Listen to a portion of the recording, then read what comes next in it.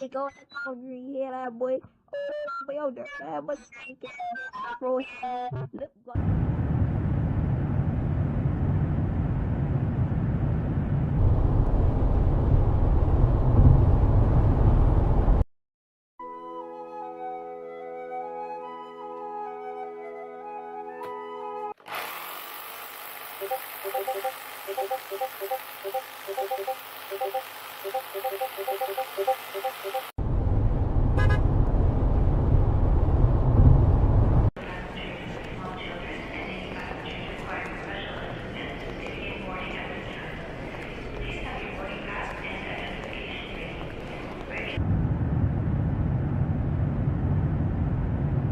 They go hungry, yeah, that boy. Boy, oh, that was bro.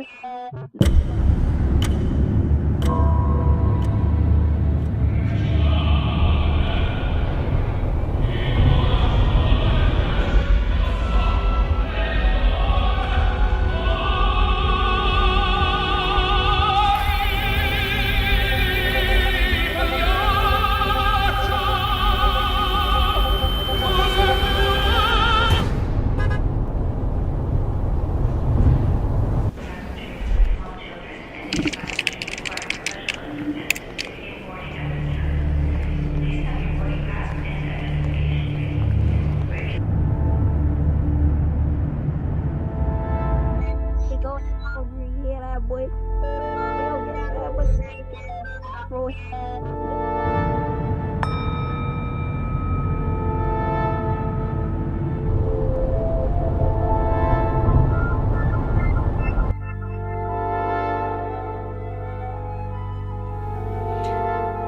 Begin by opening your heart to this exercise.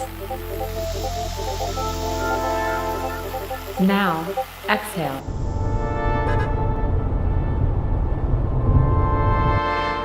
Your pipeline is green.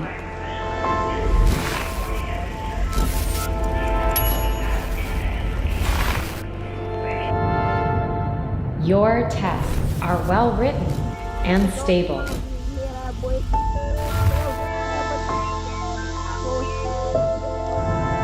Your friends and family understand what you do. Your friends and family appreciate your humorous work stories.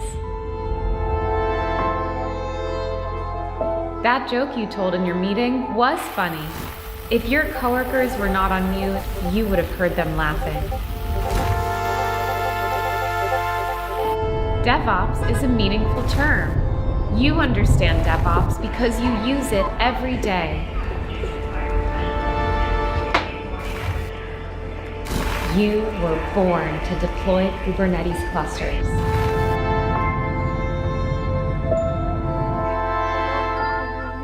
You are happy.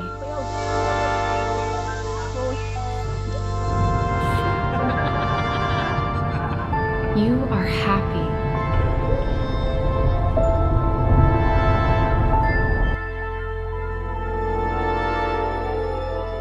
You are happy.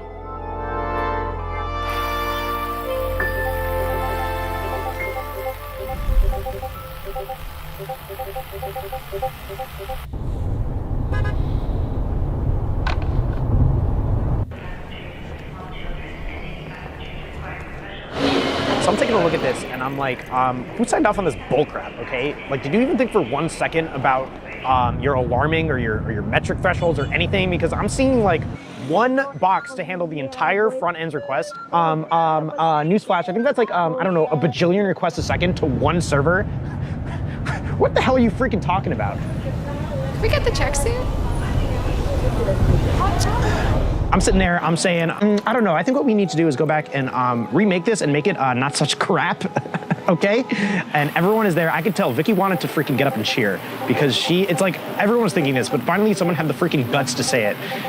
I swear, if I walked out those doors, this place would be underwater so fast their heads would freaking spin off. I'm telling you, Dave would be coming to me and be like, please, please, please come back, please come back. And I'd be like, you had your chance, okay? In 2021, when you promised that we'd support Sioux State Linux by the end of the year, and who worked their butts off to get it done? The SRE team did, okay? And now I've had it up to here with you, and I'm out of there. Wow. Wow. Wow. Wow. Wow. How are we doing today, guys? It's been a journey.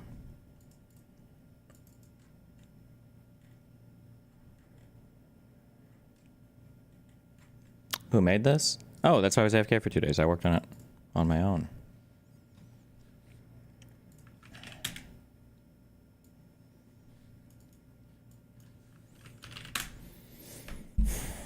NVIDIA only goes up. What does that mean? Did NVIDIA have big gains today?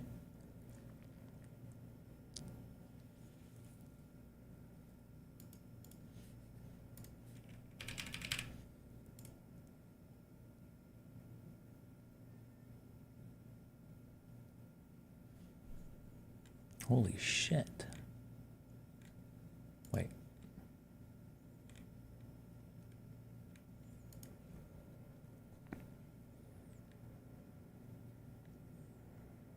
I feel like, looking at my investment portfolio, I feel like once you hit your first 100 mil, you're just like, you know, like who cares, you know? Anyone else get that feeling? Wait, what the fuck? NVIDIA. Baby. Did something happen? Oh my God. She's coming back.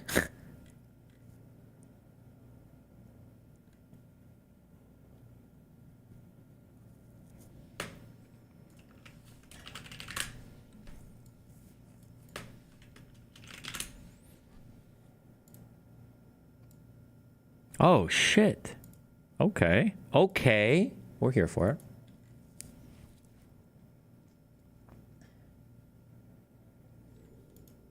So Mr. Batzel and I have just come back from a rescue. We picked up Mr. Forrest here. He's in a filthy mood. So he was called in by Colin. Colin found him low in his grevilleas this morning. So I think what's happened is that he may have come in to feed on the grevilleas and there just simply wasn't enough room for him to take off. It was quite a small yard. So he may have hit the house. But there's no injuries on him. See if you like another bit of none. There's always room for banana. There's always room for banana.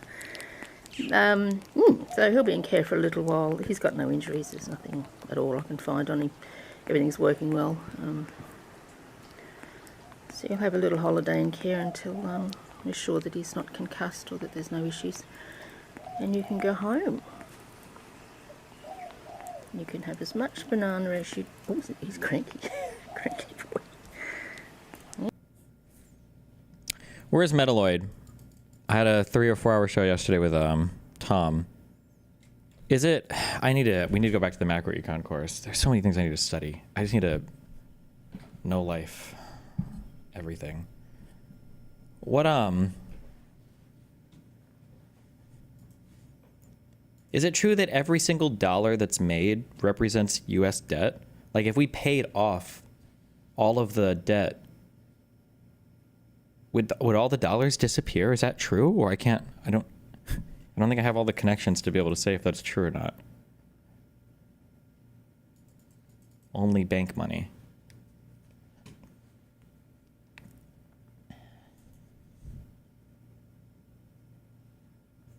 Is there any more context to that question?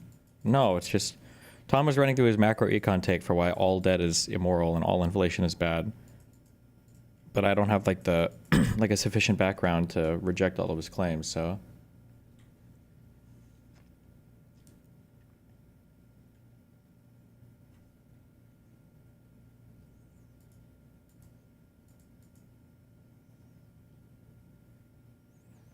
Also, wait, did we ask this before? What is the,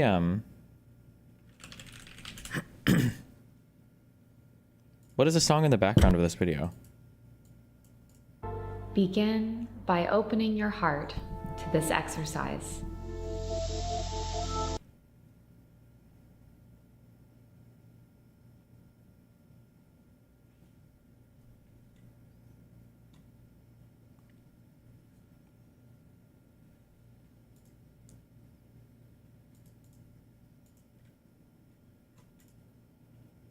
ID with your phone? I don't know how to do that.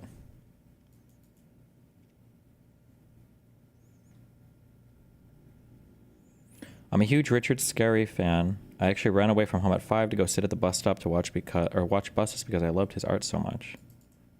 Okay. Just tell us, did he concede in the slightest that betting on Trump being good for the debt was a mistake? I don't know. I didn't like push him too hard around on that, but I don't know.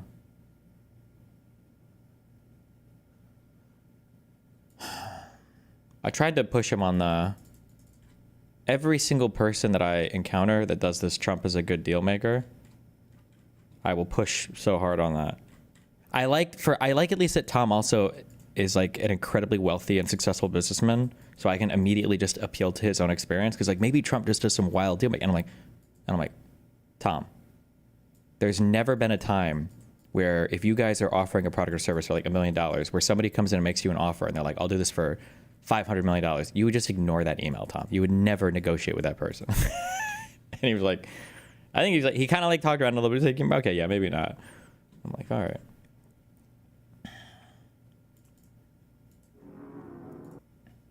All right, let's start diving into the DRM analysis. Oh my God, we've got more code reviews. Which Tom bill you? Analysis for Pirate Software's 2 games, Champions of Breakfast and Heartbound. Let's start with some information about the 2 games and clear up some misinfo too. Wait, you're right about everything regarding scalpers. Hold on, I always like to see stuff I'm right about. Okay, well.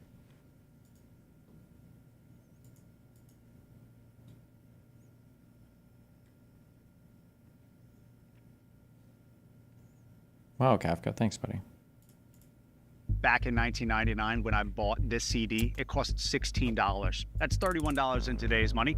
15 songs for $31. Selling these, tapes before that, record before that, is how artists used to make money. 15 cents of every dollar spent on an album went straight to the artist. Then it broke hard and fast. Napster is now in the top 50 list of most visited sites on the web. AC/DC is finally coming to iTunes. Starting today, Spotify launches in the US. Fans loved it. Most albums didn't have 10 good songs. Streaming solved that problem, guaranteeing that the streaming genie was not going to go back in the bottle, and sending artists scrambling to figure out how to capture more of the money they felt they deserved. The answer turned out to be concerts. The whole point of going on tour used to be about promoting a new album, not about making money from ticket sales, which is why the cost of a concert ticket has gone up by 175%, while the cost to you, dear music lover, to listen to as much music as you want in a year has gone down to $130, putting artists, especially the big artists like Taylor Swift, at... Wait, what were those prices for? Which is why the cost of a concert ticket has gone up by 175%, while the cost to you, dear music lover, to listen to as much music as you want in a year has gone down to $130. Is that like the yearly subscription for Spotify or something? Putting artists... I need help with this topic. What are the for and against arguments for allowing or disallowing scalping? I'm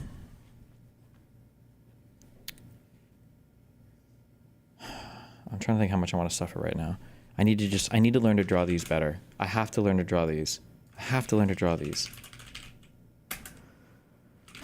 It's like the most basic fundamental graph of all of fucking econ, and it explains like so much.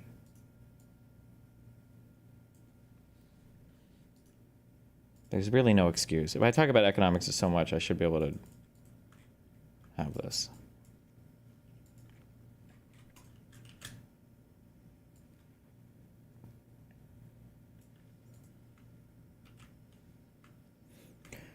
Okay.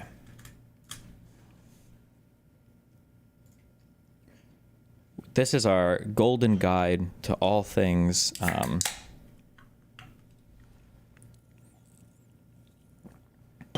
this is our golden guide to all things in economics, okay? We worship the lines, all right? This is our cross. This is our cross, okay? This is the equivalent of our crucifix, okay, but for econ. The y-axis is your price, and the x-axis is your quantity, okay? D, this line, represents the demand, and then S represents the supply or suppliers, demanders and suppliers, okay? It looks weird, but it's very intuitive when you understand what it is, okay? So if the price of a given thing is incredibly high, let's say a car, $1 million car, the demand, the quantity demanded is going to be very, very, very low, all right? As the price decreases, as the price goes down, the quantity demanded increases, right? So if I sold you a car for $1 million, look, not many people are going to want that $1 million car. If I sold you a car for $1, everybody's going to want this car. But why can't I buy cars for $1? Well, suppliers don't want to make cars for $1, right?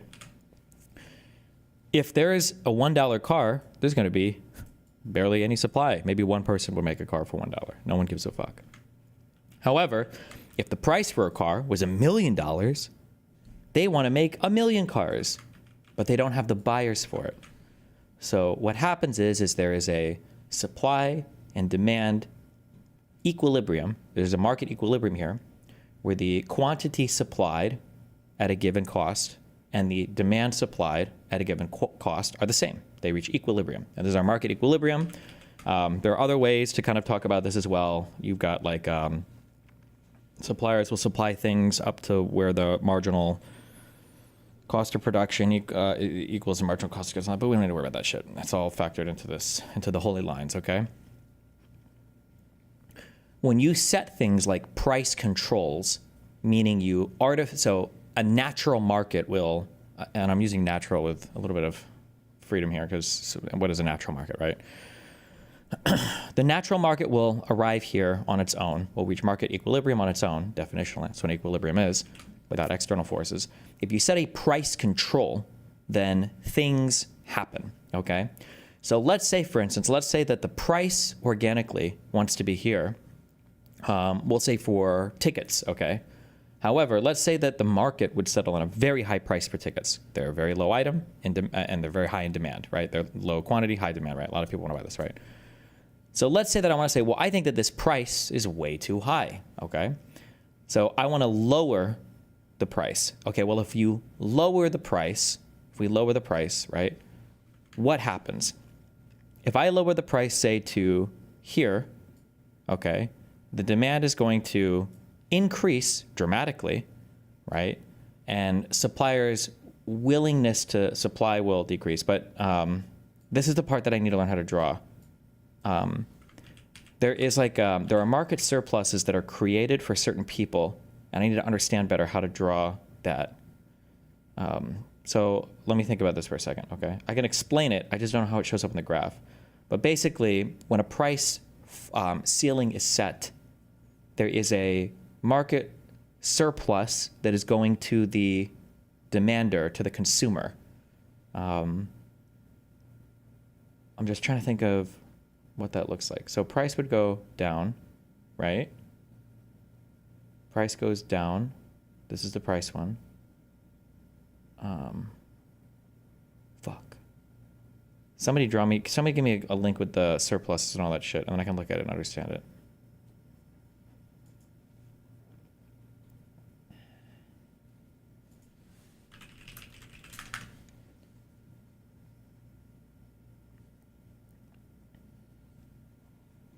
What one do you want? Oh my God, look at all the lines! Oh my God, look at all the lines! Ah! Okay.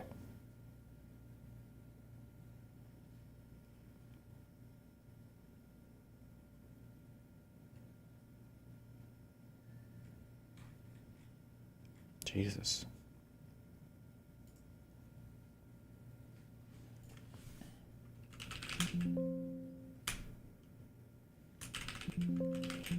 Which one has like price controls?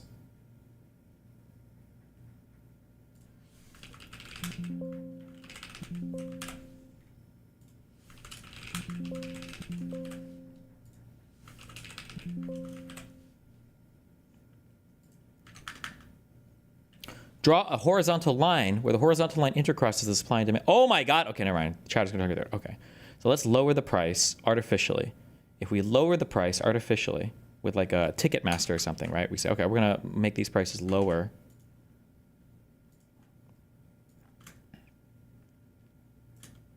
Okay. If the price goes lower, do I have to draw the one down here? Then what's happening? The supplier, how do you measure like surplus to the supplier? No, the demander. Wouldn't it be this here is the difference between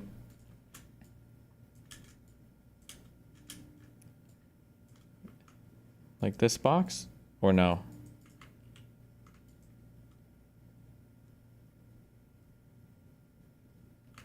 You know what? I don't care. Fuck me. Well, when we do macroecon, at someday we'll do this. I don't care. Basically, what happens is when you set a price control, what you're saying is, wait, timestamp. Okay, one link. If this doesn't explain it, then fuck you. Oh, wait. We can easily show that price ceilings create shortages using our standard demand and supply framework. Whoa! The lines. We'll use the price of gasoline as an example because governments often have imposed a maximum price on gasoline. Now, ordinarily, we would know that the market equilibrium would be found where the quantity demanded is equal to the quantity supplied. But suppose that the government imposes a maximum price which is below the market equilibrium. So this is a controlled price, a maximum price above which it is illegal to buy or sell this good. What we want to do now is simply read off the diagram. Wow, the Dr. Vice, thanks for 5 gifted YouTube memberships. What happens? So at the controlled price, we can read that the quantity demanded, given by the demand curve, is here. At the controlled price, the quantity supplied is given by the supply curve and is read here. Notice that at the controlled price, the quantity demanded exceeds the quantity supplied, and that's the shortage. Now, ordinarily, if the quantity demanded exceeded the quantity supplied, buyers want more of this good than they're able to get at the current price. Ordinarily, the buyers would compete to push the price up, and the price would increase to the market price, and we would get the usual equilibrium. In this case, however, it's illegal to push the price up. So as a result, the quantity demanded exceeds the quantity supplied, and we get this shortage which doesn't go away. The shortage is defined simply as the amount by which the quantity demanded exceeds the quantity supplied at the controlled price. Let's give some examples. When goods are in shortage, that is when the quantity demanded exceeds... Okay, I'm too lazy to go through all the rest on this. But basically what will happen is since you're creating... Well, it's a little bit weird with concert tickets because I'm going to say you're creating an artificial scarcity. But there actually are limited numbers of tickets. Like there's only so many seats that you can put bodies in. So there is kind of a real scarcity. But market forces would technically dictate prices appropriately anyway. But basically what happens is the tickets on Ticketmaster will go on sale and prices are set below what people would ordinarily pay for them, probably significantly below what people would pay for them. Now, the rationale for this is it's not fair that tickets are listed so expensively. It's not fair that that these are out of range for whatever, an average concert goer. So Ticketmaster will set a price control, or people basically asking for price control saying, well, just list the tickets at a certain price, at a low price that we can afford. Now, when that happens, right, what's going on, whether or not you agree or disagree with the ethicalness of this or anything else, what's happening is there's a signal that's going to the market saying, okay, well, there's a whole bunch of people out here that would be willing to spend way more money on these tickets than what they're being listed for. So what you could do is you could buy it and you could resell it in order to capitalize off the difference in what the market equilibrium price would be versus what the artificial price is. And this is where scalpers come in. When people are upset about scalpers, arguably divorcing all morality and ethics from it, the reason why scalpers can make money is because the original price is not set near the appropriate price or near the market equilibrium price, right? If tickets were listed for instance, let's go the other way. Let's say tickets are listed for $10 million a piece, then there would be no scalpers. They probably wouldn't even sell all the tickets, right? Nobody would buy tickets, or one or two insanely rich people would buy tickets, and that's it. But if you artificially cap the cost of tickets and you make it very low, well, there's a lot of people with more money out there. It's like, well, hold on, wait, tickets were sold for 20 bucks each and everybody bought one. I'll pay 40 bucks for a ticket. That difference in demand, the difference in what the market equilibrium price would be versus the artificial price would be is where the scalpers come in. Now, people don't like scalpers because they feel like they deprive people that want to go to the concert of the ability to go to the concert. But the reality is that's not really true, because the people that are ultimately buying the tickets are also people who want to go see the concerts. Like rent control, these types of price controls benefit one party and they hurt another party, but they appear to benefit a different party and they appear to hurt another party. So the appearance of things like price controls, the appearance of things like rent control and things like low costs or low prices on Ticketmasters, it appears to favor people who don't have enough money to buy the tickets that they would originally be listed for. But the reality is they just favor the people that showed up first. That's it. For rent control, when somebody says, well, who does rent control benefit? People say, oh, poor renters again. No, that's bullshit. Rent control doesn't favor poor, rich, whatever. Rent control just favors who's already there. That's it. Rent control policies favor whoever is currently in the unit. As in unit, rent control helps you. And who does it hurt? Well, it's hard to see who's hurt by price control sometimes because they're definitionally no longer a part of the market, right? When you set a rent control, you're hurting people, for instance, that might want to move into the apartment, but now they can't because the other person's not going to move out because he's got a sick rent control apartment, and you don't ever see that person. It's like, so the harm is basically invisible.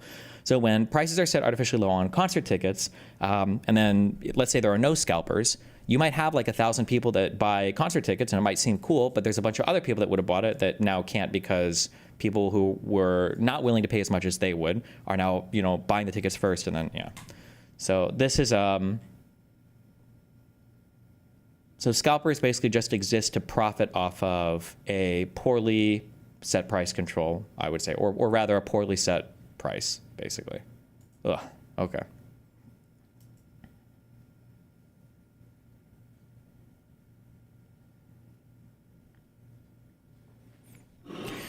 Where else would concert tickets be listed if not for Ticketmaster? Most bands only link them to Ticketmaster, so we have to pay for convenience fees. Well, the problem, we're not talking about whether or not Ticketmaster is good or bad. People are really mad about scalpers. But the reason why scalpers exist is because the tickets should just probably be listed originally at a much, much, much higher price. But that just like feels bad to people, so people don't do it.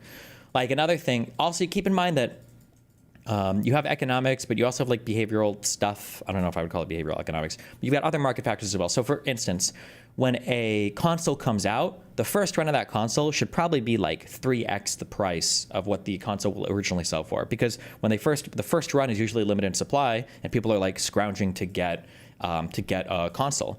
However, if a PS5 gets listed for $1,500, consumers might feel a certain type of way about that and say, well, fuck Sony, fuck these greedy fucks, this is bullshit. And then they might not want to buy the second run. Maybe. Now, that's to be determined. I don't know if that's true or not, because it seems like the GPU market is never hurt by exorbitantly listed GPU costs or cards. So...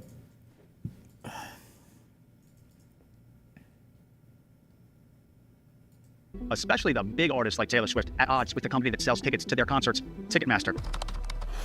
Stadium tours are not common. Not enough artists have enough fans to fill stadiums in every city in the country. So stadiums like this sit empty most of the year. Even here in Los Angeles, this stadium will have just 7 events in all of July. If you get a stadium tour... I have rent control. It's called a fixed rate mortgage. Good for you. That's definitely the same thing. What do you say when people would argue then it would only be rich people who are able to go to concerts? I mean, I don't think that every single concert ticket would only be exclusively bought by only rich people. But the reality is that like concerts are, you're talking about like a super ultra luxury good. Like a concert is like you're seeing, depending, like for a lot of people who are talking about like world famous musicians, like if you want to go see Ariana or Justin Bieber or give me what's more like age appropriate stuff. I don't know who's popular right now. Whoever the fucking Lil Gup rapper is, these are luxury goods, right? You're going to see a real live concert. The tickets are probably going to be decently pricey, but I mean, it doesn't mean that they have to be listed for $1 million each, but they're probably going to be decently pricey. I mean, it is what it is. Yeah.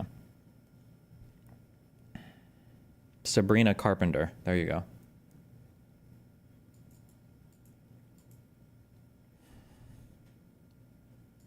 You've made it in the music world. Ed Sheeran did 260 shows in 2019 for his Divide tour. That was the previous highest grossing tour of all time until Taylor Swift. Welcome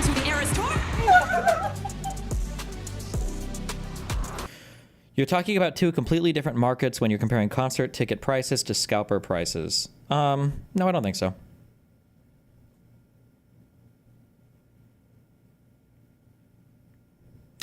I think you're oversimplifying. It could also be that the tickets are listed at an appropriate price and scalpers just got there first and now they have the supply, so they set the price. No.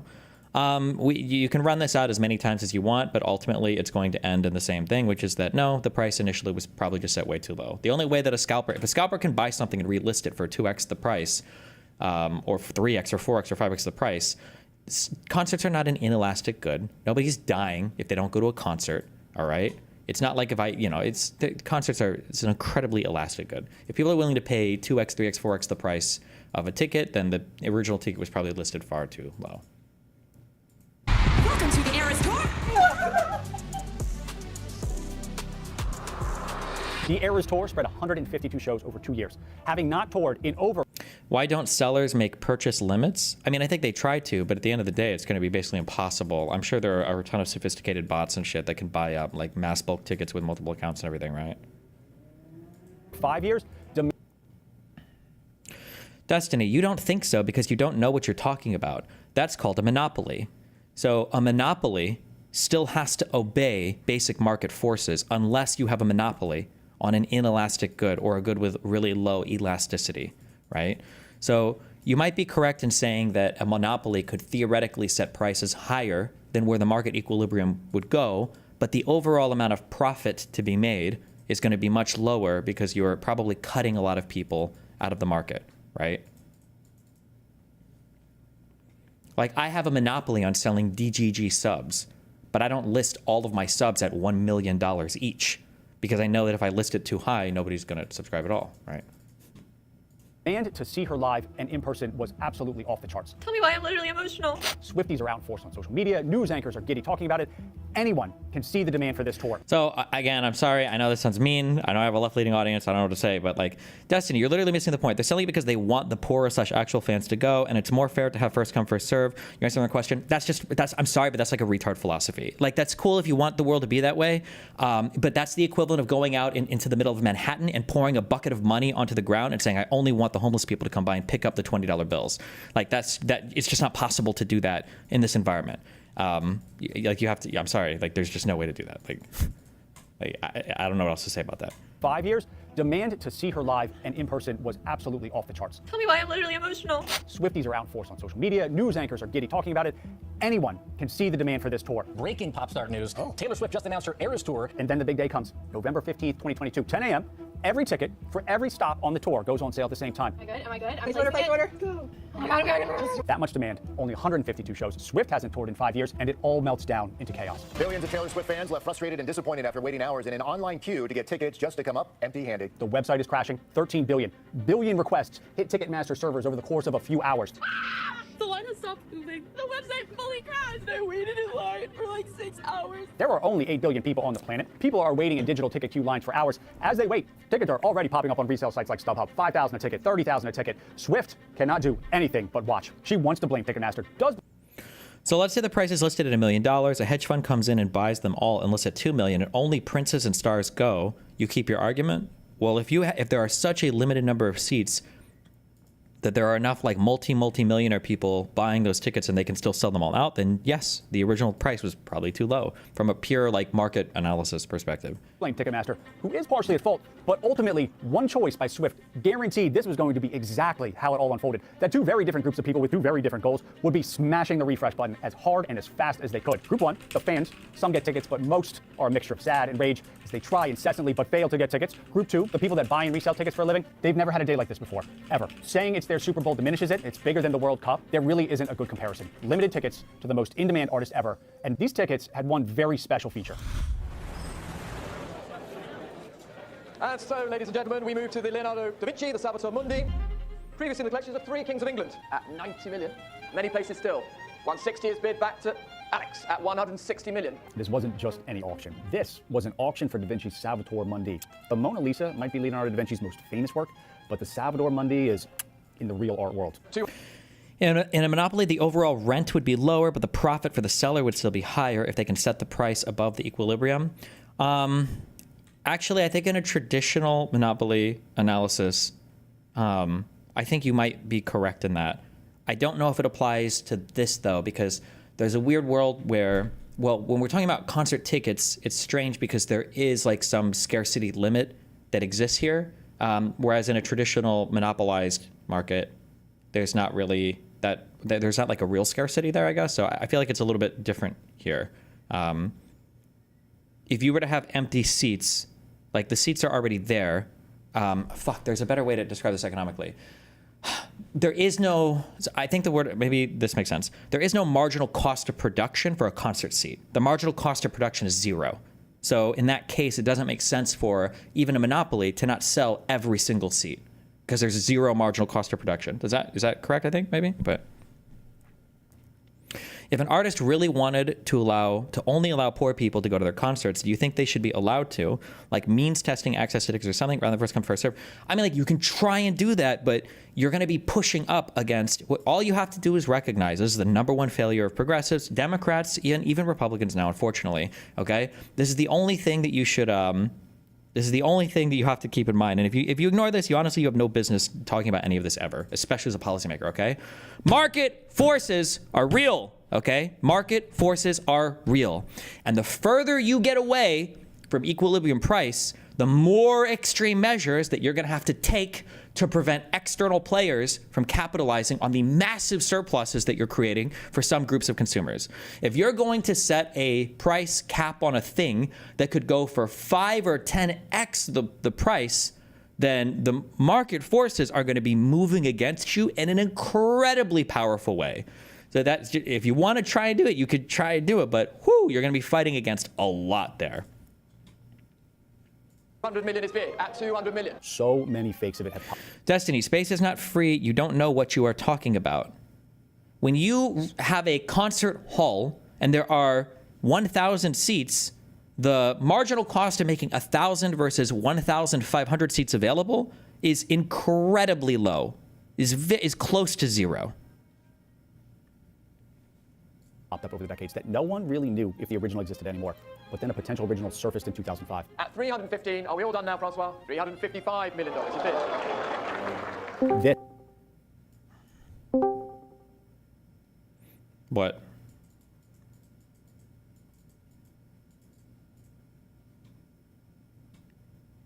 Oh, hello? Jake, you're in.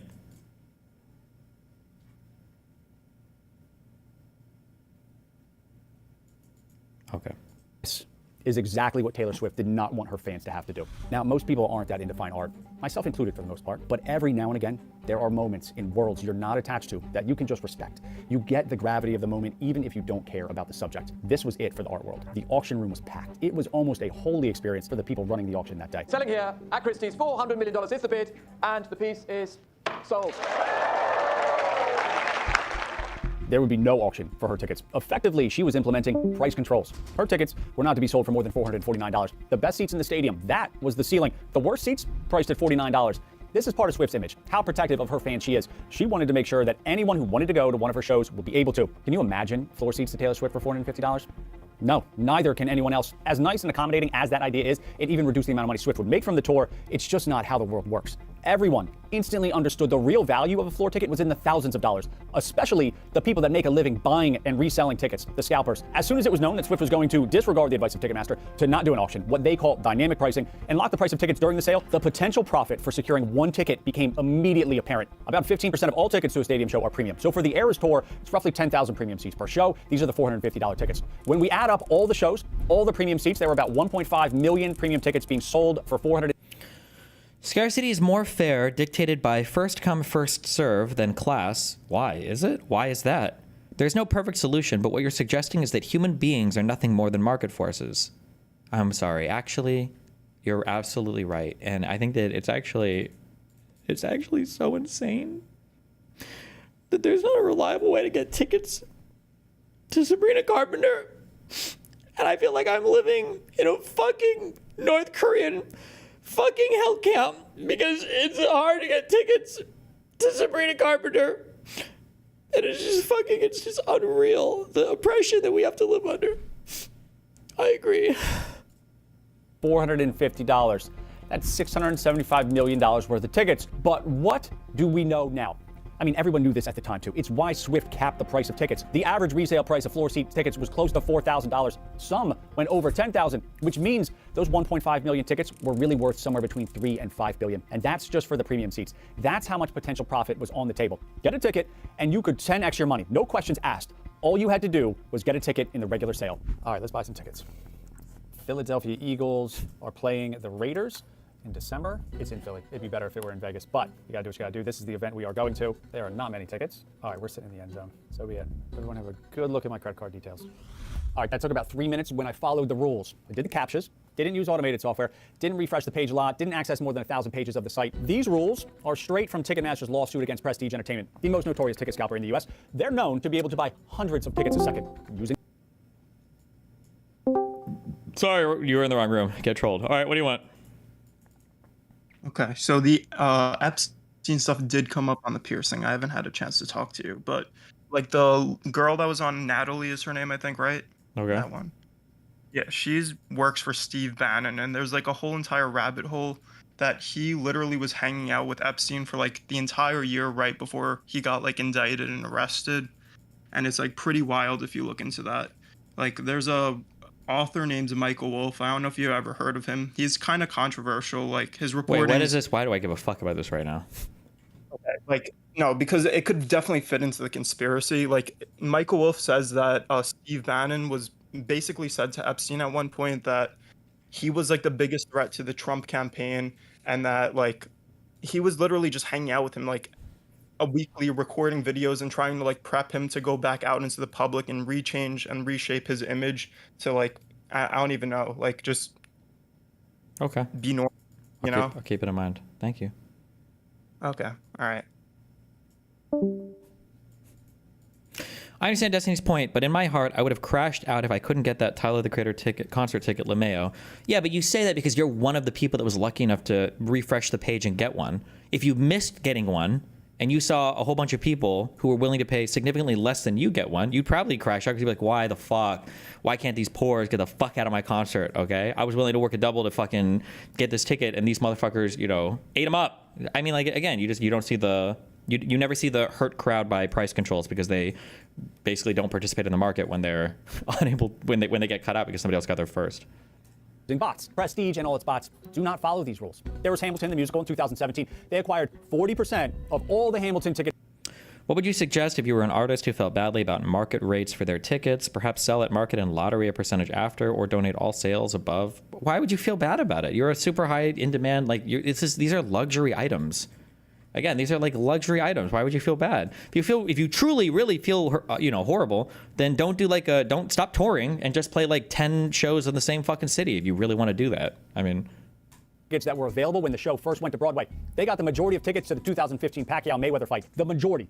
50% of them. If you read through the case, which the two companies settled, it says 10 unnamed people created thousands of verified accounts and purchased 300,000 tickets in 2 years. Here's how they do it. First, the actual bots. Bots are just code, a file or files of code that are written specifically to interact with the ticketing website and trick it into thinking whatever the bot is doing is something a normal human being on a computer would do. That's all a bot is, code.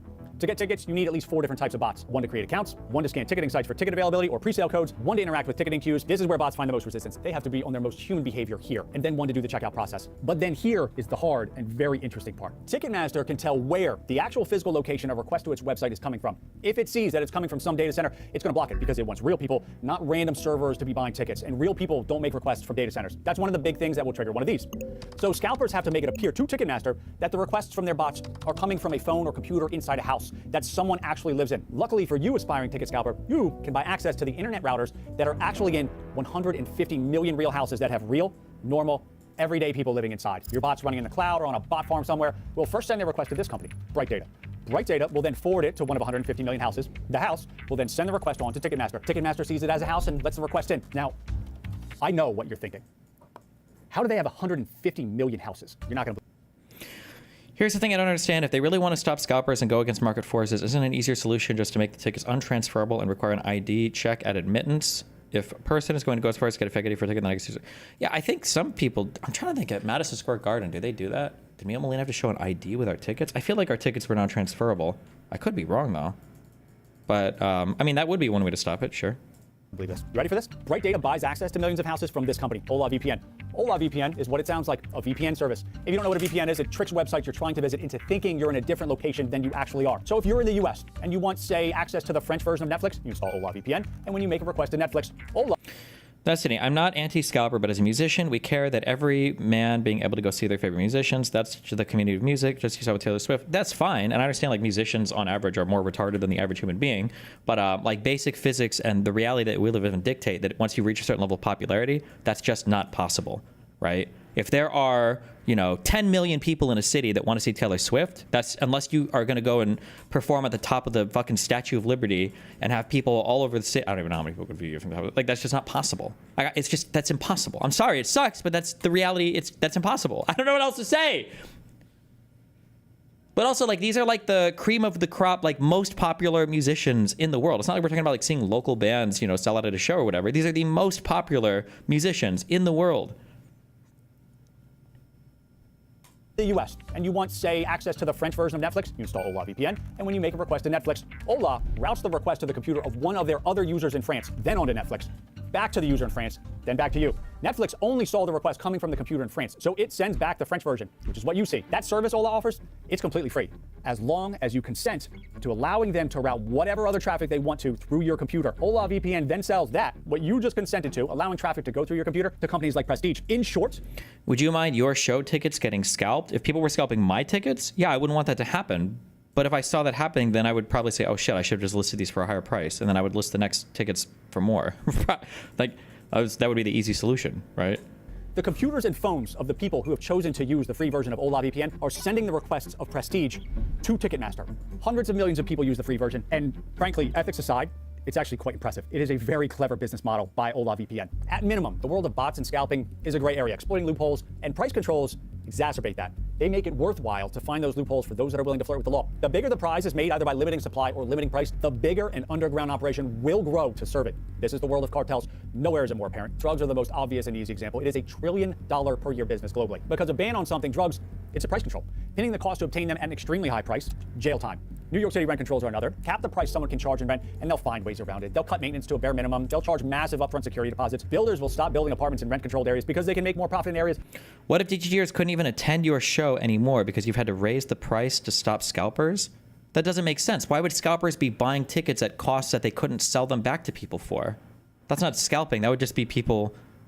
Isn't there a name for that where you like buy up seats and then leave it empty for a thing? Like what? That isn't... That are not rent controlled. And renters that managed to secure a rent controlled apartment will figure out how to sublet it at whatever the actual market rate is. Nixon put a price cap on gas in the 1970s during the Middle East oil embargo. What happened? Huge lines at gas stations that gave people reason to go out and steal gas and sell it on an underground market. And refineries had no incentive to produce more gas. If their costs went up but they couldn't raise prices, why make more gas? Play the clip. The basic rule on incentives is you get what you reward for. So if you have a dumb incentive system, you get dumb outcomes. Now, of course, plenty of things shouldn't be for sale, but it can give us an idea of what's going to happen if you put an artificial price cap on something. At SoFi Stadium in Los Angeles during the tour, there was so much demand, she ended up adding a sixth night. The seats up here during the original ticket sale sold for about $100. Seats in this area went for $250, and the seats down on the floor, $450. But what do we know now? The prices Taylor set were nowhere near the price millions of people were willing to pay. That ticket up there resold for $1,160. Right here went for $2,400, and the floor, $4,650. If you add up how much all the original tickets for the Eras Tour sold for, and then compare it against how much the ones resold on sites like StubHub went for, over $1 billion in profit was made just by buying tickets at the artificially low price Taylor set and then relisting them. It would not have mattered if the tickets were sold through Ticketmaster, Amazon, a crypto market, or some new startup. Capping the initial sales price put way too much profit incentive on the table. Ticketmaster suggested this to Swift, to use what they called dynamic pricing, let the price rise and fall with demand for tickets during the initial sale. If they did that, scalpers and their bots wouldn't be able to make as much profit, because that is exactly what the scalpers do. Buy the tickets at the original price and then list them on sites like StubHub, where the price of them is allowed to rise with demand. A second alternative would have been to disable the resale of tickets. It would be anti-fans or people buying from the scalpers for the sake of the clout of seeing you. It's a hypothetical, really, but it's a parallel to how Taylor feels when her fans go, okay, let's say that there's a city with 10 million people that want to see you. And let's say that there is a stadium that has 50,000 seats. What do? Tell me how you make this fair. Go ahead.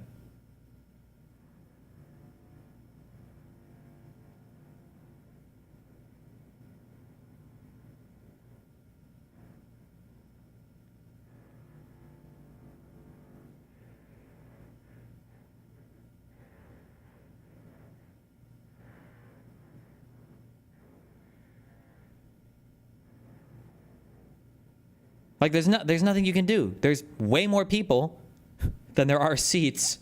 Like it's just fucked. Like there's nothing you can do. Like there's just no way to make this work.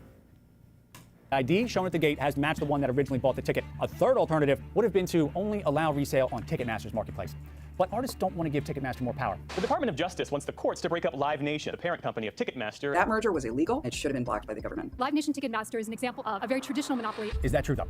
Politicians would say anything that might get Swiss fans on their side. But really, will it be forced to split? Is it a monopoly? According to the official complaint from the U.S. Department of Justice, Live Nation Ticketmaster has engaged in anti-competitive conduct to cement their dominance of the live concert market. Now, there are two businesses inside Live Nation. The concert venue segment, this is the Live Nation brand, which owns or controls about 300 concert venues across North America, including well-known brands like the Fillmore and House of Blues, and then Ticketmaster, which handles the actual selling of tickets for these venues, as well as thousands of others and many other types of events that aren't live concerts, making this a very narrow definition of the market Ticketmaster operates in. Because when you consider all live events, concerts, sports, theater, there are many competitors. SeatGeek won the ticketing business of the Dallas Cowboys and a few other pro teams. It also powers ticketing for Broadway shows and a bunch of festivals. AEG, Ticketscripto.com Arena in LA and O2 in London. And then when you open up and you look at all artist tours, not just major stadium tours, the scope of dominance in the concert business shrinks again. There are over 2,500 music venues in the US. Live Nation only controls about 300. Now they are some of the nicest venues, but maybe, and most importantly of all, the concert business, the Live Nation brand, in its history, has never turned a profit, ever. It loses money year after year. Only the ticketing business, Ticketmaster, makes money. If Ticketmaster wasn't there and wasn't able to throw cash to Live Nation, almost certainly some of the dozens of festivals they run would stop running, like so many other festivals that have been canceled over the years. Do you not agree that it feels more fair, first come at least for the vast majority of humans? No. You think that because if you're one of the people who get there first and get a ticket, you might feel like, oh, this is fair. But if you're spamming F5 and then the page refreshes and they're sold out before you even get to type in your information, then no, you probably don't feel like that's very fair. Again, the winners in a price control system are incredibly visible, but all the losers are very invisible. So, I mean, the venues that many people like, Fillmore and House of Blues, often get very high reviews, 4.5 stars or higher. They may very well be worse run. They used to be. Concerts, festivals, and artist promotion are an extremely hard business. They're capital intensive, littered with decades of bankruptcies and ownership changes prior to Live Nation and Ticketmaster. At minimum, prices on the concert side would have to go up. So the outrage at Ticketmaster, predictable. People hate airlines too. Something bad happens to a person's experience, flights delayed, can't buy tickets to go to the concert, and social media lights up with outrage. It is a pattern that continuously pops up and will continue to pop up for consumer-facing, high-profile businesses, even if they're not huge, or making well, I mean, thanks for the 5 subs and kick chat. Much money. But really, the rub between artists and Ticketmaster is the money. They don't like when scalpers buy their tickets low only to sell them high somewhere else. They see none of that profit, and artists really don't like the fees. And artists charge. It feels fair when you lose that ticket to a real fan that wants to see Taylor as much as I do. Who are you to say? Who are you to say who wants to see them more? Why if you have equivalently earned two people who are making the same amount of money, wouldn't the person who wants to pay more for the ticket want to see it more than the person who is willing to pay less for the ticket? Like, is that not the case? Like, you can scale to some extent, like how much somebody's willing to see something based on the amount of money they're willing to spend on it.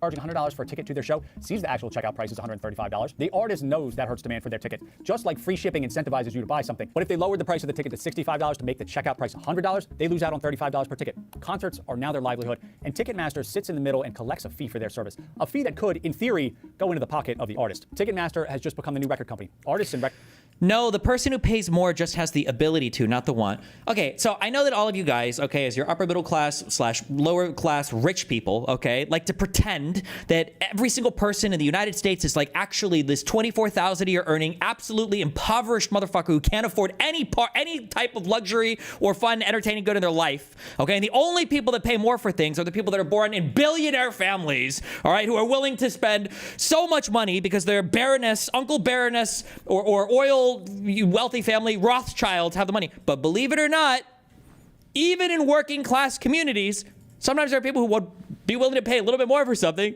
that they really want to see or they really want access to. Like, Jesus. Record companies really did not get along back when selling albums was their livelihood. So this tension between Ticketmaster and artists is probably not going to go anywhere. Will they be broken up? I don't know, but I think it's unlikely. The stock market definitely doesn't think they will be, and the betting markets don't either. But that is it, ladies and gentlemen. I've got to get back to my ticket scalping business. Business is absolutely booming. So thank you for watching. Hit that subscribe button, and I will catch you in the next video. See ya. Nice. Good job, guys.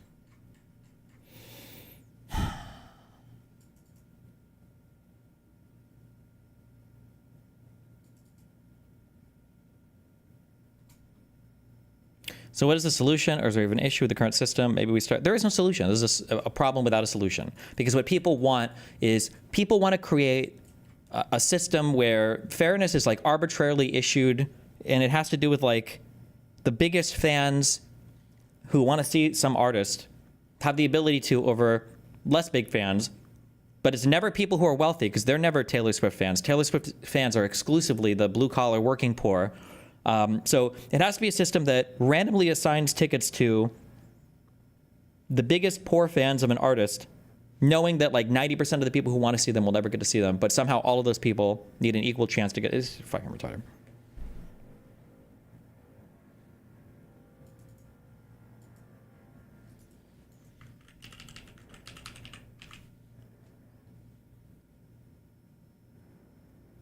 Couldn't you make tickets non-transferable by having people have to buy the ticket on a name? That's what I said. I feel like if you wanted to solve it that way, but apparently a ton of people in chat are like, no, you should be able to resell things that you buy. So I don't know. Fuck it. When we're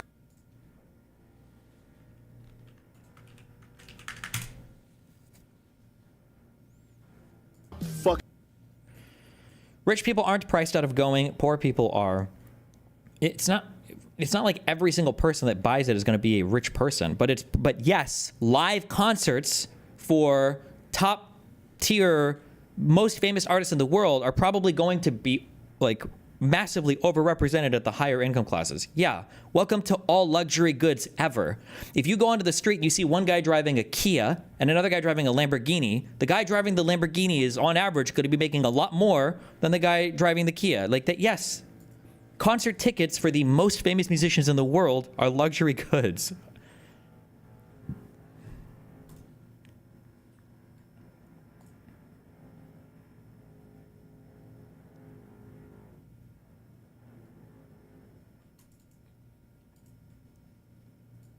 Stop fucking thinking that you need your woman to like align with you completely. Because you know who's gonna align with you completely?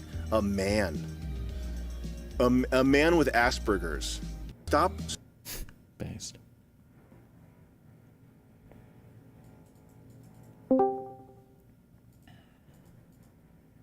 boy. What?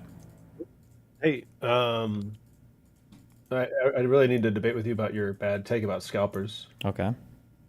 No, I'm just shitting with you. I agree with you. But there is a new edition of the Pragmatic Papers out. Not only that, but there is a new website for the Pragmatic Papers. I just threw it in class or in chat for everybody. It is our own new deal. Everybody get excited. Who has been asking for an RSS feed? It has them. Please don't ask me what it is, because I don't know how any of that shit works. This is edition 19. We got a lot of good stuff in here. There's a great article about the Big Beautiful Bill and why it's so helpful to everybody and how it's going to make the nation a lot better and stronger. Haha, joking. But no, it was by Menu False. He does a really good job of breaking down some of the bigger things that are in there that are going to hurt people. And he's got a lot of really good links to kind of back up what he's saying. There's another really great one called Between Bombs and Bargains, the Trump administration's ceasefire proposal for Gaza by Demosthenes Rex. He did a really good write-up last week, I believe, on the Israel-Iran conflict. So this one is a really great one about just kind of the parties and where they stand as regards to the ceasefire proposals in Gaza. So he's got the U.S., Israel, and Hamas, and kind of saying, you know, what's the push and pull factors here? What does everybody want? And of course, as always, why it's not really going to work probably. Case has a good one. I don't know if you're very interested in science stuff, but he has a really good article about science and about kind of how we've been bleeding scientists since Trump has been coming into office, and kind of where that path is and why it's happening. Mm-hmm. Phelan TV comes in with a really, really great analysis of kind of Ukraine conflict and kind of where it stands, talking about kind of Putin's response to kind of the just kind of like nothing happening, and how he's just abusing Trump to just get in free hits on Ukraine. And then we actually kind of get a double header about Ukraine where Reason Riffs, also known as Thomas R. Ullman, he wrote a really great kind of analysis of production and economies behind the Ukrainian war. So there's some really good stuff in there. We'd really love people to come and check out the new site. If you break it, we'd love to hear how you broke it and what the problems are with it, because it's new, it's squeaky, and it's sharp. So let us know what you like about it, what broke, and then kind of what you think, maybe what more you want out of it, because we're always looking to kind of keep improving things. We got some more stuff in the pipeline to keep making things better. Also, I don't know if you saw at the top, but we have a new mascot for the Pragmatic Papers. He's holding a little newspaper. Cute. Nice. So yeah. Hey, real quick, I've got kind of a question about streaming. Is there, like, I recently went on a Wik panel, and I've been coming on your stream for a little while, and I've gone on Peace Codes a little bit and interacted with people, and it's enjoyable, but I'm not sure I see, like, is there anything in here that I can get out of it other than personal enjoyment? Or like as far as like making money off of this, is it really only if I'm streaming every day, things like that? Or like, because I really enjoy doing the papers and I enjoy coming on and talking to you from time to time and promoting them. But when I look at like doing things outside of that, I'm just not sure if it's like something that I really care enough about to do it, if it's only just for me personally. I mean, set up a YouTube channel and start posting videos. I mean, if you're not doing stuff like regularly posting content and everything, it's probably difficult to monetize it. Yeah. No, I have literally no idea how any of it works. So that's why I was just asking you about it. Post videos and then AdSense gives you money, or turn on ads while you're streaming or whatever. Yeah. Well, but like yesterday, you went on 2 different shows, right? But you didn't, if you don't want to disclose this, that's fine. Sorry, I didn't mean to just kind of ask you this personally, but like you don't get paid for those appearances, I'm assuming, right? Or do you? No, but it all funnels back to my own content, right? Like my YouTube editors will cut that up and put it on my channel, and it helps increase my visibility for more people to come to my channel. And yeah. Okay. I was just wondering about that stuff because, yeah, I don't mind doing some stuff that I think is fun. Like I enjoyed the Wik panel because it was about like a specific case that I'd read, but the idea of like going on and just arguing with people about random stuff doesn't seem like fun to me unless I'm getting paid for it. So just trying to get your perspective. Appreciate it. Everybody go check out Pragmatic Papers, and thanks, man. I appreciate it. I love you. Be careful. You too. Can you please write an essay on the Jurassic period? Oh, of course. Here you are. This is incredible. Thank you. By all means, my pleasure. No, really, like you made the prehistoric age come to life. I'm just happy to help. Okay, undergraduate level article on the energy consumption of AI. This article explores the significant energy demands of artificial intelligence, particularly in training and deploying those large language models. Not quite my style. Let's add some filler. I understand.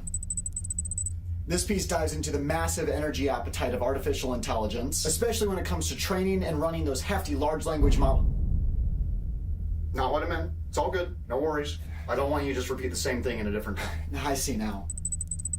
This article investigates the high energy demands imposed by artificial intelligence, with an emphasis on the intensive processes required.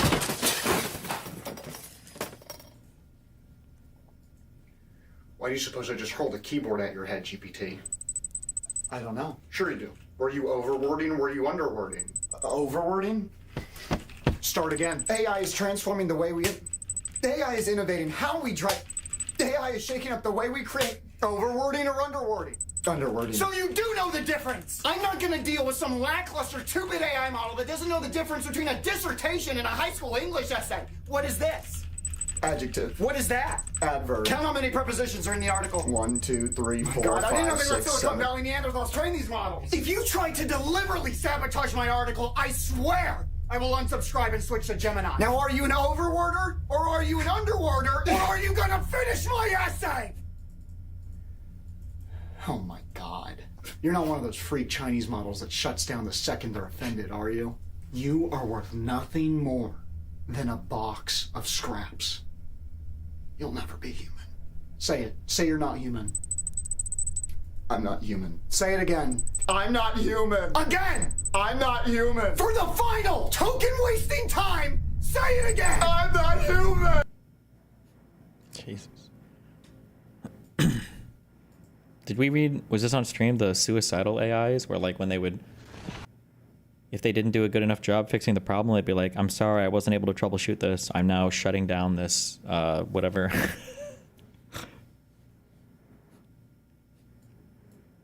All right, let's start diving into the DRM analysis for Pirate Software's 2 games, Champions of Breakfast and Heartbound. Let's start with some— Wait, he has 2 games? You guys said he was only working on 1 game. Information about the 2 games and clear up some misinfo too. Both Champions of Breakfast and Heartbound were created in the GameMaker engine. Champions of Breakfast is the game Jason claims has the unpiratable DRM. I tried to find a way so that our game wouldn't get pirated because it'd be easy to pirate it. This is your save file. First start the game up, it actually checks what achievements you have and it unlocks powers based on your achievements. This is actually the save file for the character. So you can't pirate it because you can never use the achievements. It made it unpiratable, which is deeply hilarious.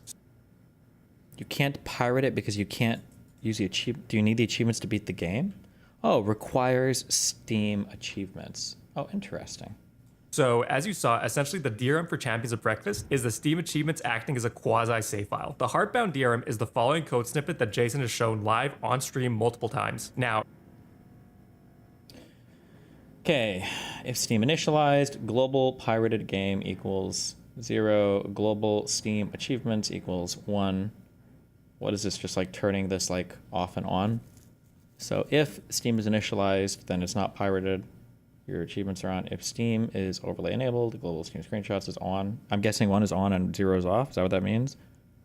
If Steam get persona name equals EGU games, Steam gets user account ID, okay.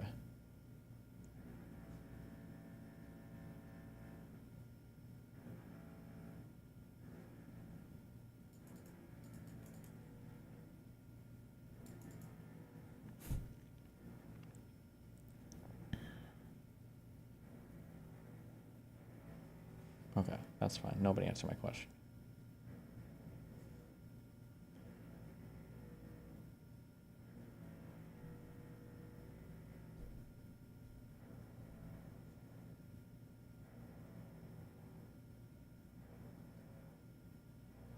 I don't understand this. Wait, 1 is false and 0 is true?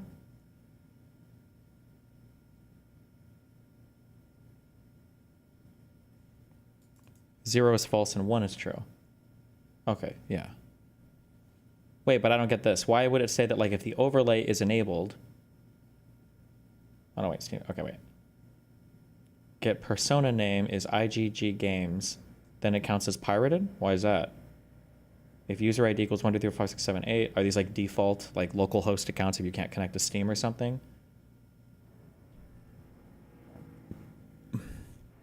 IGG Games is a pirate site. Oh, okay, gotcha. For testing. Oh, okay. Recently, a lot of people have been posting that Heartbound has always online DRM. That is false. Heartbound does not have always online DRM. The DRM approach does not require online connectivity to function. It'll work just fine with Steam in offline mode. Jason has told the truth in regards to this matter, so he doesn't deserve the online DRM hate he's getting currently. Second, the Steam achievements acting as a save file is only in Champions of Breakfast. Heartbound does not have any dependence on Steam achievements. These are 2 completely separate DRM solutions. Now, let's start analyzing the Heartbound DRM code. The important variable we need to pay attention to within the code is on line 3, the global.pirated game variable that is set to 1. Like the variable name suggests, this is what dictates whether or not the game is considered pirated within the game itself. A value of 1 implies the variable— Wow, Janix, thanks for the 9 months of subs. You're ready to be born! Has a truthy value. Normally for this type of thing, we'd use a boolean and use true and false as the variable values directly, but we'll leave that aside for now and talk.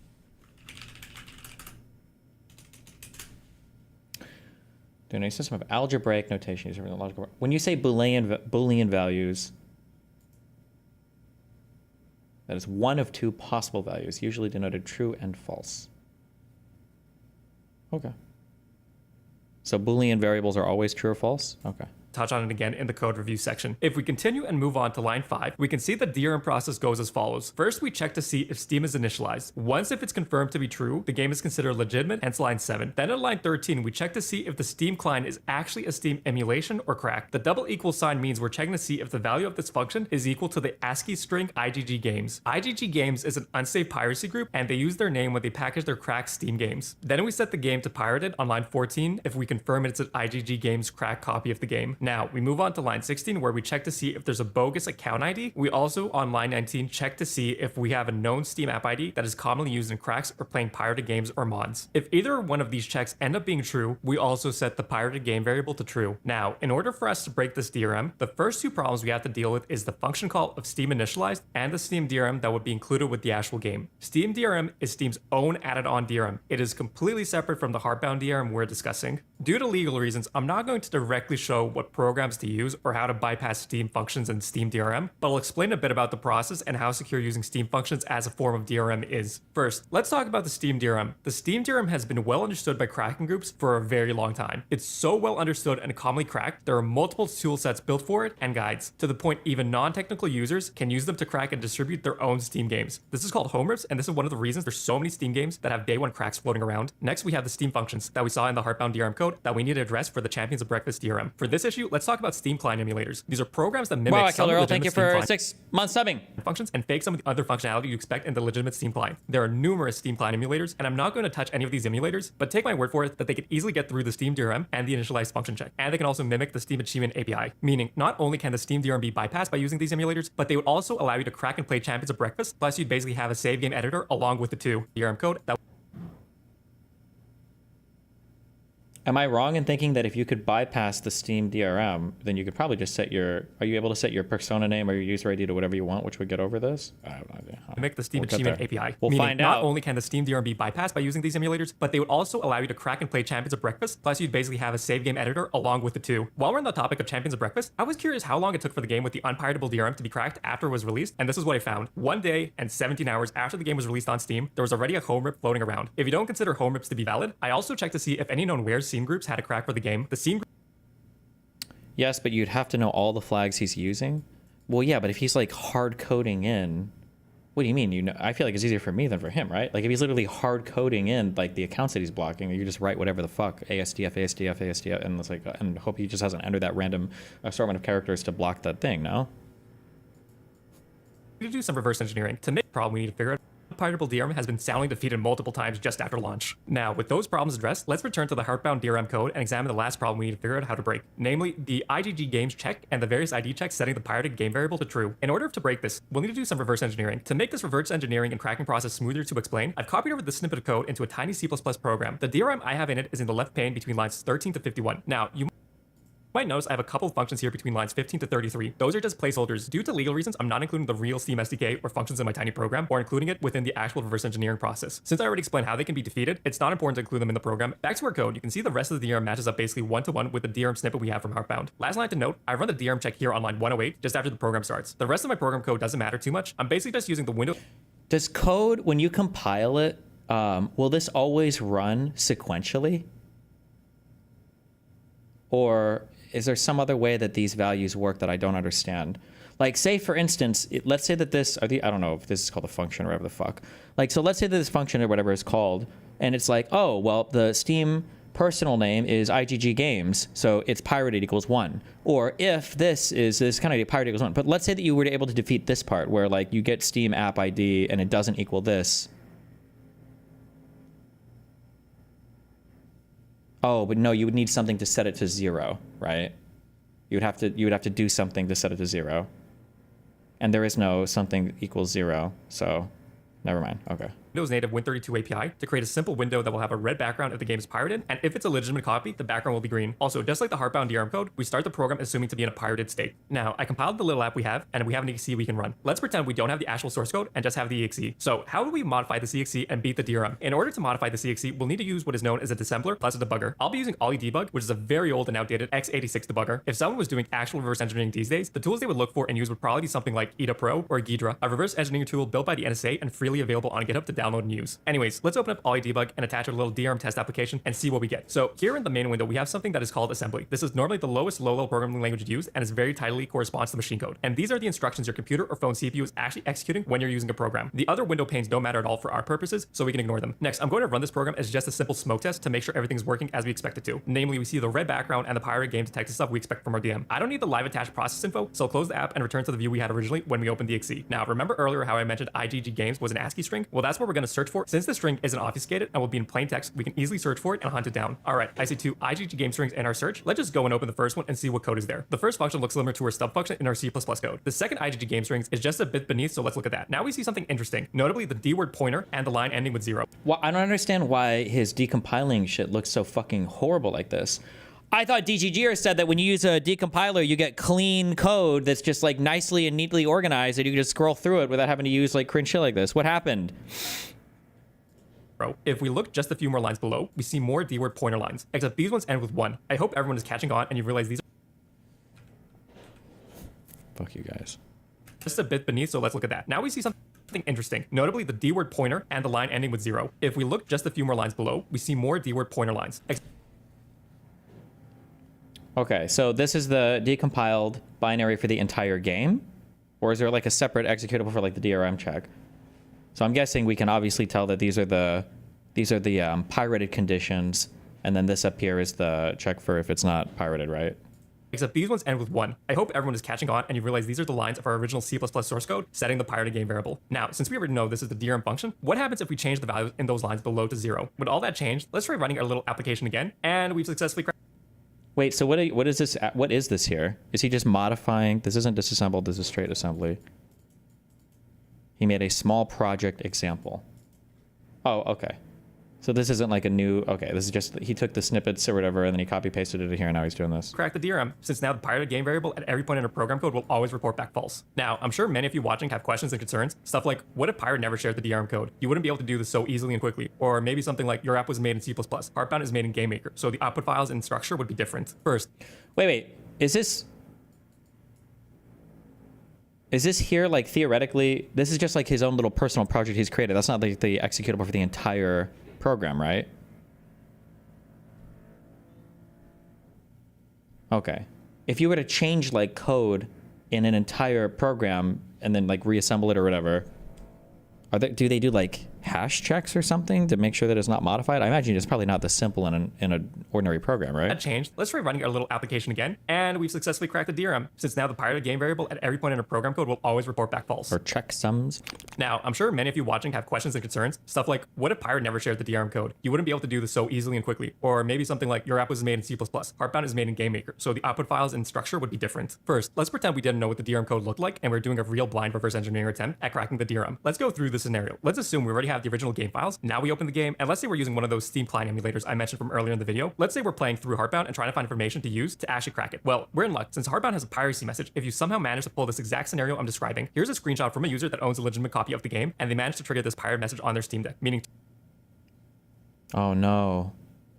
So he's going to go through and just look for this message and then see what it's like connected to or whatever? Two things. One, the DRM is so bad it has false positive activations, which I find funny. And two, we have our unique identifiable, mostly unobfuscated ASCII string to search for in our debugger. The pirate message string is unique enough that we can use it to hunt down the DRM code within the debugger. The reason being, in order for the message to appear, it has to either be checking the pirated game variable or is close to the DRM check function, because otherwise it wouldn't be able to be triggered. In either case, we have enough info from this alone to hunt down the DRM and break it, even if we didn't have the original DRM code snippet for reference. Now, let's talk about the C++ versus GameMaker issue. GameMaker is a game engine, and it has its own process of packaging up a game built together and will include much more files than just a single exe. You might think this would make the cracking process more difficult, but the exact opposite is actually true. The reason... Oh, because I bet it puts certain files in certain, like... or it puts certain things in certain files so you can go right to the one you need. Is GameMaker builds are something that is well understood, and there are lots of decompilation tools. You might remember me using the term compilation earlier in the video, so let me explain these two terms a bit more clearly now. When you have, for example, our C++ source code and you're trying to turn it into an executable the computer can run, this is called compilation, the process of turning code into instructions the computer can actually understand and can execute. Decompilation is the process in reverse. You have some kind of application and you're trying to convert it back into what the original source code looked like, meaning you can use a decomp tool on the GameMaker build and get back GameMaker language code that it looks somewhat close to the original source code, which also means you'd have an easier time hunting down the DRM code since it's easier to reason about in a GameMaker language than it is in raw assembly. So the C++ reverse engineering example I demonstrated is actually harder and more worst case scenario, relatively speaking, to trying and figure out the crack. Now, to the last question everyone might have, what if that pirated game variable didn't exist? Wait, does a machine know the type of code you... Like, would a machine know the difference between, like, C++ and, like C or C# or whatever, or Python or whatever the fuck else? Does the computer know? No, it's just raw. Okay. And you couldn't change the value to 0. Well, but I imagine that any like decompiler or whatever you're using is probably sophisticated enough to at least be able to reason about like what, well, it was probably made in this because of the structure or something, or...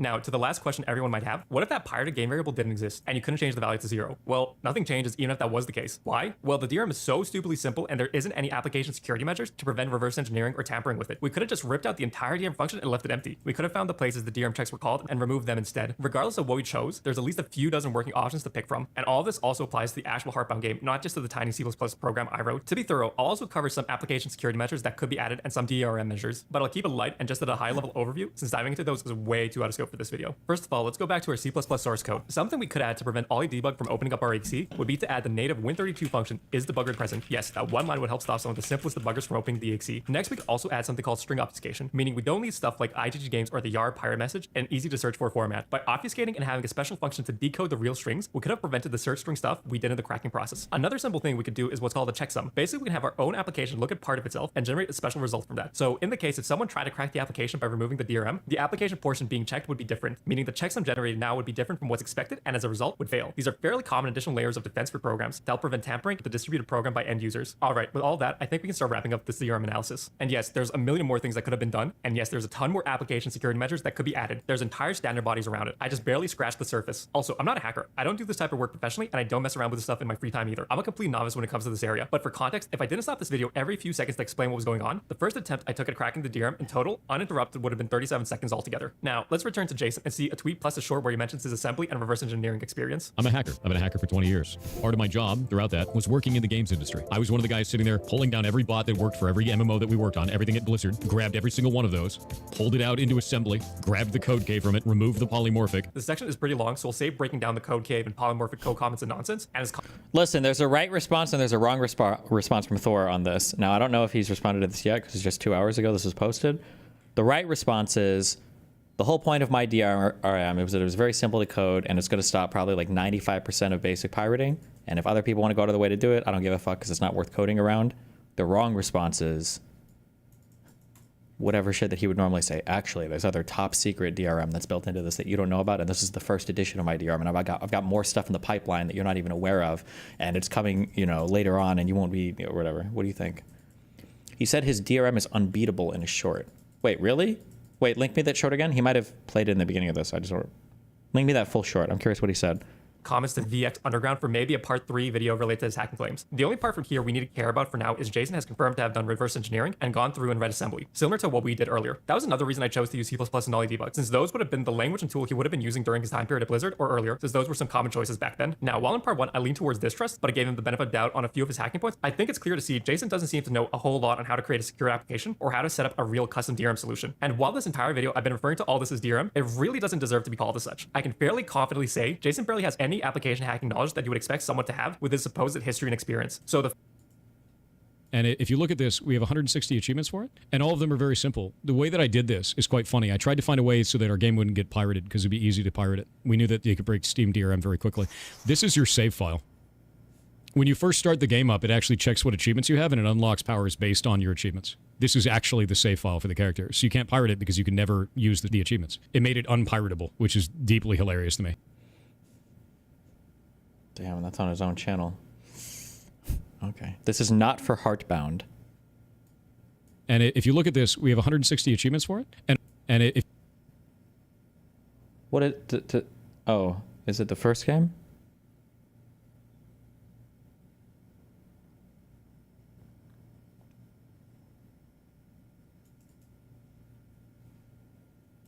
the fact he doesn't even seem to understand any of these concepts or problems makes me fairly confident saying his reverse engineering and assembly claims are mostly made up stories or complete and outright lies. Let's leave the DRM stuff behind us now and move towards the code reviews. Before I start doing the reviews themselves, let me give some additional context. If you watched part 1, you would know Jason supposedly started doing dev stuff in 2002, meaning at this point in 2025, he has 23 years of experience programming. When he started working on his first game, Champions of Breakfast, he had somewhere around 13 years of experience. So when he started seriously working on Heartbound, he should have been very familiar with the GameMaker and the GameMaker language. Also, he's the owner of the game studio and the only person who's ever touched the code on the Heartbound game. So I don't want to hear any nonsense like his code's bad on purpose for job security or someone else wrote the garbage code and he inherited and has to maintain it. Lastly, all the code we're going to look at is modern and should still be in the game, based on what I could find from his live streams. So this is a reflection of his current abilities. I'll be saving all my comments related to Jason's coding abilities for after I finish all the code reviews. Also, let me break down my criteria and rules I set for myself so everyone understands why I chose these code snippets and how I'll be offering advice and comments on them. First off, the code snippet had to be something I had confirmed to be shown on Jason's streams. I had a ton of people sending me code snippets in text over the last few days, so while it might be Jason's code, if I couldn't confirm it, I decided to skip it for the sake of fairness. So every code snippet we'll review today is something I could personally verify has been shown on one of his streams and is legitimate Heartbound code. Second off, the code needs to be a recurring problem or have significant impact on a large part of the code base. So I won't be reviewing some throwaway script on some small unimportant object, like some random tree object that has an attached script. This I think is kind of pointless to review, so I skip those kind of super low-hanging fruits. Thirdly, unless I absolutely have to, I won't drastically change the code. I'll offer solutions and improvement paths that can be taken to make the current code reach some junior level baseline quality. Also, I'll limit my advice to things that are possible in the GameMaker language and engine. So design patterns and practices that are possible in other engines or languages, but not easily doable or possible in GameMaker, I'll be skipping. Fourth, I largely won't be talking about performance. We're just trying to get the code to something readable that a real development team could realistically understand and work on. Having performance discussion and talking about entirely different data structures and game design patterns is too far removed from the topics of this video.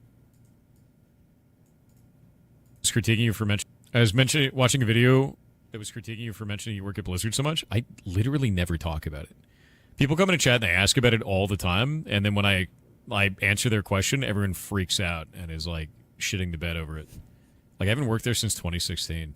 Like, it's literally been 9 years. The internet cares more about that than I do. And I left because their pay was shit and the environment sucked. Like, what? It's super weird, dude.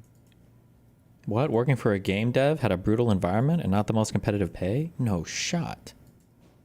Like, I have been gone from that company for longer than I worked there. It is time to let it go. Like, stop. Holy shit.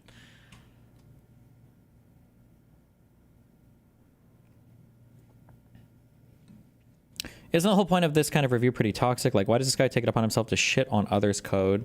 Well, I mean, like, if he's saying that he's created, like, an unbeatable DRM, and this guy's, like, going through DRM, but I guess that was for his first game, so maybe the DRM on the next game is different? I don't know if we'll go through that. I do feel like this guy, though, the breakdown for here was good, like, was pretty substantive, right? Like, he goes through the specific code, he identifies what it does, and then he shows very clearly, like, how it can be defeated. He gives a program for it. He's got, would this count as a unit test?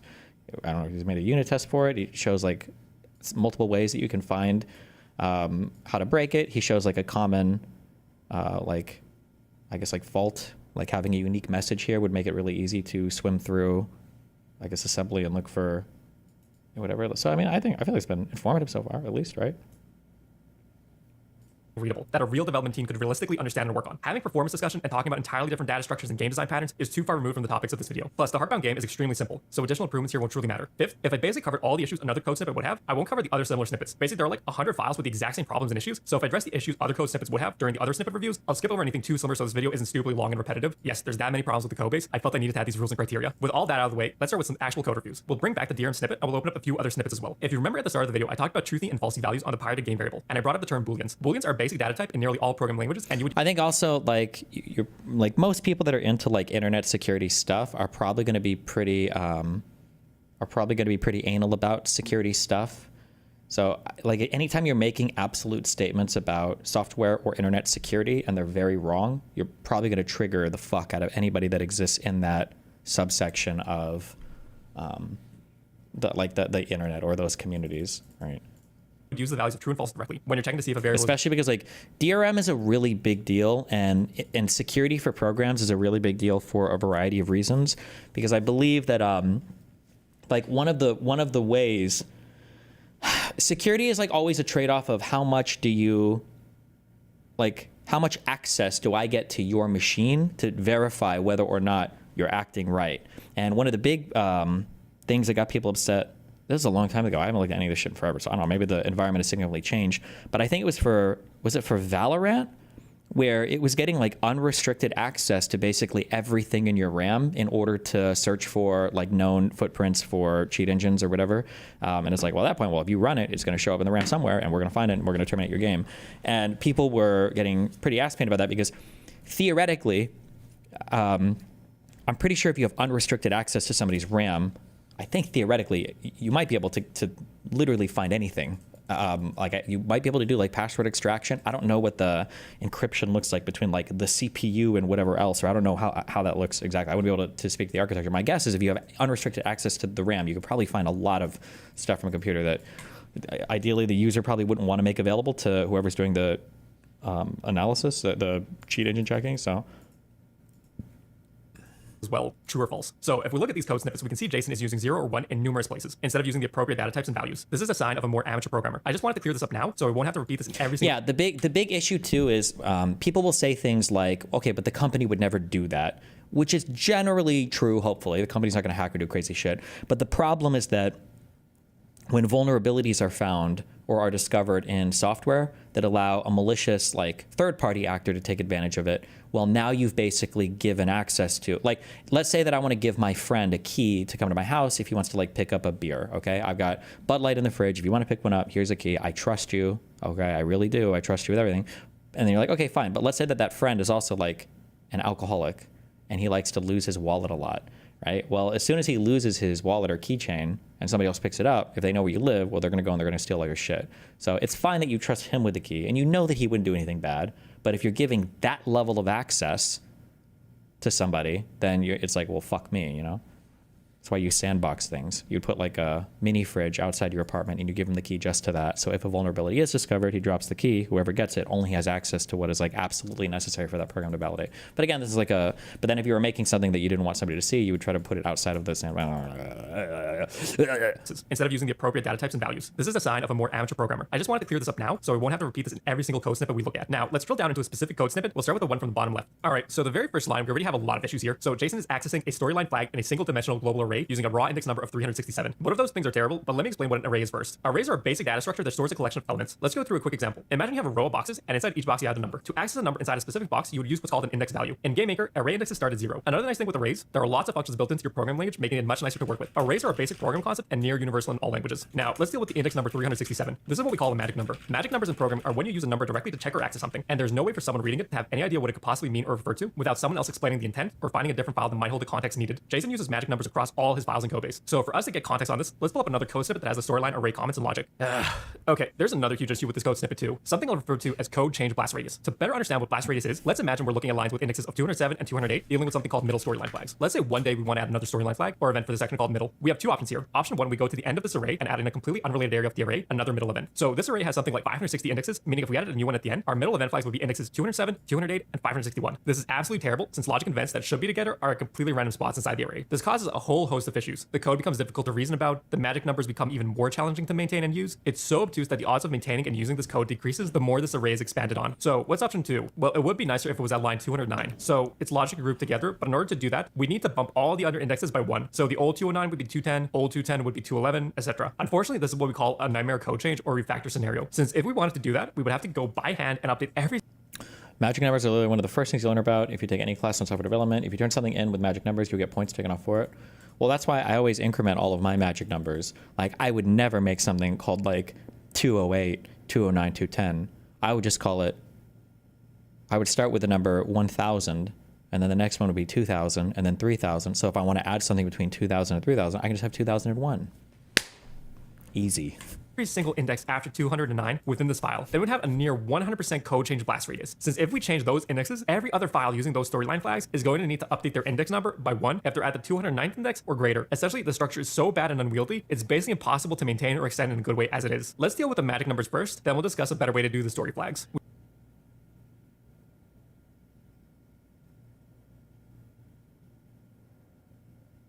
We have two options when it comes to the magic index numbers. We can use const values or enums. Const values are just a named variable with a value that will never change. Enums are a data type that contains its own list of named constants. Enums are a much nicer choice to work with, so we'll go with them. With this enum defined, we can update the global storyline array where index 207 and 208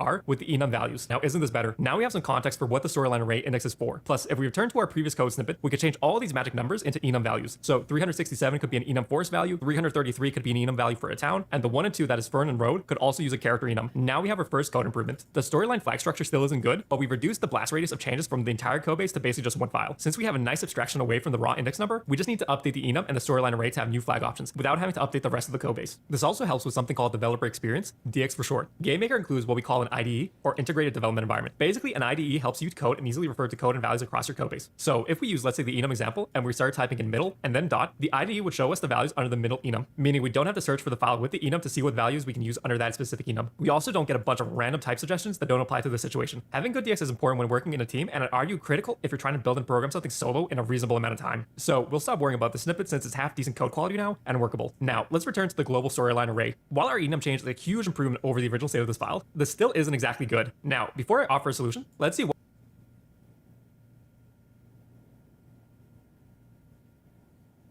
why Jason used the flat single dimensional array in the first place. So according to Jason, he has a flat array because he wants all the values to be saved exactly the same way in the game's save file so players can modify it. Well, his reasoning is kind of dumb. What kind of code structure you have and the save file format you want do not impact each other. Every single game that has a save file has something called serialization, which is the process of taking your game structure and data and converting it into a format your game will know how to read and reassign the values into the correct places. This is serialization and deserialization respectively, and it's a basic concept when making a save file. This is literally a basic thing nearly every single game has. So yes, it's perfectly safe to not use the one-dimensional array here. Next, let's look at a save file. So every line has a random number value that's supposed to correspond to one of his array indexes. Since we know what the problem is and what we need to achieve, now let's actually code up a better solution. Let's start by changing the storyline array into a struct. A struct is a composite data type. Basically, it's just a variable that can hold other variables inside itself. Since we already know Heartbound has 5 chapters, I'll further split up the structs for the 5 chapters to have some separation of concerns. Here we can see what the structs look like. We have at the top level our chapter, then we have our area of that chapter, and finally within the 3rd level we have our storyline event. What's so nice with this approach is we can now ditch the enums entirely. We can access the storyline flags like this, for example, chapter 1 dot middle dot Joe sunglasses. Not only is this incredibly clear on what value we're trying to access, but now we also have nearly no code change blast radius if we want to modify a flag or add a new one. The setup also makes it safer if we're working in a team, since now if any changes are made to any of these structs, you wouldn't cause cascading issues to the rest of the flags, as was the case with the raw index usage. While this is nicer to use, this isn't the only benefit. In GameMaker, it's incredibly easy to iterate through a struct. So what we can do for the save game logic is the following. We can take our struct, go through the key value pair, and since we know the depth level, we can nicely format the save file to include the chapter, the section, and the story flags. For example, here we can clearly see which flag is for Joe's sunglasses. Another huge benefit using these key values directly from the struct is we added some freedom to make refactors and code changes possible. Since we have the struct key inside the save file for the flag, in the future, if we wanted to change our code order of flags or add new ones, the struct of the save file wouldn't matter. We'd still be able to easily read in the right values. I think this is an important thing to care about. Since the game Heartbound is still in early access, the odds of changes occurring to the various parts of the game are high. And with this save file approach, we're basically in the clear to be as wild with our code changes as we want and still ensure every player that's keeping up with the game updates is never negatively impacted by them. Also, one other minor thing, I threw in the save file or version number at the top, for example. This helps ensure if we're making drastic changes between game versions, you can easily check what version of the save file you have and internally how to update it. Basically, it's just a good practice to ensure players aren't impacted by the behind the scenes work in progress on the game. With this solution done, let's now look at the code comments from the original snippet. With their structure and clarity, we can start cutting out large portions of these comments. We could keep the value conditions since that seems fine. While on the topic of comments, let's pull up some of the other snippets again. The comment frequency is way too high in Jason's code. Code should be self-documenting. Comments are perfectly fine to add if there's My code is all self-documenting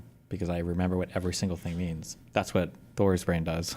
some special I get him. That's why me and Thor are connected. conditions or some other oddity surrounding the code usage, but some of these code comments are just worthless. For example, here he comments what the function call is going to do. There's no surrounding code inside the brackets to affect the function, and there's no parameters. If this needs a comment to understand what it's going to do, that means you should be renaming your function, not adding a comment. Also, redundancy like question asked equals 1 and set stuff is just wasting screen space. Maybe Jason was adding this for his live viewers so they would have a reference what he was coding, but leaving this in afterwards I find questionable. Moving on to the next snippet, we have another array to look at, where Jason is manually setting each array element to mostly the same value. First of all, manually setting every single array index for hundreds of arrays is something I've never even seen an amateur developer do. It's also problematic in a few ways. Either the array should be initialized with values directly, then modified by using the right functions, or we should be using a for loop iterating over the length of an existing array and ensuring every index has a valid value if we're completely modifying it to something else. Let's make our code change first, then I'll break it down. So what I did here was I added what is called a for loop. What this loop is doing is I will start at the 0 index of our array, check to see if our current index value is less than the total number of indices in our array, then it'll execute the lines inside the brackets, in our case assign a value to the current index. Finally, it will increase our current index number and check the loop conditions again. If the condition is still true, it'll keep executing the code within the brackets until either the condition isn't true or we explicitly break out of the loop. Then after we finish with this loop, we manually assign the 2 special index cases with the angry road voice value. Loops are another basic concept of programming. Now, why is this better? Well, for one thing, if we ever change the size of the array code in the future, this code will still be safe, since the array length index will know the exact right size of the array. Also, not having to write a million lines of redundant code is nice too. Second, this is actually much safer and will reduce the likelihood of runtime errors, or what you as a player would know as a game crash. So what are runtime errors? Let's say we have another place in code The self-documenting complaint is cringe if you're working on a solo project. You probably already know that, but I do know that. Thank you. True. But don't pay mind that much to this stuff because even experienced devs get lazy and don't comment code. Everyone does this. When he said self-documenting, I don't think he meant commenting all your code. I think he means that just like write some stuff in ways where it's fairly obvious what it does. And if you're having to comment stuff that it should be obvious what it's doing, then you're probably not coding in a very efficient or yeah, in a very understandable way.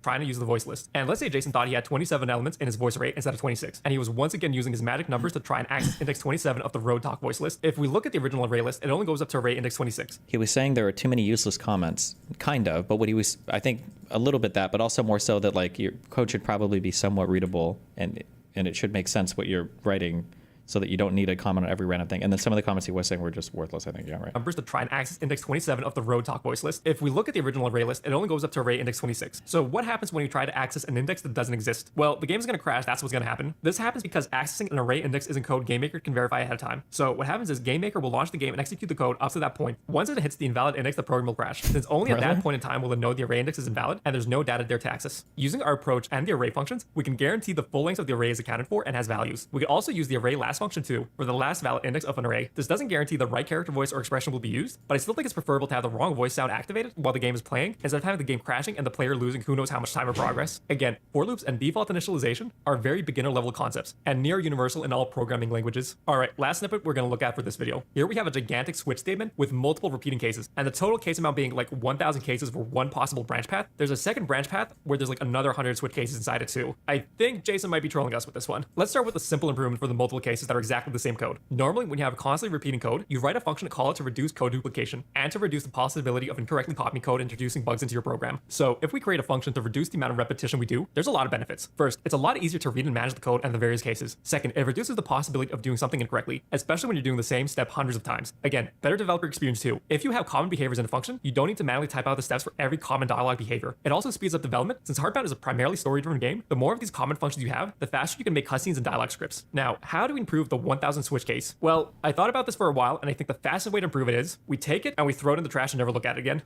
I generally thought about this for quite a while. There's essentially no improving the structure. For most of these code reviews, I tried to never recommend anything too far removed from the current state of things, but this is generally such horrifically architected code, there's basically no real way to improve it without a complete rewrite of things. Generally, when working with dialogue or complex cutscenes, you'd be using a lot more things than just the raw strings themselves. An array of dialogue structs for the lines would be a fairly common approach, and we could skim through a quick example. So the struct data is pretty dependent on your game needs, but a few things are fairly common across most games, like having the line itself, the character you want to show on screen, and a dialogue type. Generally, we'll have the event type dictate how to proceed. So a more simple example could be something like the following scenario. Here we have the dialogue array filled with structs, and each dialogue line is a struct in itself, and it tells us exactly what kind of dialogue event it is and what choice and actions are possible for it. This reduces our switch statement to a handful of cases depending on how many event types we end up having. Secondly, it provides a very solid and reliable structure for us to use for all the cutscenes and dialogues within the game. Also, variables in GameMaker can point to other scripts. So let's say we needed to do something crazy that requires an escape hatch. Well, that's also incredibly simple, since in GameMaker we can set the value of the dialogue struct to another script and call it with script executes. With this, we have reduced over 1,000 dialogue cases into a handful that are easy to reason about and extend. Since this is a separate example, I'm not going to dive into this anymore. Okay, with all that out of the way, I think we can start closing up the code review, and I can start going over my comments. First off, yes, there's a lot more things wrong with the code I've shown from Jason that I didn't talk about. There are way too many things to nitpick, so I try to limit my comments to the biggest issues. I also try to avoid offering changes or advice that is too far detached from its current structure and setup. That's why I didn't run through multiple solutions. Also, I didn't talk about any actual game design patterns, since that would be another video into itself, and he wasn't actually using any inside his code. Next, during the code reviews, I wasn't explaining any special concepts or anything. All of the Boolean stuff, the for loops, the safe default initialization, using functions with parameters, enums or const stuff, all of that is literally intro level program concepts. There was at no point in the code reviews where I went above a junior level developer's expected knowledge. Well, except maybe the structed iteration and the save file stuff. To help put this in perspective, let's pull up the Stanford CS 106A Intro to Programming course. This is a first year, first semester type of course. It's incredibly similar to the one I took during my first year of college. And let's just look at the things you learn in. Basically, everything I discussed in this video is stuff you learn in this intro level course. The fact Jason doesn't even seem to have a good understanding or know about some of these things is just baffling. If we consider his 2002 LinkedIn start date as when he started learning about programming, that means as of today in 2025, he has 23 years of experience programming. Yet somehow he doesn't even seem to understand the most basic entry-level concepts in programming. It doesn't matter what programming languages you use or learned, these concepts like loops and booleans are essentially universal in nearly all languages. Now, someone might argue he doesn't have 20 years of game maker experience. I don't think that's a valid argument, but let's go through it anyways. His first release game was Champions of Breakfast, and he spent roughly 8 to 9 months on it. So for Heartbound, he should have had a pretty good understanding of things. If I wasn't making this video, I probably never would have touched GameMaker in my entire life. The entire time it took me to grasp the GameMaker language and write the code you saw in this video was roughly 2.5 hours. So I'm not giving Jason— Read the third bullet point. Learned risk management and how to say no to a superior when something is beyond a project's scope. The entire time it took me to grasp the GameMaker language and write the code you saw in this video was roughly 2.5 hours, so I'm not giving Jason any passes due to a lack of experience with GameMaker. Now, I avoided trash talking his code too much during the reviews, but let me pull up that mega switch statement again. Let me also pull up some Yandere dev code. Now, I know everyone trash talks Yandere dev's code, but it's easy to see how and why he made this. He had zero previous game dev experience or programming experience, and he dived headfirst into Unity. He just took the first thing he learned and he ran with it for every problem. The code isn't good by any means, but you can understand why it's like that. With Jason, I'm just left so confused. Like, he's supposed to be a game dev industry veteran, and yet he's making stuff as bad as a complete amateur like Yandere dev. I also spent some time after finishing up this portion of the video thinking back to all the code reviews I've done in all my previous jobs. I've easily done somewhere in the thousands of various code reviews, and I've reviewed code from all sorts of experience levels, from senior software architects to people having done a 4-month bootcamp and having less than half a years of experience. And yet, I don't think I've ever reviewed anyone's code that was this bad. I'm not being hyperbolic when I say this, but this is genuinely some of the worst code I've ever reviewed, and I didn't even explain or like dive into every possible issue with it. Plus, if we remember all of Jason's hacking claims, guess what? You need to know these basic programming concepts if you want to do reverse engineering or malware analysis. This is the foundation nearly everything else builds off of. Taking all that into account, I think Jason has been lying through his teeth about all his coding abilities, all his assembly stories, and just making stuff up with terms he's heard thrown around. If I was working with Jason and I saw this type of code being repeatedly submitted, I would push for him to be fired, with my state of reasoning being gross incompetence. Damn. Okay. Found the places to do. This was a really good video, I think. This guy must be a teacher or something, or maybe he just really enjoys, I guess, this stuff. Did Thor respond to this?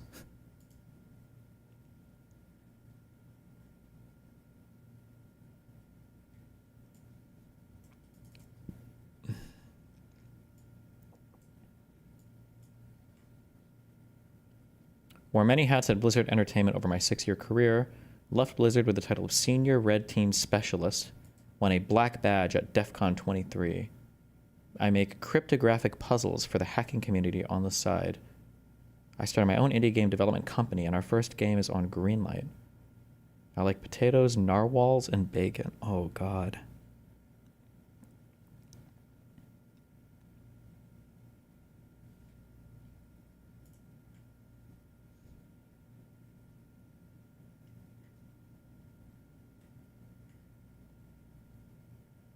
This was 9 years ago.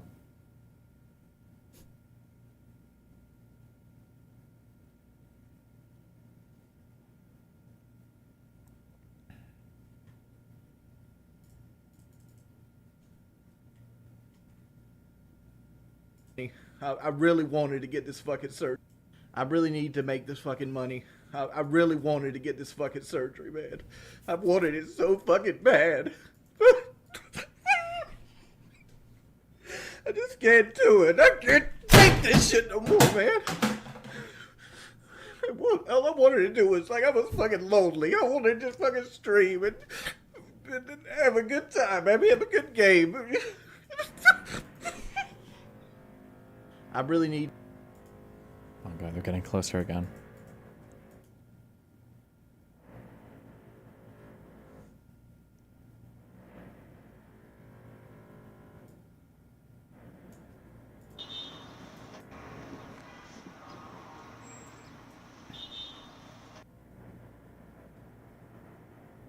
I don't think. What is up, everybody? Hassan Biker here. Shout out to all the Hassanabis. Today is Friday. It's 85 degrees. We're in New York City. It's a beautiful day. Hope you're having a great Friday over there. It's 1:18 p.m. Eastern Time. This is is this an actor guy with the name Hassan? Wait, is this the guy who had the date girl or whatever that tried to meet to him because they had like a awkward date? Or is that a different guy? No, that's a different one. Who was that guy? Oh, Aziz Ansari. Never mind, totally different guy. Who is this guy? Hassan Minaj. There we go, this guy. Oh, that was really Aziz? Oh, damn. The guy, he's on Community, right?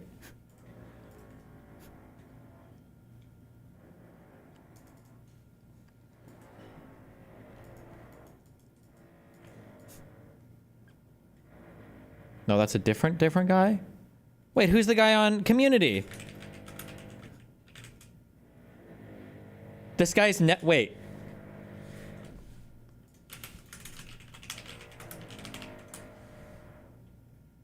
No, not this guy. No, wait. I'm sorry, not Community. I mean Parks and Rec. I haven't watched either of these fucking shows. He's in this show, right?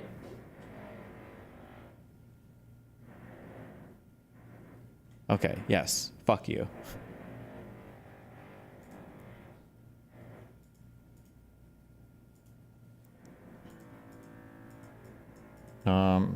These guys have a heated politics debate. Oh, it's unlisted, so we're not supposed to watch this yet.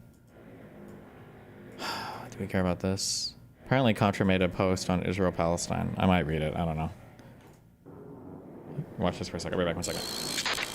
Contra drama? Dude, I don't want to. It's so bad. It's so bad. Everyone's already dunking on her and they're all already right. Big Joel's thread is the best critique. Okay, I haven't seen Big Joel posting. I haven't seen what he's been saying. What has he been saying? It's on Blue Sky? Oh my god. Of course he would. Counterpoints recently made a statement on Palestine. I find this point most interesting. That was really the only outcome of the outrage. Nothing plus slightly hurting Kamala Harris. Changed perspectives. Things just to do. Don't have an axe to grind with Natalie. Good job reading. It's just so dumb. The problem fundamentally is that Contra, I don't think, has a good temperament for the social demands of being an online public figure who discusses politics. That doesn't mean that the videos are bad or whatever. They're not. It just means that, like, you get a lot of backlash. You get a lot of hate. And I think that, you know, it's like a weakness of heart, weakness of mind kind of thing. If you're put into positions where you feel like you're very emotionally pressured, that can cook your brain a little bit. That can push you in a bad direction.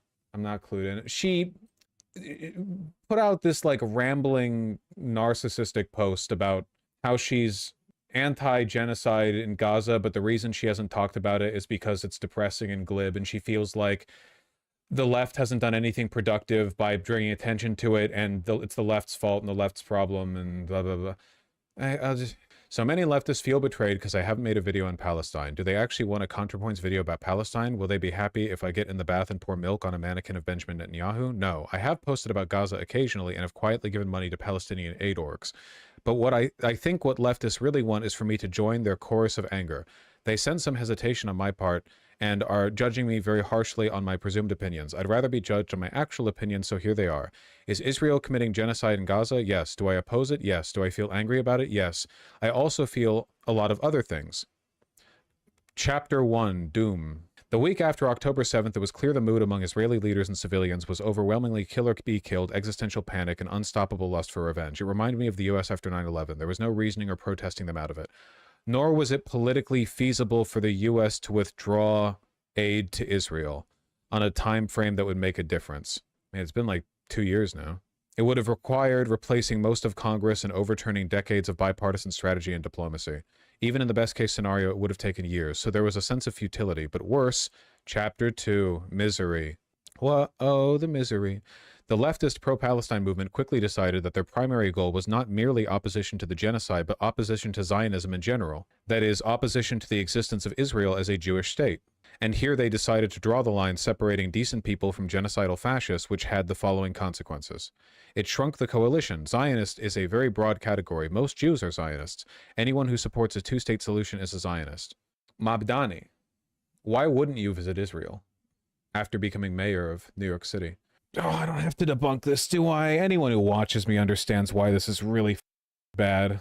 What she's saying is like arguing against the Holocaust without arguing against Nazis. Well, it's like arguing against the Holocaust without arguing against Lebensraum, right?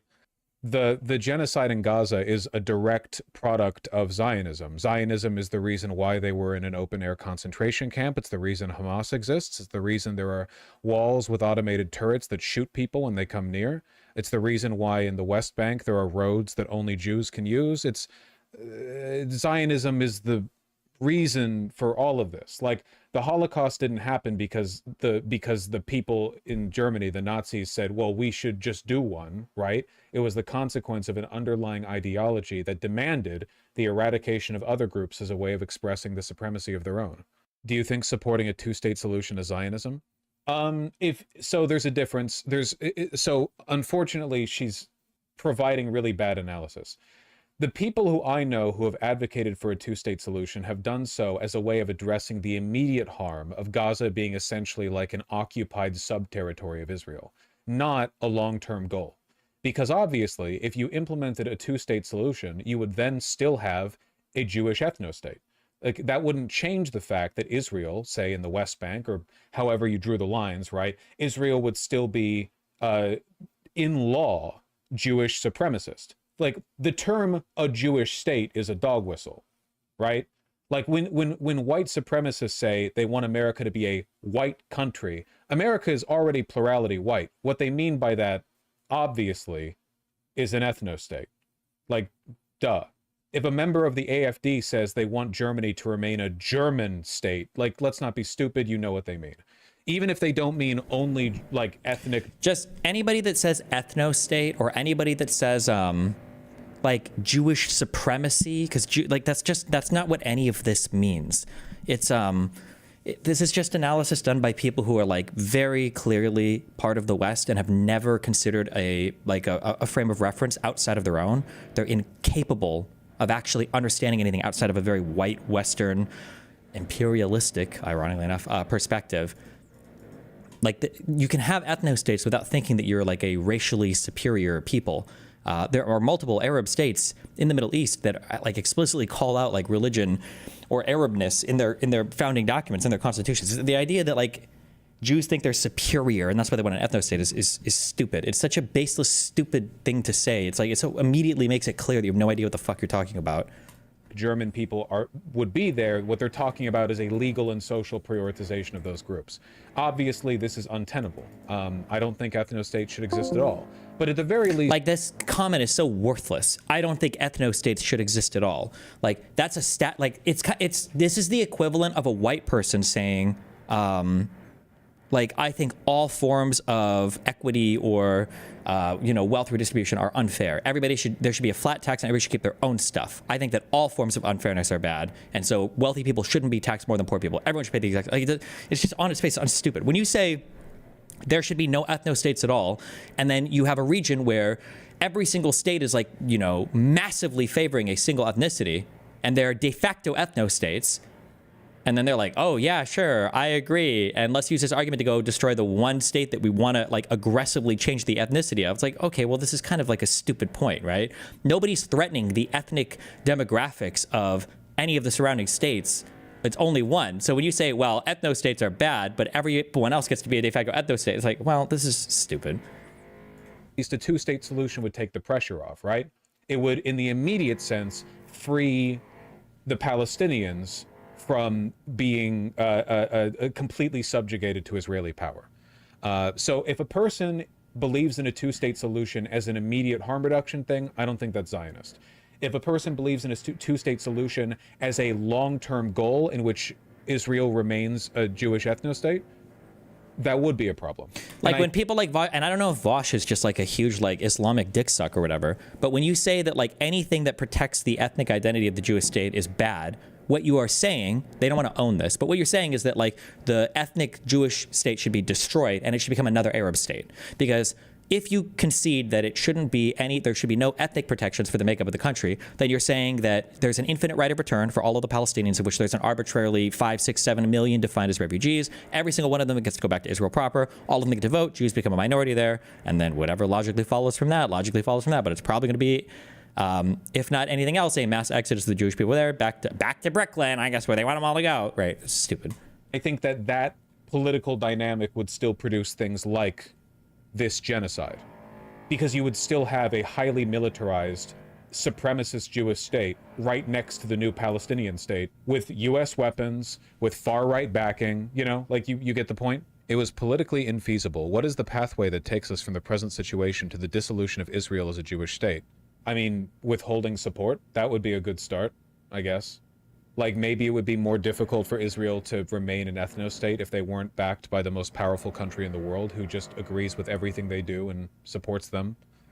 Probably not that much more difficult. Actual line in the sand rather than what Biden did, which was multiple red lines that he would lie about, and then when Israel did cross those red lines, nothing would happen. It would be a good start, right? Some kind of meaningful political opposition. I don't see how this could happen without either a total internal collapse of Israeli society or else, nuclear war. I wouldn't mind a total internal collapse of Israeli society. They're currently doing a genocide. I don't know. Like this is why also, and this is why Contra's message was weak and pussy. I'm sorry. I love Contra, and I like that she tries to have a reasonable position. But like, you're already cucked if you want to say that like, okay, guys, they're doing a genocide. And like, one, no one's giving you any points for that. And two, it's retarded. It's retarded because if you really believe they're doing a genocide, then the only option is annihilation. It can't, like, how are you going to negotiate with a whole country that's decided to genocide somebody? There's no negotiations to be had. These guys are doing genocide and apartheid and ethnic cleansing. Like, why would you ever negotiate with a state like that? The only option is annihilation. And Vosh says it very clearly here, which is nice that he's honest about it, right? Oh, I wouldn't mind a total and utter collapse of Jewish society.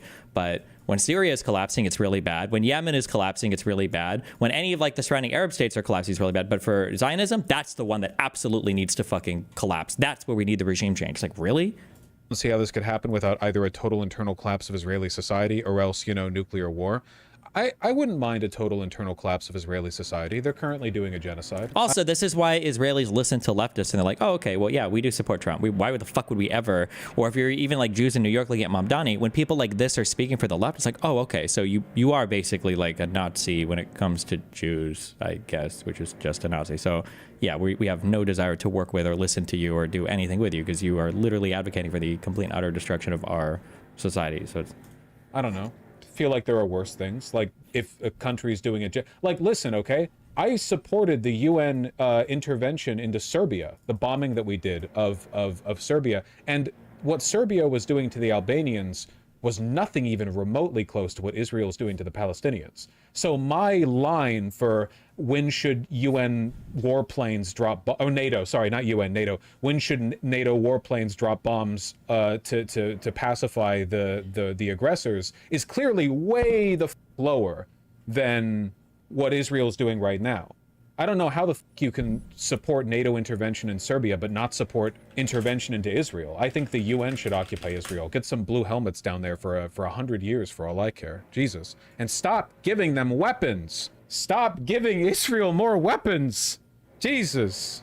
And then there's this wonderful line. As usual, leftists have championed a doomed cause. That's really cool.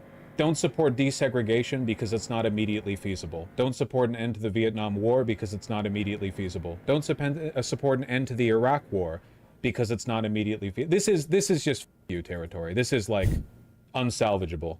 It always, at the end of the day, people, weaker people than me, I should say, always circle back around to directing their hate and orienting their politics around aggression towards people that they dislike. And the group of people that are giving Contra the most shit for previous Liberty have been leftists. So it comes back around to that.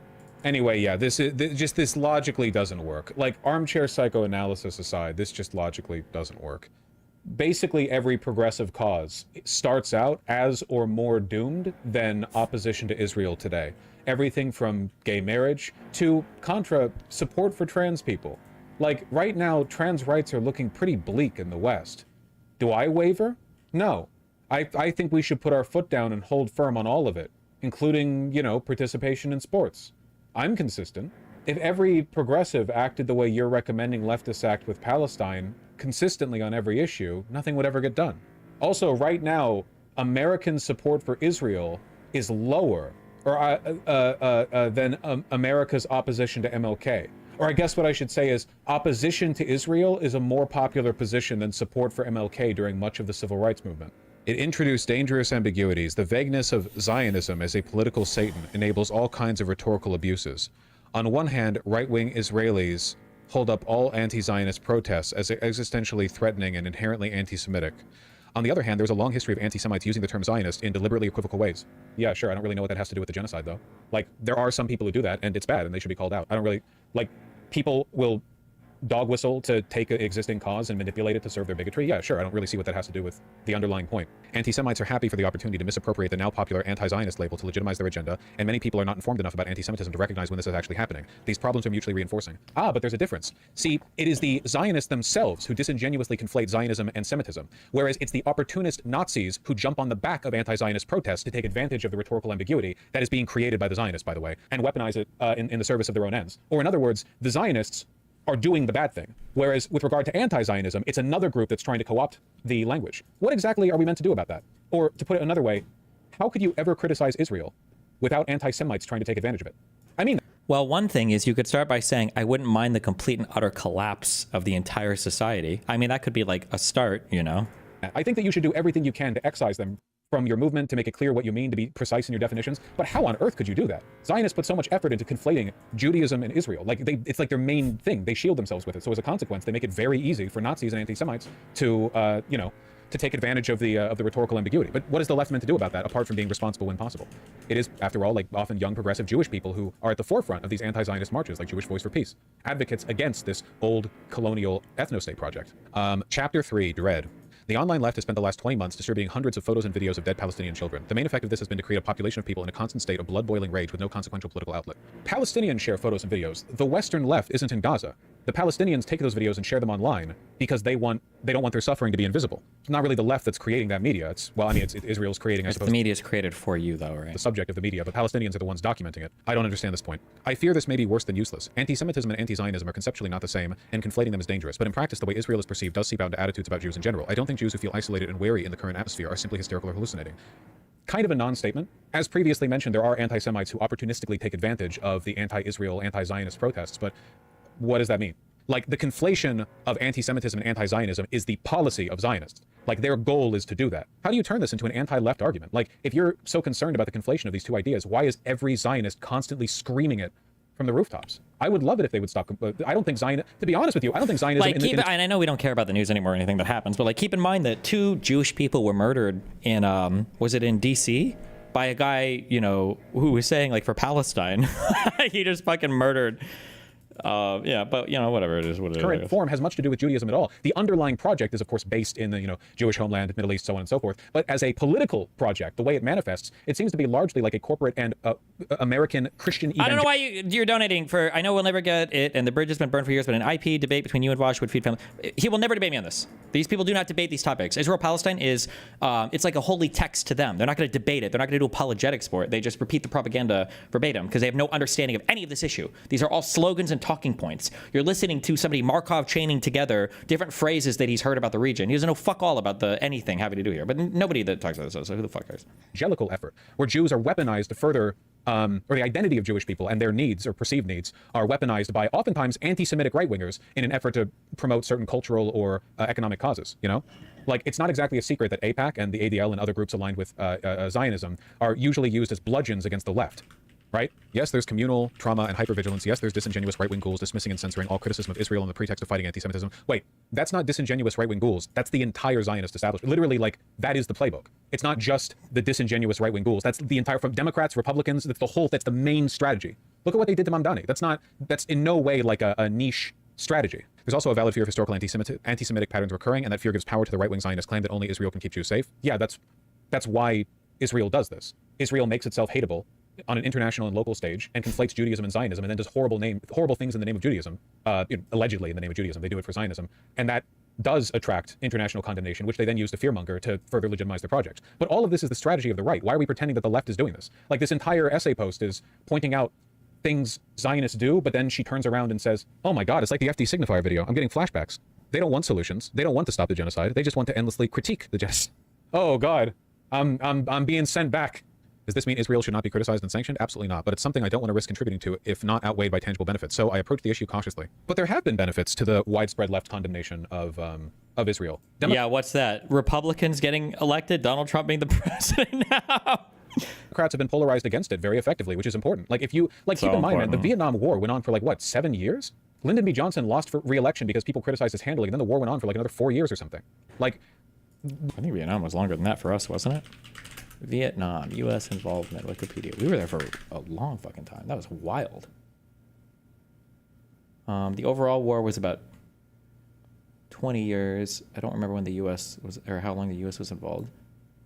Nothing good happens immediately, and sometimes it doesn't happen at all, but you always have to try. There were probably so many people back in the 1960s who thought the civil rights movement was a waste of time. MLK, you're only polarizing people against you, the white moderates. I love how every single thing can be justified with this line of logic. Like, yes, dogs should be able to be married to humans. If humans and dogs want to marry, that's fine. I know you're saying it's worthless now, but people said the same thing about MLK. I know you're saying that we have no chance of succeeding, but people said the same thing about civil rights. I know you're saying that it hasn't been like this for however many years, so it'll never happen. People said the same thing about women's suffrage, right? Like, it's such a stupid argument. Brits don't like the fact that you're stirring up trouble, all in good time.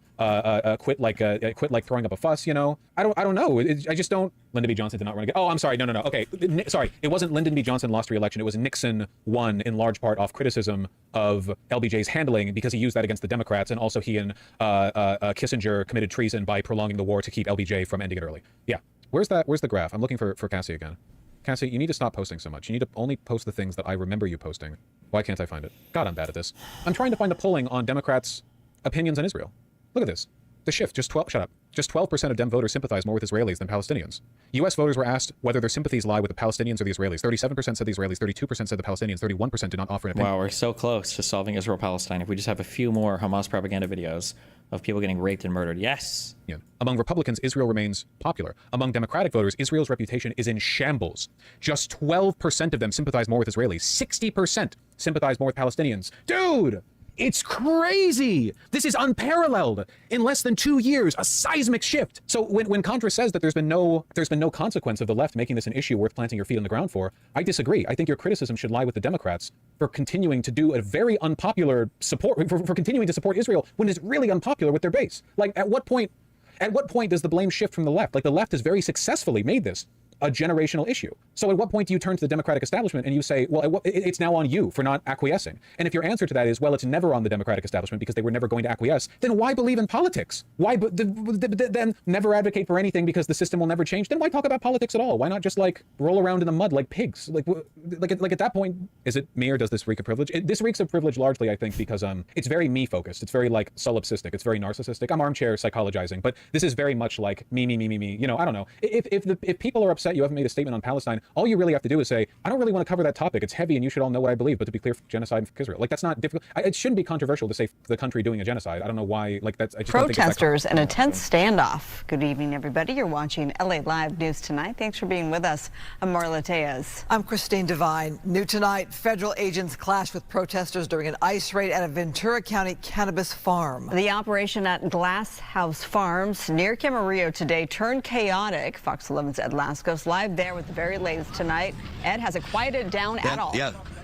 Well, let's give you a look real quick, Marla, with Frank, give you an idea. This is Laguna Road here. It's the cross off Las Posas. This is a motorcade of some of the workers from Glass House Farms leaving, trying to talk to some of them. They were saying they were told by a lot of the folks inside not to say anything. These are the folks, obviously, who haven't been detained by the federal agents as part of this latest immigration raid. And the crowd offering support here, clapping to a lot of the folks going by. But all of this, it's been playing out hour by hour, a tense situation targeting this legalized, and I say it's legalized there in California, a marijuana growing facility, a large sprawling complex here in the heart of Ventura County's farming district. In any event, tensions rising here. Look at some of this standoff from earlier. Watch.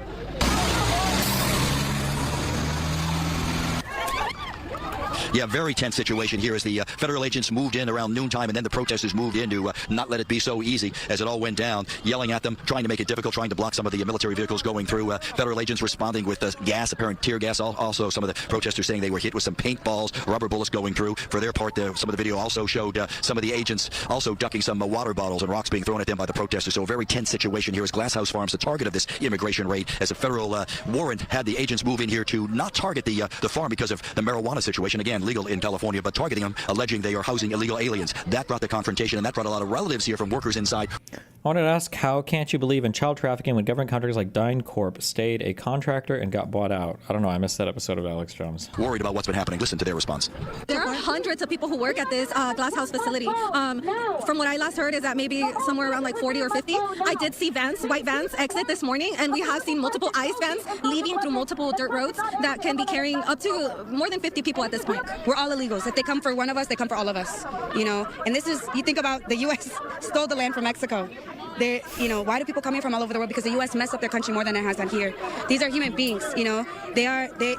Trump and the regime are going after people with no due process, you know, without the rule of law. They're just kidnapping people, and now they're sending them to foreign countries and concentration camps like Alligator Alcatraz. And just some of the reaction that's playing out here as this standoff goes on. From Skyfox, we had a view of, looked like dozens of the workers from inside this farm that were being detained, evidently lined up one by one, waiting to be moved out, processed. We also have a lot of first responders from Ventura County here, making sure no one gets hurt. There's been some shoving. There was actually an incident earlier where we come back out live. One of the folks in the area came by. It was a man, and he was supporting ICE, and he was met with the crowd to kind of rough them up basically, and he ran off. Had no choice. But tension's very high here as this group leaves. Again, some of the workers from the farm inside, the ones obviously not being detained, being let go now, let out finally after a.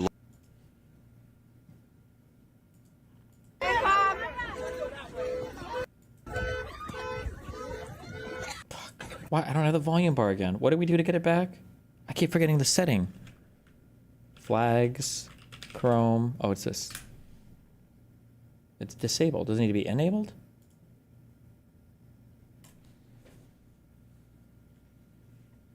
I think this is an important point because... Nope. It needs to be disabled. Wait. Enable using media keys to control active media sessions. Was this the one we were changing? Something, and they could say it has to come from somewhere. Stop! Oh, there it is.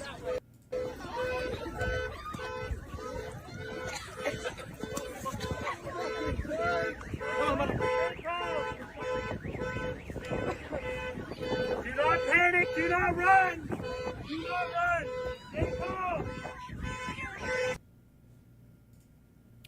Baby girl grows micro penis after absorbing testosterone from laying on her father's chest.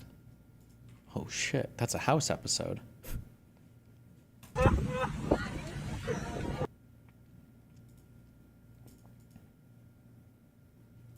Take a look at this video right here. It appears a protester fired some kind of gun at federal agents. This happened this afternoon. It was a really chaotic scene at the time. A lot of smoke was being launched at the protesters. And again, it appears a protester fired back with that weapon. It looks like he fired at least a couple of times. We have not heard about any agents being hurt. Do you think it was an airsoft gun, or I feel like if it was a gun, we'd hear there'd be other video or gunshots or something. Is there other video of this?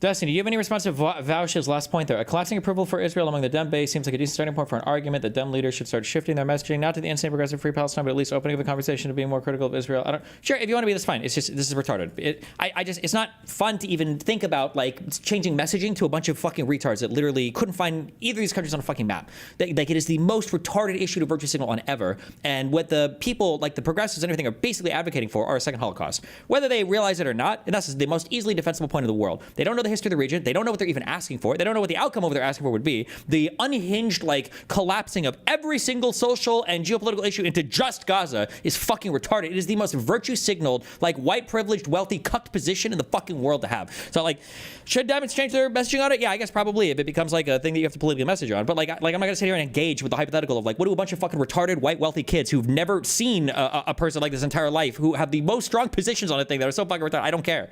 Like, if he wants to argue about it, I'll gladly argue about it. But they won't. These people will always avoid challenging conversation on this because they know fuck all, literally nothing about anything going on, right?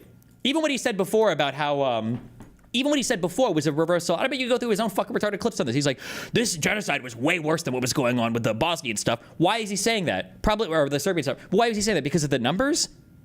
Like, now the numbers matter, but before, when you would point out, how many people died in the Syrian civil war? What, like 500,000? How many people died in Yemen? Hundreds and hundreds of thousands? Like, but that, well, no, it's not about the numbers, it's about the genocide. But now that the numbers for the genocide are higher, well, now we go back to the numbers? It's bullshit. All these arguments are fucking bullshit. It's like retard after retard after retard for all of this.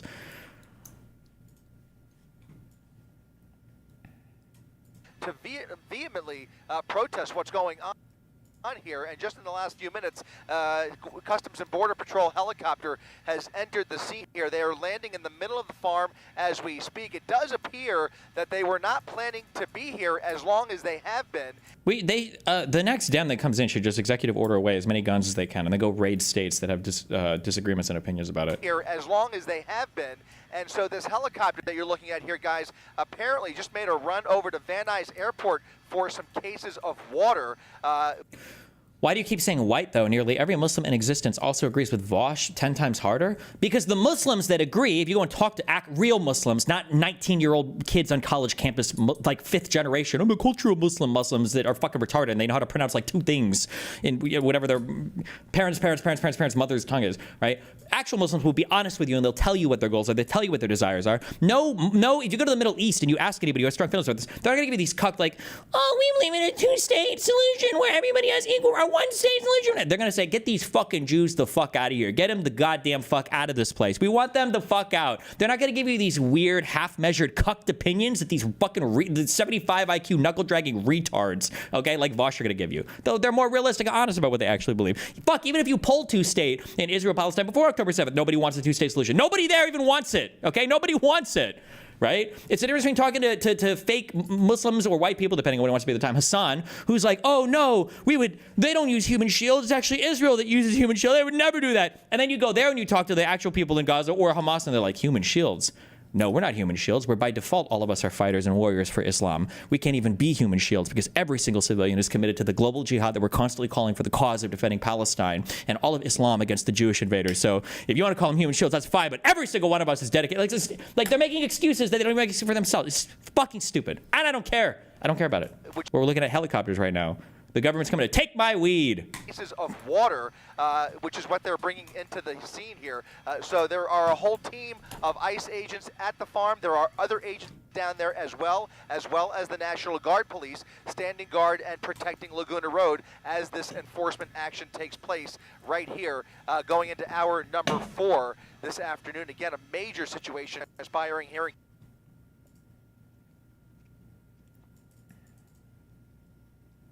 Oh yeah, this should be like Joe Rogan's nightmare, right? The weed, not the weed. The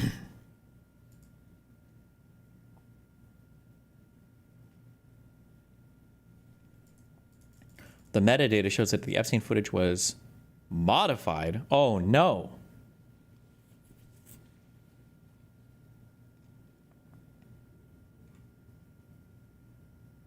Do I have a Wired account?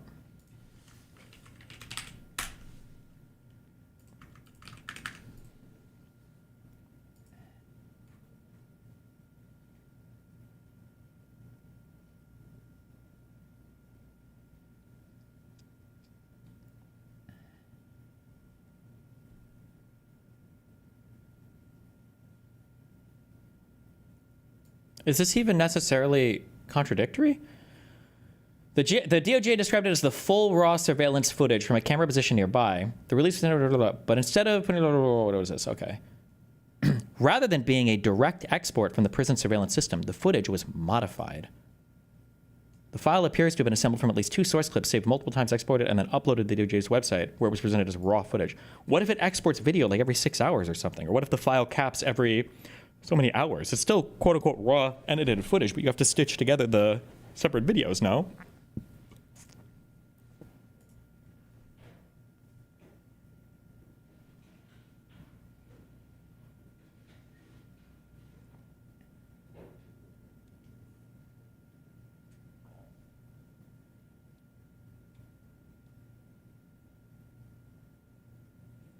New Hassan LSF thread.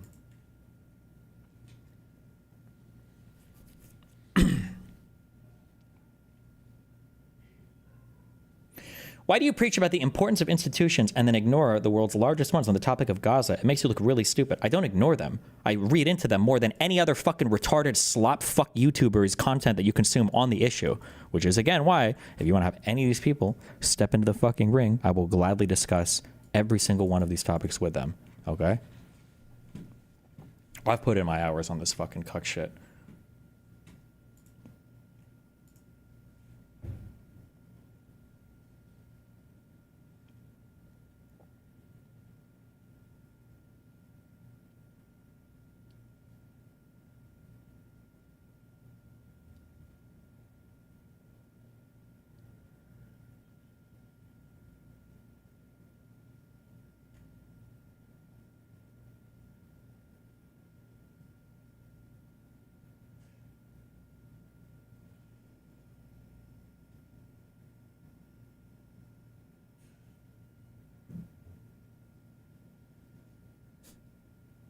This is fucking retarded. Okay.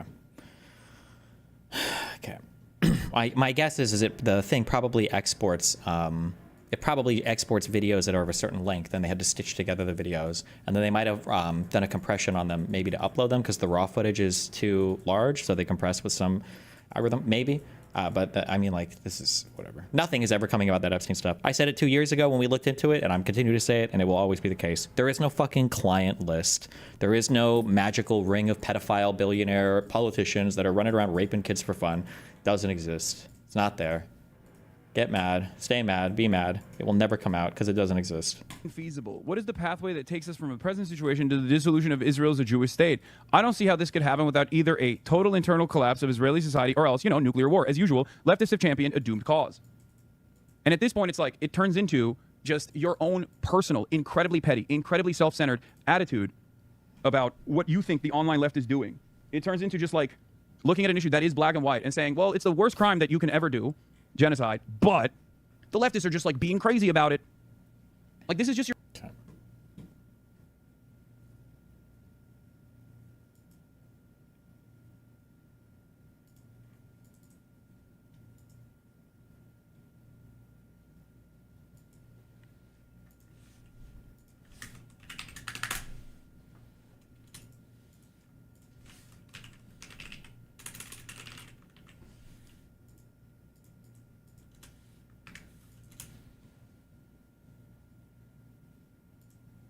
Former Speaker of the House, K-Mac, is here. All right, let's just go back to the top. So the Secret Service almost got Trump killed.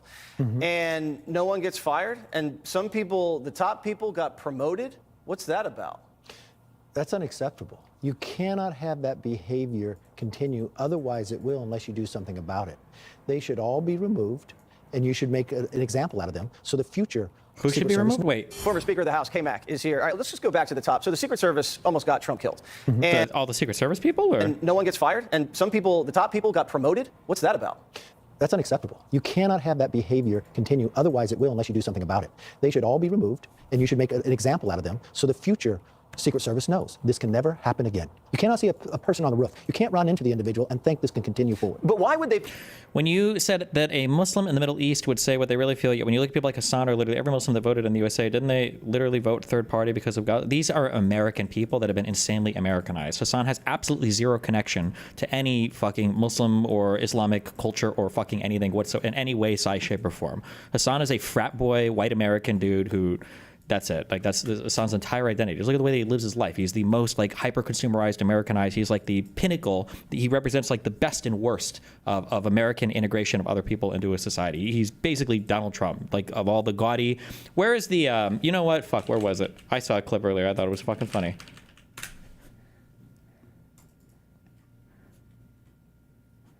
Sorry. Yeah, what's up, man? Good to see you. And at the phase party, they... Oh my God, bro. Shane, not one watch, but 2 watches. $600 t-shirt with a gold wristband and whatever the fuck this green piece of shit thing. I got no idea what the fuck that is. How many accessories do you have? Hassan, do you know why you need to watch all that shit? Do you know why you gotta change your accessories every day? Because there is nothing of substance beneath the surface. I have one accessory, and I wear it every day. It is this gold chain. I have worn this every day for, I believe, 2.5 years, because something happened 2.5 years, and it was one of the greatest days of my life. So I got this to celebrate. It is $6,000. I wear it every single fucking day. However, you, Hassan, have to buy hundreds of thousands of different outfits and clothes and accessories and surgeries and transplants and chemicals you're all injecting into your body just so nobody understands how little beneath the surface there actually is. It truly is a shame. Guys, we're a hater right now, man. We really are. We are a grade A hater right now. Like there was a guy that was even older than me. Yeah. Okay. And he was like, I think he was like a magician or something. Awesome. And he had like crazy. Oh my God! And 2 golden rings. There's more. Every time he moves, he spawns like 8 other pieces of gold. What the fuck? How much do you need to hide your insecurities? Holy, don't tell me there's more on his other hand. He was a more on. Oh my, there's more on the other hand. No, guys. He has 1, 2, 3, 4 rings on right now. He has 4. So a chain, 4 rings, sunglasses, indoors. These are not glasses, they're tinted. Okay? As well as he's wearing 2 watches at the same time with a golden ring around his wrist and another green strap. Holy fuck. Like, bro is a walking jewelry store. How the fuck did none of these terrorists that he's, like, supports rob him when they see him? How are they not doing that? A more honorable content creator. It's fucking cringe.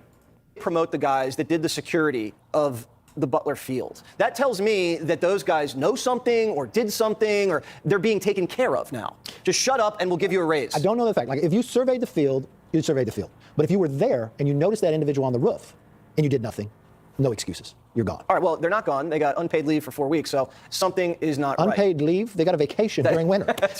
These people work hard at it, you know? And it really goes to the point, who was training them? Who was supervising them that they failed to do the job they were told to do or trained to do, or what were not trained to do it itself? You'd have to evaluate the entire service because that same behavior could be happening on the trail with somebody else. Yeah, so you've got to correct it. Trained them, and she just wanted all women working for them, and we know how that turned out. Ryan Ruth had help. He had 2 people that sold him the rifle and then deleted their texts. Why would you delete a text when you sell a rifle for cash? You think something's going to happen? Now, you are a California kid, and you know a little bit about Ventura County. We're looking live at somebody else. Yeah, Cheadle. So you've got to correct it. Trained them, and she just wanted all women working. That same behavior could be happening on the trail with somebody else. Yeah, Cheadle. So you've got to correct it. Trained them, and she just wanted all women working for them, and we know how that turned out. Ryan Ruth had help. He had 2 people that sold him the rifle and then deleted their texts. Why would you delete a text when you sell a rifle for cash? You think something's going to happen? Now, you are a California kid, and you know a little bit about Ventura County. We're looking live at pictures right now. There's a big standoff because the feds raided a cannabis farm, and all of a sudden a bunch of defenders came in and encircled the feds. It looks like a Mexican standoff at a cannabis farm, and if anything catches fire, it's going to be one happy standoff. That's true. Now, I know a lot of people probably report these are people protesting ICE. That could be, but it could be a lot of people just loving cannabis. Save the farm! Don't touch that farm! I mean, you may see Cheech and Chong out there. I know this could be up in smoke. So you've seen an escalation of people protesting ICE. You know, first it was, I'll film you. Then it was riots. Now they're going to the actual raid sites and trying to obstruct the apprehension. Yeah. This can't lead to a good place. No, you have to respect the rule of law, but it's also being encouraged by the other side of the aisle. They literally said we need violence against it. They are saying that. I think even Hakeem got asked the question the other day, he would not denounce it. If your leadership will not denounce this type of activity, where individuals are being shot when they're upholding the law, that has got to stop. So you are responsible too. We call Hakeem Hips Don't Lie Hakeem because he photoshopped himself. Did you see that? Have you ever photoshopped yourself? No. Okay. I may have cut the picture so I don't show the full belly, but I don't Photoshop myself. You know Hakeem. Is he the kind of guy, his little vain? Yeah, he can't make a decision. The real leader. Okay.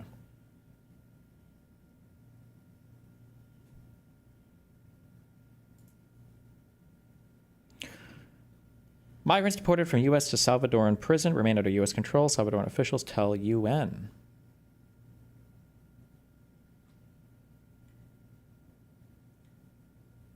The administration in March agreed to pay $6 million for El Salvador to house 300 migrants. Jesus.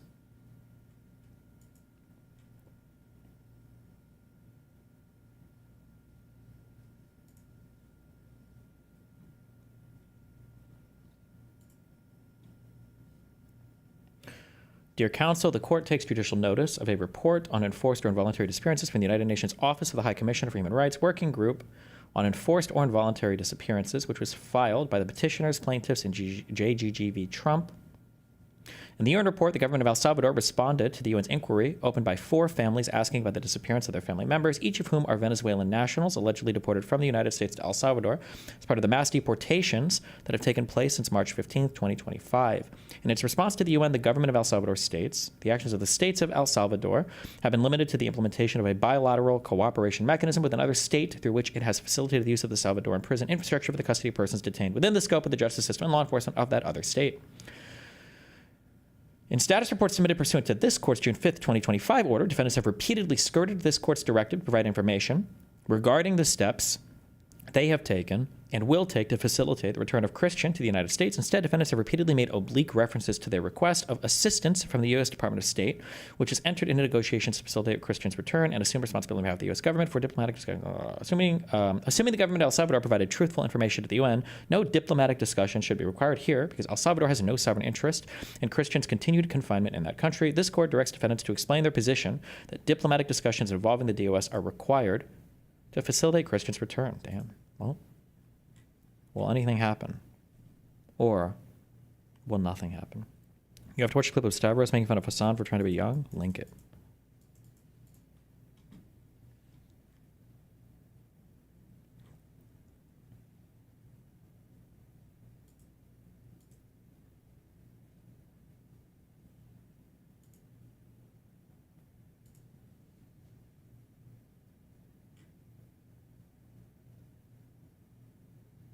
Came here on our statutory authority to be able to visit this detention center. We were denied access citing safety reasons. We asked then, and we've actually, so for the record, we've been waiting for about 2 hours to get in. According to the statute, it's a shall, not a may. We're able to come unannounced without providing notice. They said we didn't give notice. There was a press release that went out at 11:30 that we were coming here. The GOP welcomed us, so they knew we were coming. It is interesting that it is called unsafe when just hours ago that the President of the United States and Republican lawmakers were allowed to have access to this facility. It is also concerning that there are human beings, detainees in here, that if it's unsafe for us to be in here, how is it safe for them to be present? This could not and should not be happening. And I believe, and I think we all can agree, that what's happening, and there's more than likely any. Yes, mid-rolls. Get official anime art.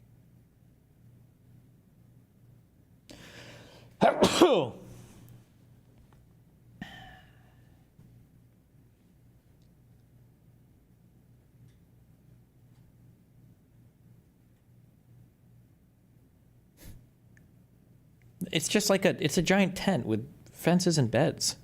I don't understand.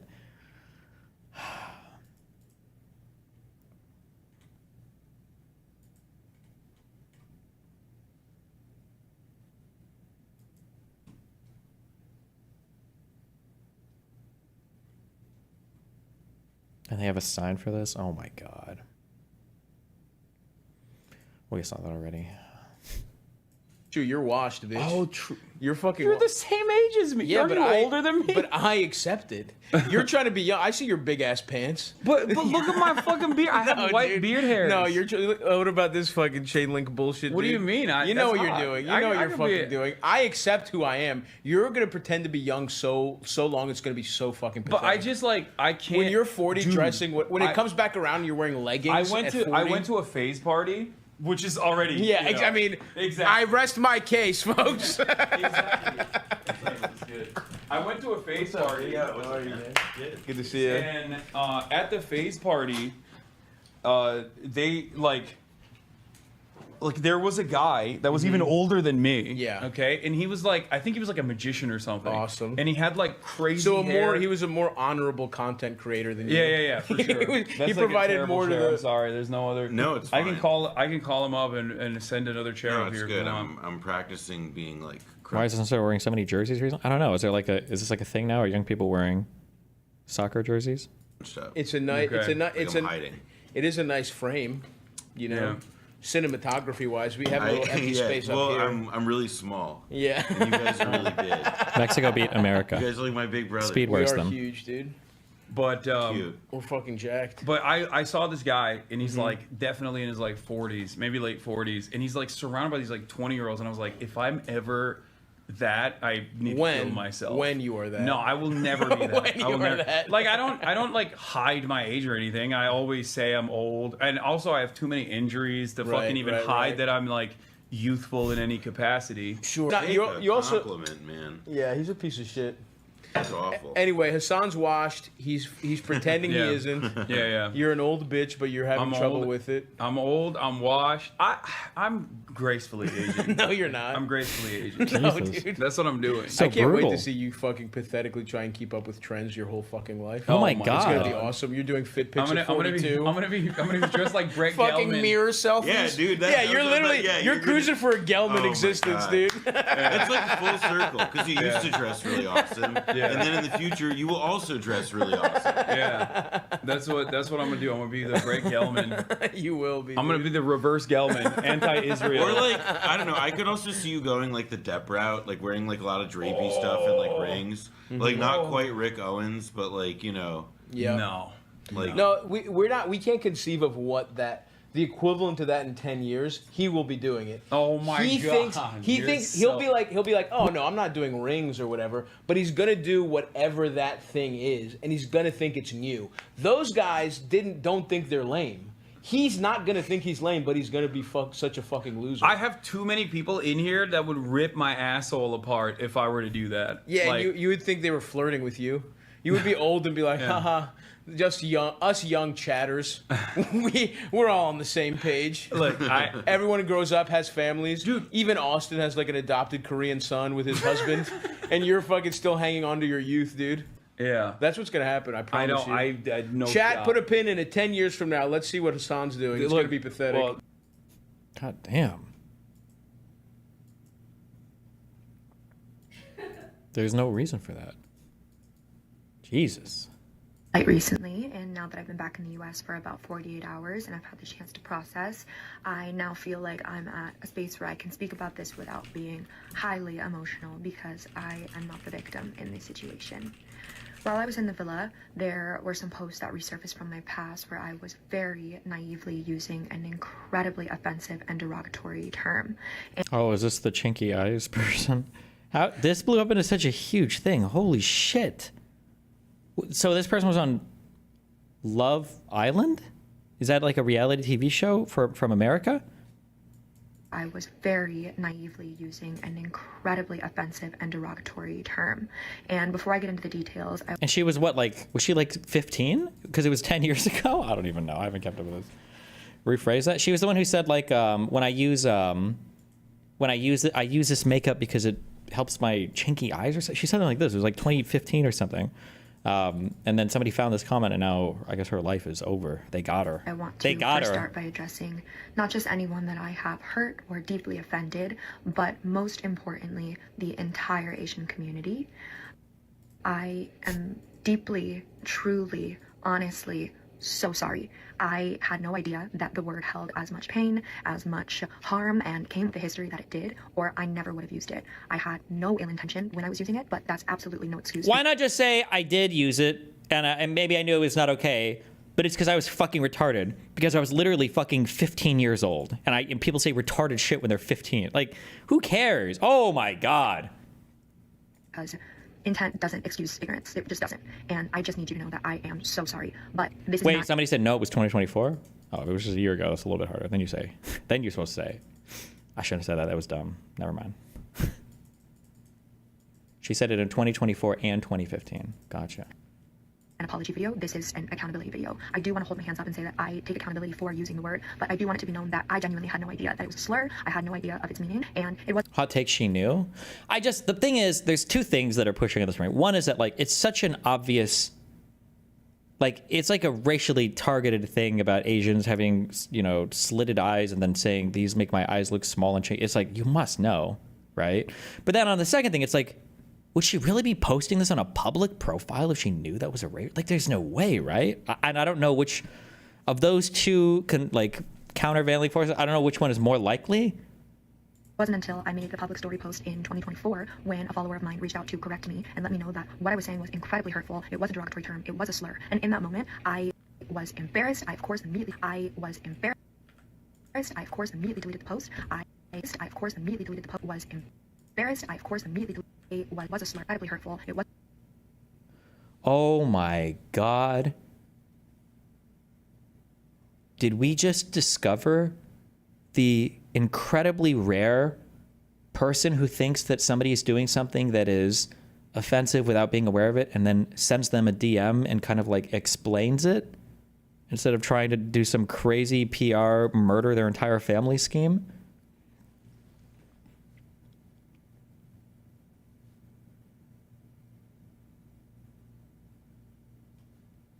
Wasn't a derogatory term. It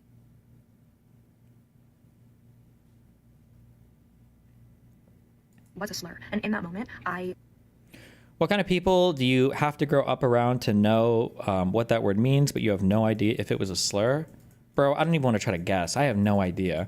There are words that I learned from my grandpa that I think are slurs that I didn't know. Like, I think, is Polak? Is that a slur for Polish people? My grandpa used to always say when we were like, if we were too slow doing things, like, oh, you're slow as a Polak or something. Like, stuff like that. I was like, oh, I guess it maybe just means slow person or something. Wait, somebody said nah? Okay. There was that one. There were just a couple of weird words. I'm trying to think of what else. I never heard Shylock in my life. I mean, except for when we read The Merchant of Venice.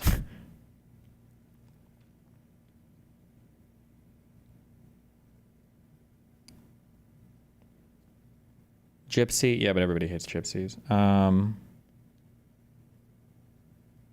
My grandma said colored, but I learned that colored was probably not okay. Fuck, I feel like there was one more random word that would be said. I didn't even realize that this is like a racial thing. Yeah, I don't know, but like chink? I feel like that's popular enough in the U.S. that you would know, but maybe young kids wouldn't. I don't know. was embarrassed. I, of course, immediately deleted the post. I was apologetic, and I educated not only myself on the true meaning and history of the word, but also anyone around me who was accidentally holding space for this slur. When this person did message me, which I'm so grateful that she did, I had a good conversation with her about it. I made the correction immediately. The word was immediately removed from my vocabulary. And I think right now there are tons of things floating around, different screenshots with different timestamps, and fueling this narrative that I sort of doubled down once people tried to correct me and was like, oh, like, I don't know, I'm still gonna use it. But that was not the case. Like, the truth is that in that moment, the lesson was learned, the word was removed, and it was a true learning moment for me. And I think since that moment, I've done so much growing as an individual, and I've tried my best to educate others who might be accidentally holding space for these types of words that could be offensive in their vocabulary.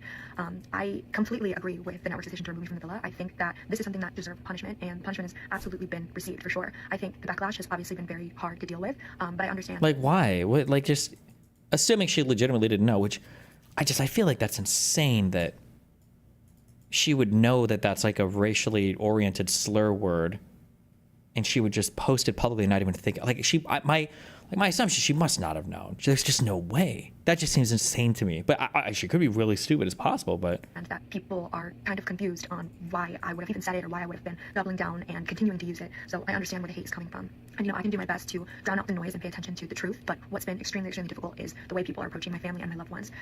They have had ICE called on them. My family doesn't feel safe in their own home. I'm receiving death threats. There's no need to fight hate with hate. I don't think that that's justice. And if you want to know that you were heard and that I'm sorry and that I will move differently, I promise you that's what will happen. I know that no apology could ever be enough for the harm that I've caused and the offense that's taken place. I know that moving forward... Oh, I feel like we did have that. Indian giver. Is that what they would call somebody when you'd give something and then you'd ask for it back? Where did I hear that from? You're an Indian giver. Did my grandma say that, or was this like in school? I feel like that's the thing I've heard before. But I haven't heard that in a long time. I haven't heard that in decades. That's a Seinfeld bit? No, but I feel like I've heard that, like when I was a kid. I feel like people used to say things like that. Like if you give a toy to somebody and then you want it back immediately, or if you give a gift and you ask for it back because you actually want it or something. Love Island is very fan-oriented, so the producers probably just didn't want backlash. My actions and how I decide to live my life from here on out is going to speak louder than any apology ever could. But I do need it to be known that I am sorry and I did mean no harm. And hopefully there are people out there that can use my mistake as a learning moment and to just be better, because that's what I'm going to do. I'm going to take today and tomorrow, and I'm going to take strides to be better. And all I can ask for is, even if you won't give me forgiveness, if you can just allow me to grow with grace. And hopefully, instead of sitting here and trying to convince you that I am this amazing person who spreads light in the world and celebrates cultures and dynamics and backgrounds, then one day you can see that from me. I'm deeply sorry again, and I thank anyone who's listening. People called ICE on her parents?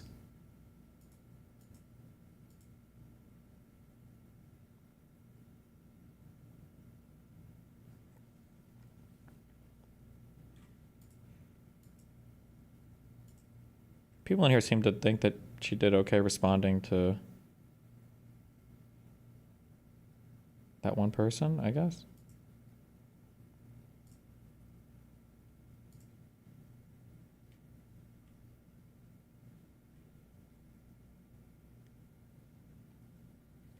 Yeah, well, I thought people on these reality TV shows are supposed to be fucking retarded. I feel like that was about as good of a PR statement you could give for an apology. Although she didn't play any instruments, so.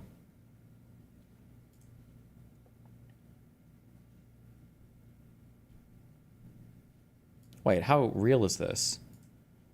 Statement from Chairman of the Board of Fannie Mae and Freddie Mac, William J. Pulte, on reports that Jerome Powell is considering resigning.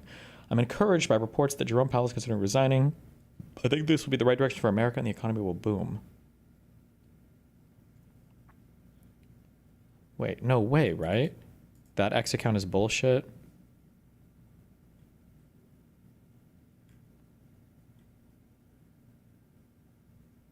Pulte, that guy's a GME retard.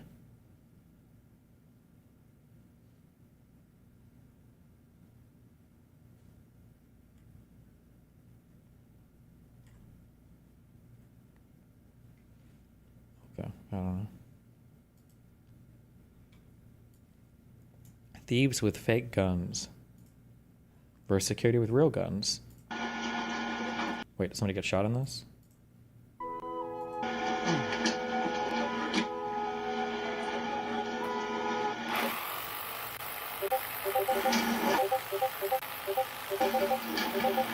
Two guys jump behind the counter. Oh, security comes in. That dude's gun sounds pretty real.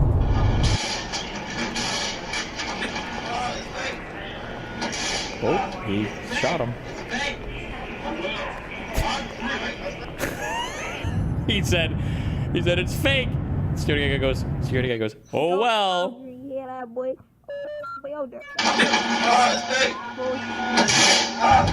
fake. It's fake. Oh well. It's real. Let's stop. Get up. All right. Up. Put your head behind your back. Put your head behind your back. Call 911. Hot shot. Oh, fuck yeah. Oh, all right. Put your head behind your back. That was a fly. Fuck. Their AFK screen has audio, right? That's fine. Security guy hops over the counter. Yeah, homie. Get on the ground. What the fuck you die here, right? Wrong one. All right. Well. Damn.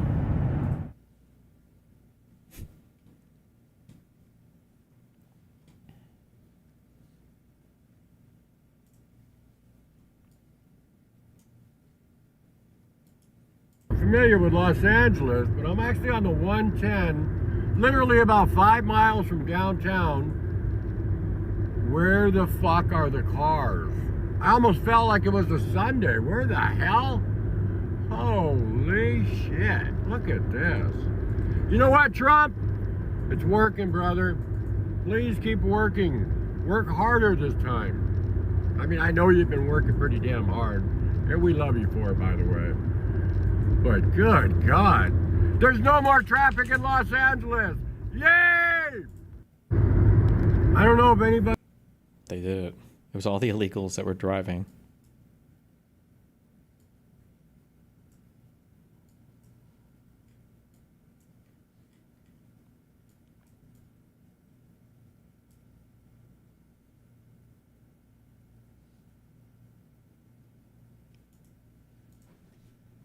Explain how this is possible? I don't know what the fuck is going on in LA right now. I don't think I drove on the... I feel like I spent more time on the 5 and the 105. I don't know how much it was on the 110. From like Glendale to Santa Monica, or from Culver City to Venice, or going north to like Malibu or Calabasas. I don't know. Is any of that on the 110? I'm not sure. Why is that guy driving in the third lane? Inside cities in the United States, nobody uses the interstate properly. Everybody just drives in whatever lane is, whatever the fuck they feel like it.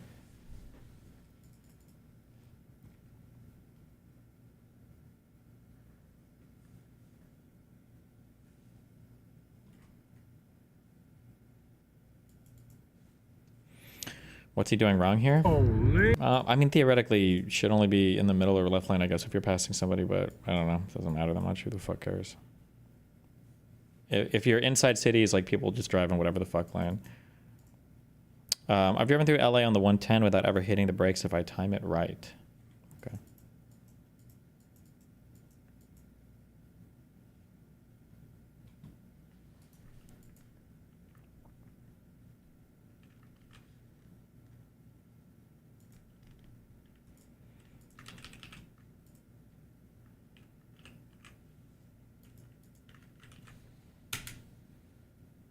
I'm gonna stop you right there.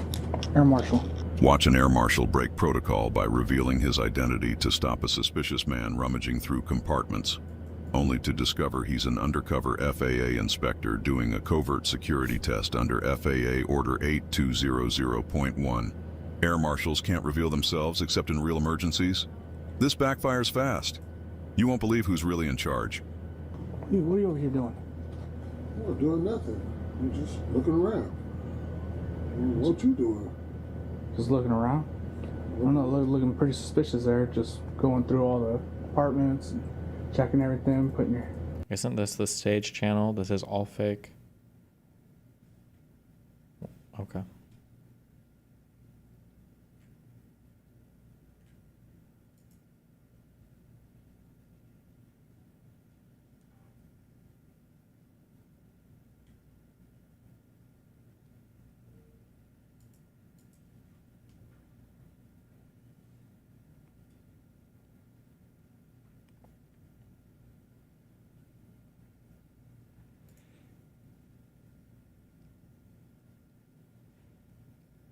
Tariff in Canada, 35%. Based.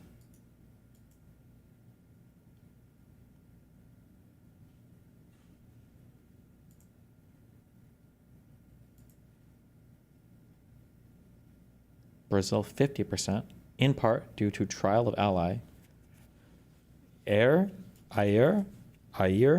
Bolsonaro. I don't know how to pronounce his name. How do you pronounce his first name?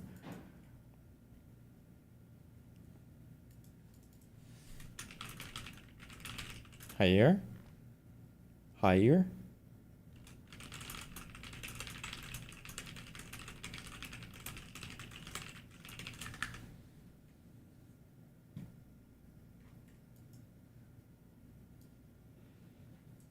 Bongino has told people he's considering resigning amid Epstein files fallout. Oh fuck! I predicted yesterday on the show I was on that nobody would resign over this. Oh no.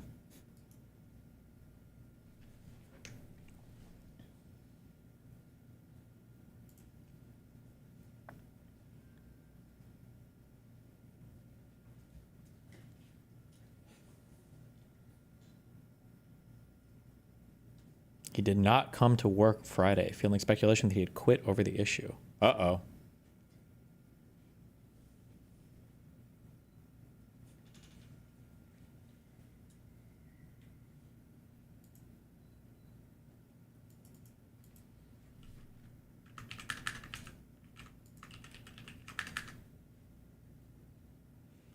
What is the referral to magistrate judge mean of your court case? That the secondary judge can make a decision on something, since the primary judge is apparently... I'm guessing it means they're like busy or something? If they're referring it to the magistrate You judge? voted for this. I'm like, people they'll DM me and be like, you see what your boy's doing? You voted for this. I'm like, I voted for none of this. He's doing the exact opposite of everything I voted for. Yeah. I want him to stop the wars. He's funding them. I want him to shrink spending, reduce the budget. He's increasing it. It's like everything that he said he's going to do, except sending immigrants back. People they'll DM me and be like, you see what your boy's doing? You voted for this. I'm like, If only there was some way to know. If only there was some possible way that you could have known what was going to happen.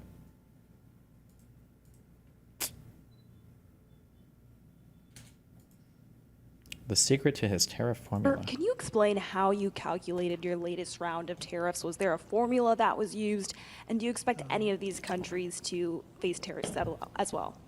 The formula was a formula based on common sense, based on deficits, based on how we've been treated over the years, and based on raw numbers.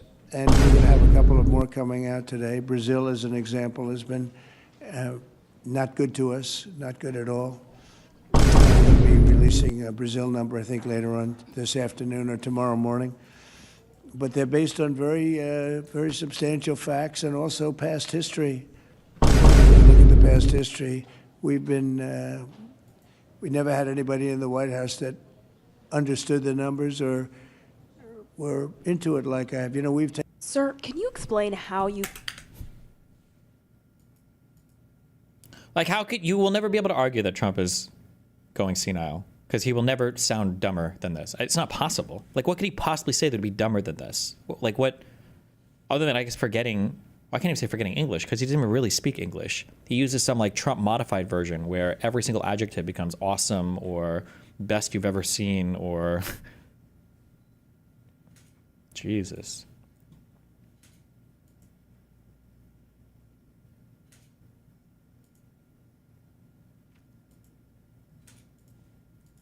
What we're seeing.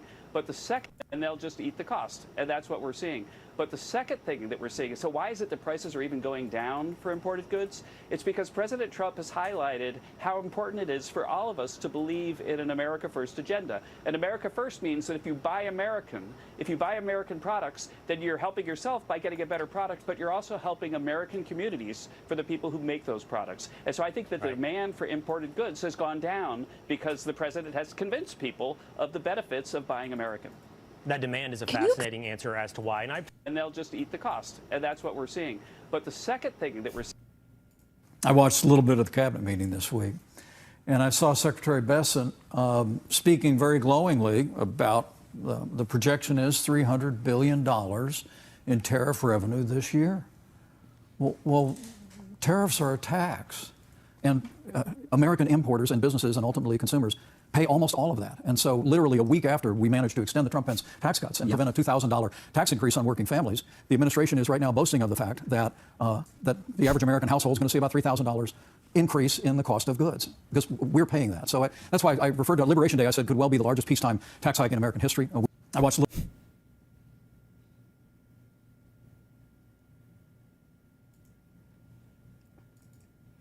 Florida County approved stretch of Southern Boulevard to be called President Donald J. Trump Boulevard. Wow. To honor 3 deputies who were recently killed on that part of the road. Does that honor the deputy? Were the deputies named Donald J. and Trump? What?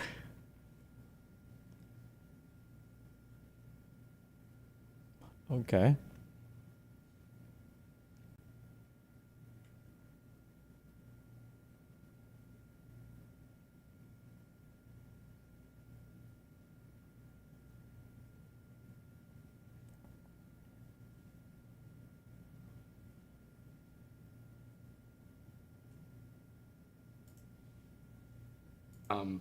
Announced it.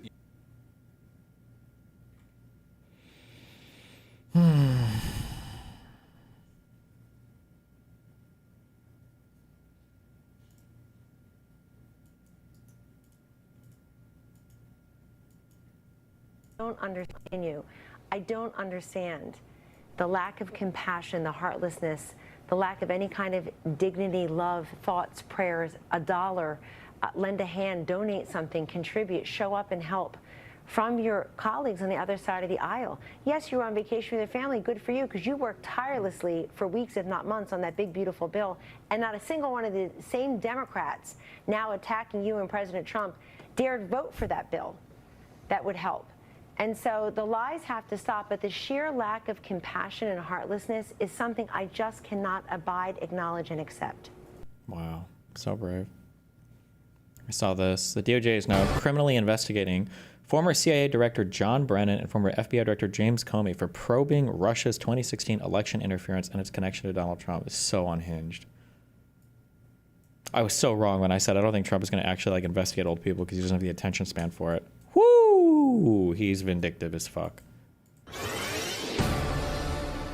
Well, now there's this. The FBI has launched criminal investigations into former FBI Director James Comey and the former director of the CIA, John Brennan. Justice Department sources tell Fox News Digital the probes are related to potential wrongdoing related to the Trump-Russia investigation. That includes allegations of making false statements to Congress. James Comer was inside O'Connor's test. This guy is one of the most disgusting Americans to ever live. Don't ever forget it. James Comer was inside. Why is Trump mad at Comey? Didn't Comey literally campaign against Clinton in 2016 as FBI director? Campaign against her? No, he probably fucked her shit up. But it's because Comey, it's not enough to do some good things. You have to be a complete and total cult worshiper sycophant, right? Think Hassan, think lefties, think Trump, think MAGA. It's all the same shit. The problem with Comey is he asked Comey to kill the investigation into his him and the people around him, the election people, not his cabinet, but what do you call the the people that were helping run his like campaign stuff, all the election Russia interference stuff, his campaign stuff, yeah, and Comey wouldn't do it. That's why he fired Comey, right? It's because Comey wouldn't kill the investigation. O'Connor's testimony, and he joins me now. All right, so Congressman, you know, they're going to say doctor-patient relationship is sacred. They're going to say executive privilege. What do you say to that? Well, there was nothing asked in the beginning that would pertain to doctor-patient relationship. This was a question, were you ever told to falsify medical documents for the President of the United States? And he pled the fifth. And then we asked the question, did you ever doubt his mental capacity to fulfill the duties of the presidency? How is mental capacity not a doctor question? Also, this is all for show, right? He knows that this is a question relating to patient-doctor confidentiality. Also, remember, as of right now, Trump has literally answered 0 questions under oath, done 0 testimony, done 0 anything. Trump has dodged and eluded fucking everything with regards to being held responsible for any of his lawless actions.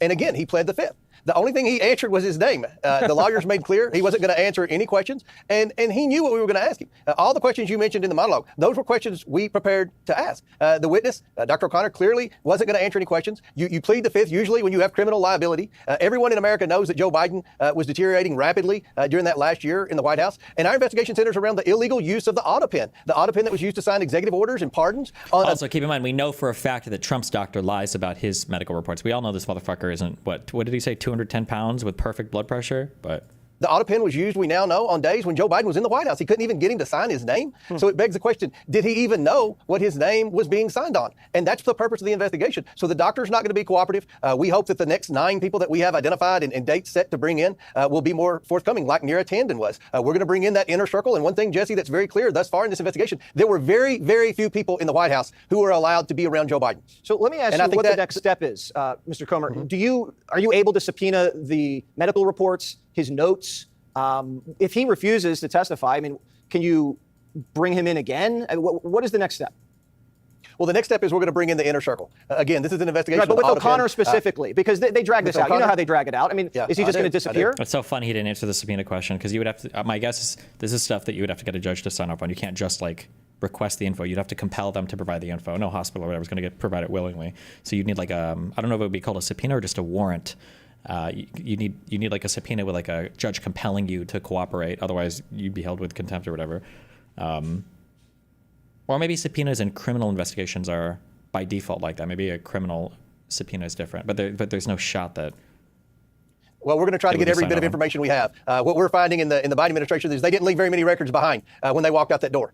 There are so many instances of documents that we've been waiting to request, and now the Trump administration's in office and they can't find the records. But we're going to try to get those medical records. We're going to try to do everything we can. We're going to use every tool that we have to try to get that information. But we're going to proceed with this investigation, and we're moving very rapidly for a congressional investigation. We have 9 more interviews and depositions set up, and I think we'll get some clear answers as to who authorized the use of the auto pen and whether or not Joe Biden was mentally fit. Are you suggesting that perhaps that the doctor or Biden aides absconded with documents or destroyed documents? Well, we've seen a pattern in the Biden administration where they didn't leave very many documents behind. If I were Dr. O'Connor, I would want to come clean. I would want to defend my medical reputation. But remember, Jesse, one thing that's not been mentioned, we found Dr. O'Connor in the Biden influence peddling investigation. He was in a deal in a shady domestic scheme with Jim Biden. So not only was he the Biden's White House physician and a friend, a family friend, he was also a business partner in some of these schemes that the Bidens used to profit. These schemes. These schemes that they tried to investigate for years and years and never found fucking any criminal behavior in, by the way. That like fat fucking losers like this guy, who we pray to God that there's a shortage on Ozempic and he dies when his blood turns into fucking sludge, all right? That this fucking loser spent so much time harping about and investigating and subpoenaing and bringing in people to ask questions about. When Hunter Biden showed up to answer questions publicly, they didn't want him to. They kicked him out. They said, we'd arrest you. We're not going to do anything publicly. He's such an actual subhuman fucking piece of shit. Domestic and foreign schemes. So this guy's got all sorts of liability. I'm not surprised he pled the fifth, but I'm glad the American people see that there's a cover up here and they're not wanting to go on record. All right. Comer, thank you so much. Great job today. Click here to subscribe to the Fox.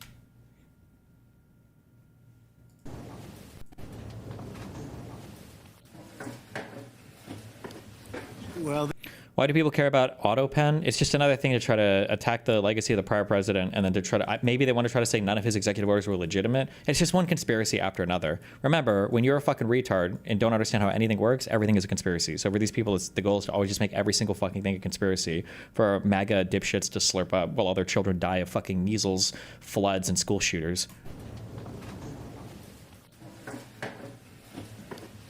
Well, this is a tough one. And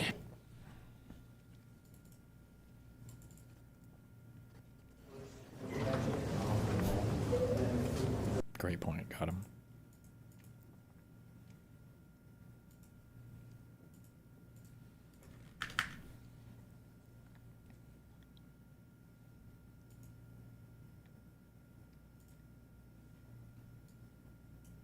Thousands of people on the right are calling me a predator and telling me to myself after sticking up for children's safety when talking to a husband and wife who think parents have the right to exploit their children. You're in for a wild ride today. What is up with the cut on this? Okay, let's talk about it. I'm gonna go ahead and play you a clip of me talking to the husband and wife so you could hear what they had to say. And then we'll try to figure out why thousands of people are calling me the predator. And at the start of the conversation, the very first thing that was said was, here's Donald Trump walking into the changing rooms of these teens. And what was your first response to that? Did the parents give consent? Did they allow it? Precisely. I don't think that a parent can allow for their underage teen to be on. You don't think, or that's the law? There's a difference. What's the law? Wait, are you? So no, that's actually not the law. What is the law, Dean? What is the age of consent? What is the law? We're talking about teenagers under 18 here. Right, and they don't have the legal authority to make that consent. So whose responsibility is it then? Age of consent, I don't think is 18. I think it varies from state to state. It could be anywhere from, is it 16 is the lowest or the general one? I don't know what it is in every state. That's a different thing than like federally, like can you record, like is it child porn or whatever? But Who is it? Is it God? It's not God. But also this isn't an age of consent question. None of these kids were getting fucked by Trump, I don't think. So the child can't consent to sex and the parent can't consent to the child having sex. Like what do we, I don't even know why this is like the subject for this. So where does the consent fall? Because nobody. When you go to the governor's office, when kids go on field trips, who's signing the papers? Because it's not the child. In that clip, I said, and I quote, I don't think a parent can allow their underage teen to be on. And then we heard both the husband... To be, what is he saying? To be perved on or to be cummed on? Or what is getting bleeped here? Papers, because it's not the child. In that clip, I said, and I quote, I don't think a parent can allow their underage teen to be on. And pooped on? Pissed on? Preyed on? Peeped on? Why is this word censored?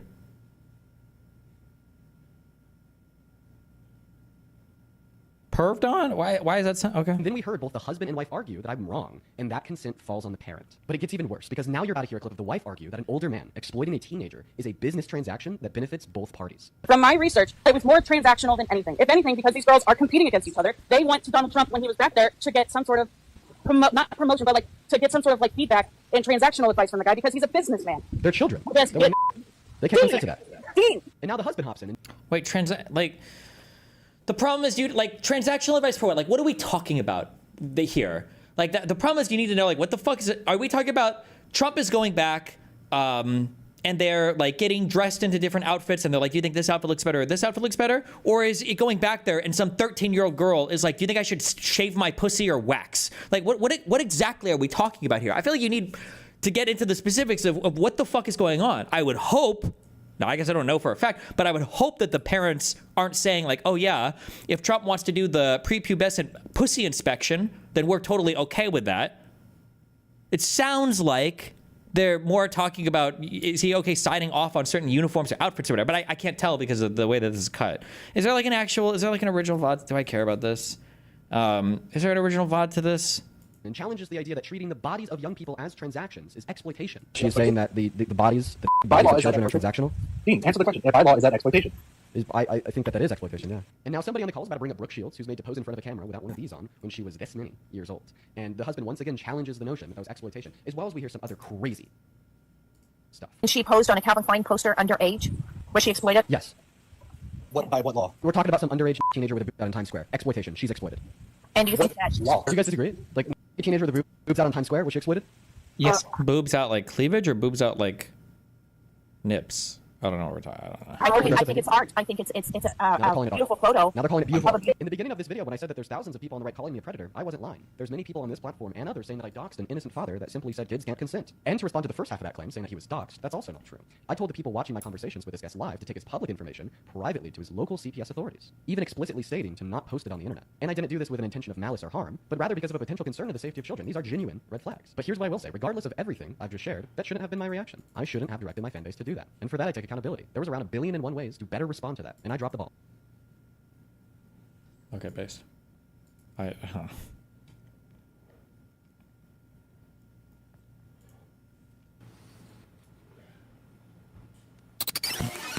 Data shows the next as to how many people are going to lose their health care based upon this. For the fun half, I think we'll probably put that on pause. Oh, the fun half. Jesus.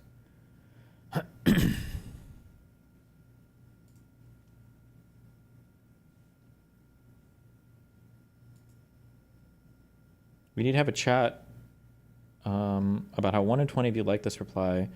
Hassan, Twitter, and the online left journal is dominated by cis white voices. Shonda Black talked about this today on stream, reacting to FD's video on the left, learning nothing from Bernie Sanders. So Hassan said the T-slur on stream yesterday, and no one said anything? What did Hassan say? This is filed. The Department of Justice has filed suit. Going into the replies and seeing the big bad tranny rhetoric is not working on the right wingers is on. The Department of Oh my God, who the fucking cares? Holy shit.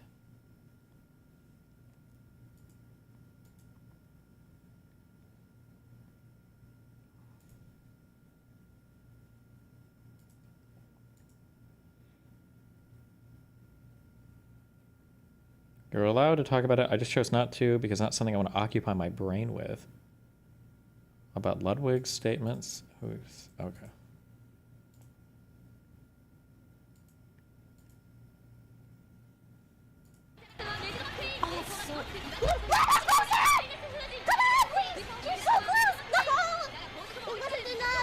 I have no idea what this game is about.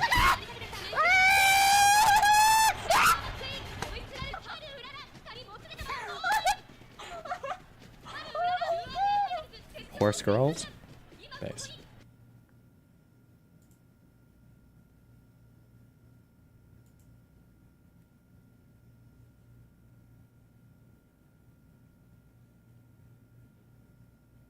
What? This is how Colombia's contemporary civilization course ends, a nice illustration of the lopsidedness of almost all humanities curricula, promising a wide range of perspectives.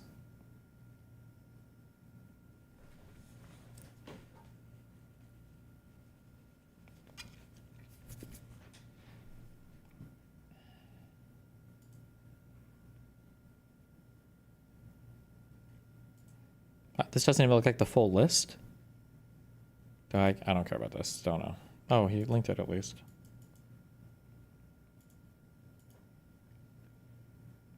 I almost thought that was Hassan for a second. Holy shit.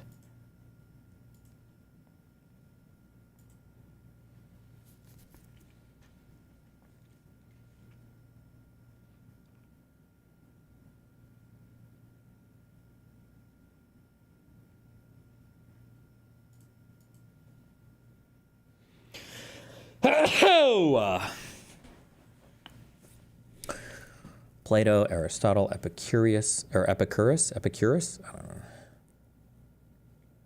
The Bible. What? The Bible? Well, I mean, this looks like a broad range of stuff, no? Wait, did I click the wrong thing?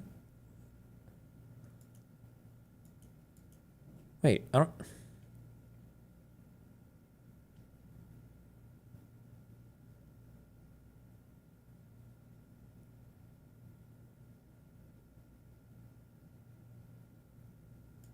Oh, he just he clipped literally the bottom part right here. What? We're just ignoring all of this? They got Adam Smith, the king circle jerk of capitalism and all that shit? What do you mean? Marx, Nietzsche, Freud, Dubois.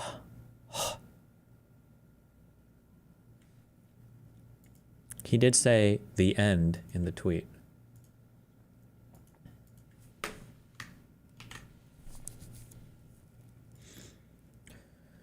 This is how Columbia's contemporary civilization course ends. A nice illustration of the lopsided. Well, it's still a stupid. Why would you just include those one screenshot? I don't know. Okay, whatever.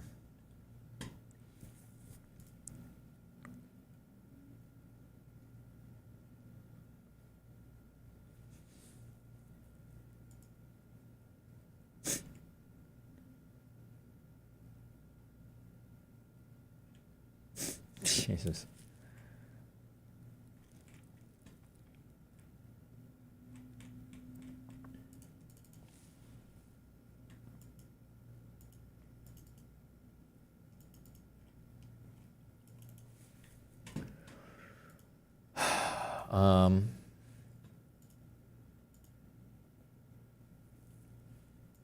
Russia hacking video. Released 7 hours ago.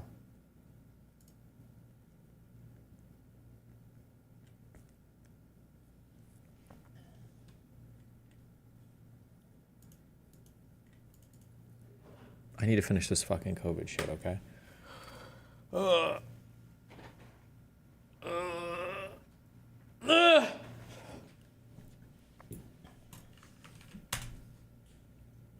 Here.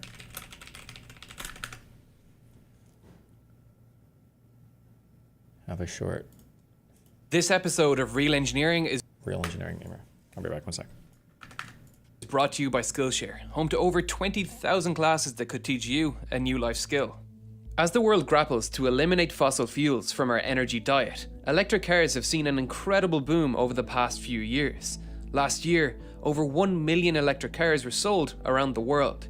The number of Nissan Leafs, Teslas, and other electric vehicles in circulation worldwide is now more than 3 million. And while there are many brands of electric car to choose from, there are only two choices when it comes to powering electric vehicles: fuel cells or batteries. Both produce electricity to drive electric motors, eliminating the pollution and inefficiencies of the fossil fuel-powered internal combustion engine. Both hydrogen and electricity for batteries can be produced from low or zero carbon sources, including renewable energy like solar and wind, and therefore both are being pursued by car manufacturers and researchers as the possible future of electric vehicles. However, a great debate is being waged by supporters of each technology. Elon Musk has called hydrogen fuel cell technology incredibly dumb, claiming they're more of a marketing ploy for automakers than a long-term solution. In contrast, Japan has announced its intention to become the world's first hydrogen society, with the Japanese government and the auto industry working together to introduce 160 hydrogen stations and 40,000 fuel cell vehicles by March 2021. So, which is actually better? At first glance, hydrogen seems like an extremely clever way to power a car. Compressed hydrogen has a specific energy of nearly 40,000 watt-hours per kilogram. Lithium-ion batteries, at best, have a specific energy of just 278 watt-hours per kilogram, but most fall around 167. That's 236 times as much energy per kilogram for hydrogen. And because of its energy density and lightweight nature, compressed hydrogen and fuel cells can power cars for extended ranges without adding much weight, which, as we saw in our last video, is a gigantic roadblock for incorporating the technology into the aviation industry. The designers of electric vehicles are caught in a catch-22 with energy density and range. Each extra kilogram of battery weight to increase range requires extra structural weight, heavier brakes, a higher torque motor, and in turn, more batteries to carry around this extra mass. This weight compounding limits how far a battery-powered vehicle can travel, until new technology can help reduce the weight of the batteries. For hydrogen vehicles, this weight compounding is not an issue. Additionally, a hydrogen fuel cell vehicle can be refueled in under 5 minutes, where a battery-powered electric vehicle like a Tesla Model S takes over 3 hours to fully recharge. When looking at the range and refuel times hydrogen can offer, you can see why some car manufacturers are investing in this technology. On the face of it, hydrogen is a clear winner. but it falls behind when we start considering the end-to-end production process. While both batteries and hydrogen fuel cells are both forms of electricity storage, the costs differ drastically. Fully charging a Tesla Model 3 with a 75 kilowatt-hour battery costs between $10 and $12 depending where you live. With a rated range of 500 kilometers, that's between 2 and 2.4 cents per kilometer. A great price.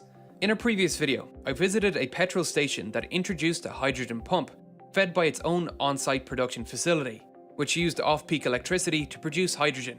The hydrogen from this station cost $85 to fill a 5 kilogram tank of the Toyota Mirai on site, which had a range of 480 kilometers.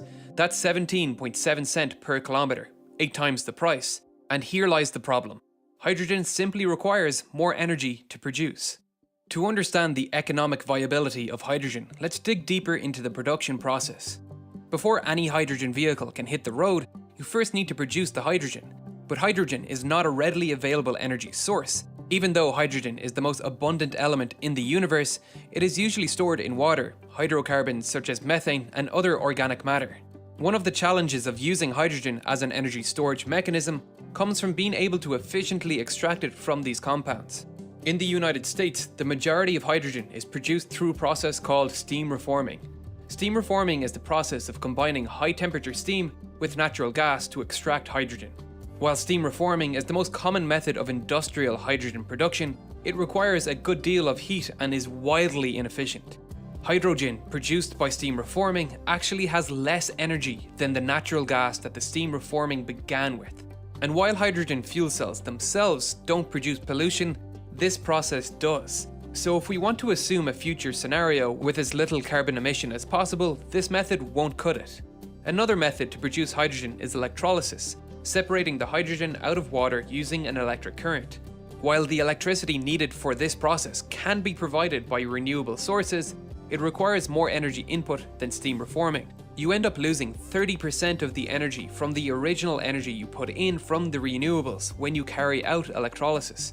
So we are sitting at 70% energy efficiency from hydrogen fuel cells if traditional electrolysis is used before the car even starts its engine. A slightly more efficient method of producing hydrogen is polymer exchange membrane electrolysis.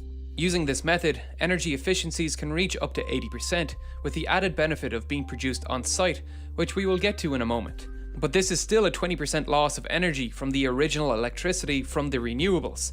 Some experts say the efficiency of PEM electrolysis is expected to reach 82 to 86% before 2030, which is a great improvement, but still well short of the battery's charging efficiency at 99%.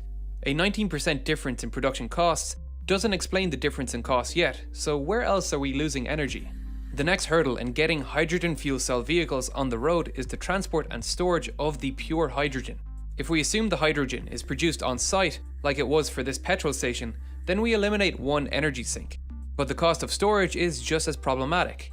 Hydrogen is extremely low density as a gas and liquid, and so in order to achieve adequate energy density, we have to increase its actual density. We can do this in two ways. We can compress the hydrogen to 790 times atmospheric pressure, but that takes energy, about 13% of the total energy content of the hydrogen itself. Alternatively, we can turn hydrogen into liquid cryogenically. The advantage of hydrogen liquefaction is that a cryogenic hydrogen tank is much lighter than a tank that can hold pressurized hydrogen. But again, hydrogen's physical properties means hydrogen is harder to liquefy than any other gas except helium. Hydrogen is liquefied by reducing its temperature to minus 250 degrees Celsius, with an efficiency loss of 40% once you factor in the added weight of the refrigerators and the refrigeration itself, so pressurization is a better option at a 13% energy loss. Once the hydrogen is produced and compressed to a liquid or gas, a viable hydrogen infrastructure requires that hydrogen be able to be delivered from where it's produced to the point of end use, such as a vehicle refueling station. Where the hydrogen is produced can have a big impact on the cost and best method of delivery.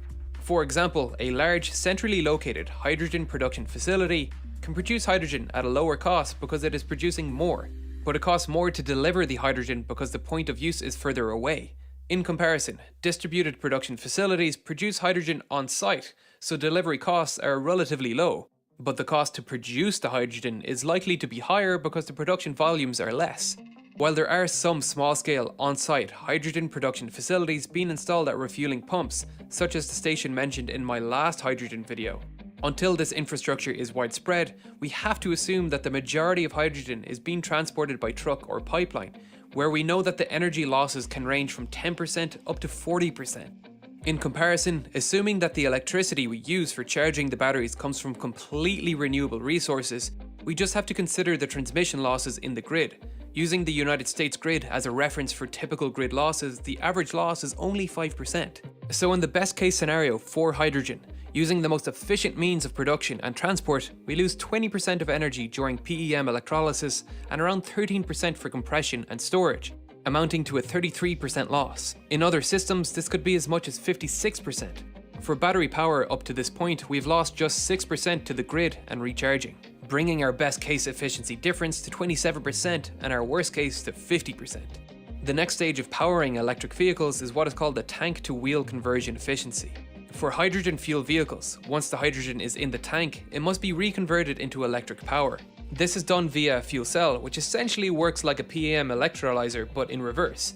In a PEM fuel cell, hydrogen gas flows through channels to an anode, where a catalyst causes the hydrogen molecules to separate into protons and electrons. Once again, the membrane only allows protons to pass through it, while electrons flow through an external circuit to the cathode. This flow of electrons is the electricity that is used to power the vehicle's electric motors. If the fuel cell is powered with pure hydrogen, it has the potential to be around 60% efficient, with most of the wasted energy lost to heat. Like hydrogen fuel cells, batteries come with inefficiencies and energy losses. The grid provides AC current while the batteries store the charge in DC, so to convert AC to DC, we need a charger.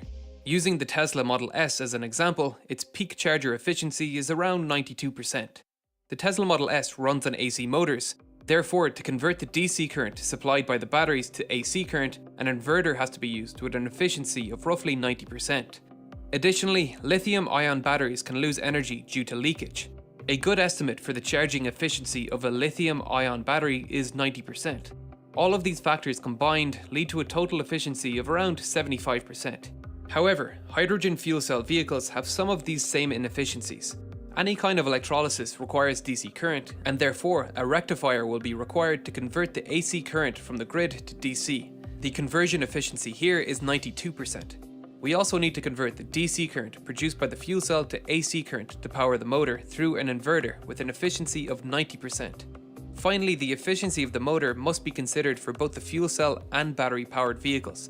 Currently, this is around 90 to 95% for both, which is amazing when you consider that internal combustion engines running on petrol have an efficiency of only around 20 to 30%. If we add up all these inefficiencies and compare current generation batteries to the best and worst case scenario for current gen hydrogen, we can see how they measure up.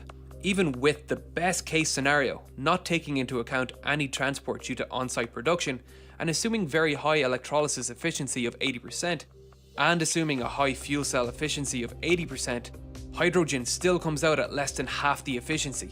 The worst case scenario is even worse off. So while you may be able to go further on one fill-up of hydrogen in your fuel cell vehicle over a battery-powered electric vehicle, the cost that is needed to deliver that one fill-up would be astronomically higher compared to charging batteries due to these energy losses and inefficiencies. Based on our worst case scenario, we could expect the cost per kilometer to be about 3.5 times greater for hydrogen. But I heard kilometer and then I lost interest. I'm just kidding. Here we go. As we saw earlier, it's actually 8 times the price. So additional costs of production unrelated to efficiencies are obviously at play. The cost of construction of the facility is one, and the profit the station will take from the sale is another. For now, these inefficiencies and costs are driving the market, where most investment and research is going into battery-powered electric vehicles. So which wins? Both are equally more green than internal combustion engines, assuming equal renewable resources are used to power them. Fuel cells allow for fast fill-up times and long ranges, a big advantage, but battery-powered vehicles might catch up in range by the time there are enough hydrogen stations to make fuel cell vehicles viable. While fuel cells are efficient relative to combustion engines, they are not as efficient as batteries. They may make more sense for operation disconnected from the grid, Or as we saw in our last video, using hydrogen for planes actually could make a lot of sense, but once again, that's a topic for another video. For now, battery-powered electric vehicles seem to be the sensible choice going forward in the quest for pollution-free consumer transport. As battery-powered cars become more common, we're also starting to see self-driving cars become the norm. If the job of the driver is slowly automated away and consumers have a bunch of free time to read or watch online video, it may be wise to use that opportunity to start learning new skills, and Skillshare is a great place to do it. You can take this course on Photoshop for beginners and learn a skill that has helped this channel immensely. You may have noticed we introduced a new thumbnail design for the channel. This was done in part because the channel views were trending downwards for the past 2 months, despite putting extra effort into production quality. We needed to rethink our strategy for branding, and I felt the blueprint's strength was that it was easily recognizable as mine, but they also look so similar it's difficult to tell when there is a new video out. So we got to work in Photoshop to use the strengths of the blueprint design and build on its weaknesses, and we came up with this transitioning effect, taking designs to reality, which I think fits perfectly with the theme of the channel. We saw immediate effects with the views on our last video jumping 80% compared to our past 2-month average. Wow! This is the power of illustration, and you can learn how to use software like Photoshop and Illustrator on Skillshare. These days you can teach yourself pretty much any skill online, and Skillshare is a fantastic place to do it. With over 20,000 classes ranging from animation, electronics, programming, and much more. The classes follow a clear learning curve, so you can just click and watch without having to curate your own learning experience. A premium membership begins around $10 a month for unlimited access to all courses, but the first 1,000 people to sign up with this link will get their first 2 months for free. So ask yourself right now, what skill have you been putting off learning? What project have you been dreaming of completing but you aren't sure if you have the skills to do it? Why not start right now and sign up to Skillshare using the link below to get your first 2 months for free? You've nothing to lose and a valuable life skill to gain. As usual, thanks for watching, and thank you to all my Patreon supporters. If you'd like to see more from me, the links to my Twitter, Facebook, Discord server, subreddit, and Instagram pages are below. I'm about to do a Q&A on the subject matter of this video on my Instagram stories, so if you're interested in having some of your questions answered, the link for that is below. That's crazy. Okay, wait. So why did what's the truth about hydrogen cars? Summarize this for me. I'm worried I'm getting sick. I don't think I am. My throat is sore today though. If I get sick, I'm gonna be super grumpy. And I think I'm supposed to drive to Tampa tonight.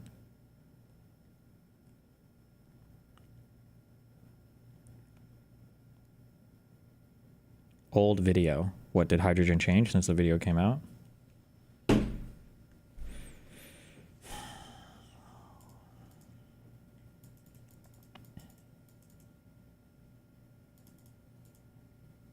It became unstable?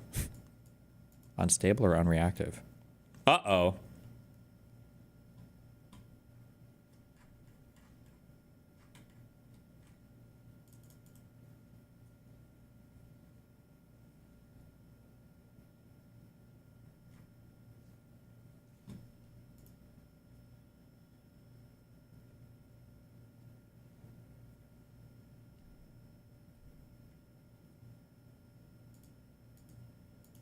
Where the fuck is my other... Oh.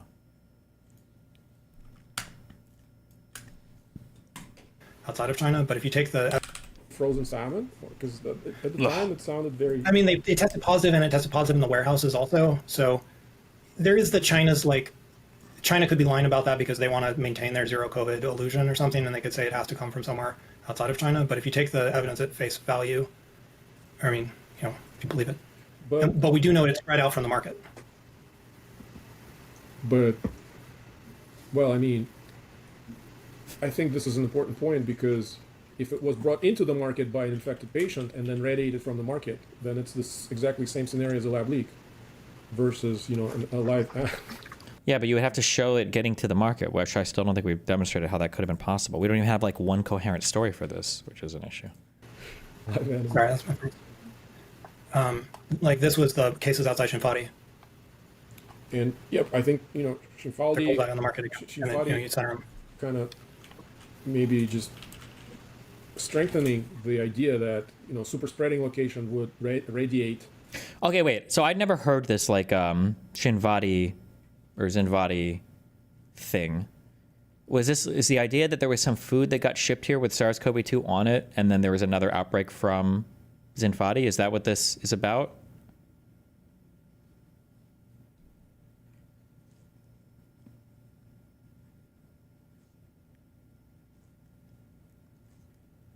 Shinfati?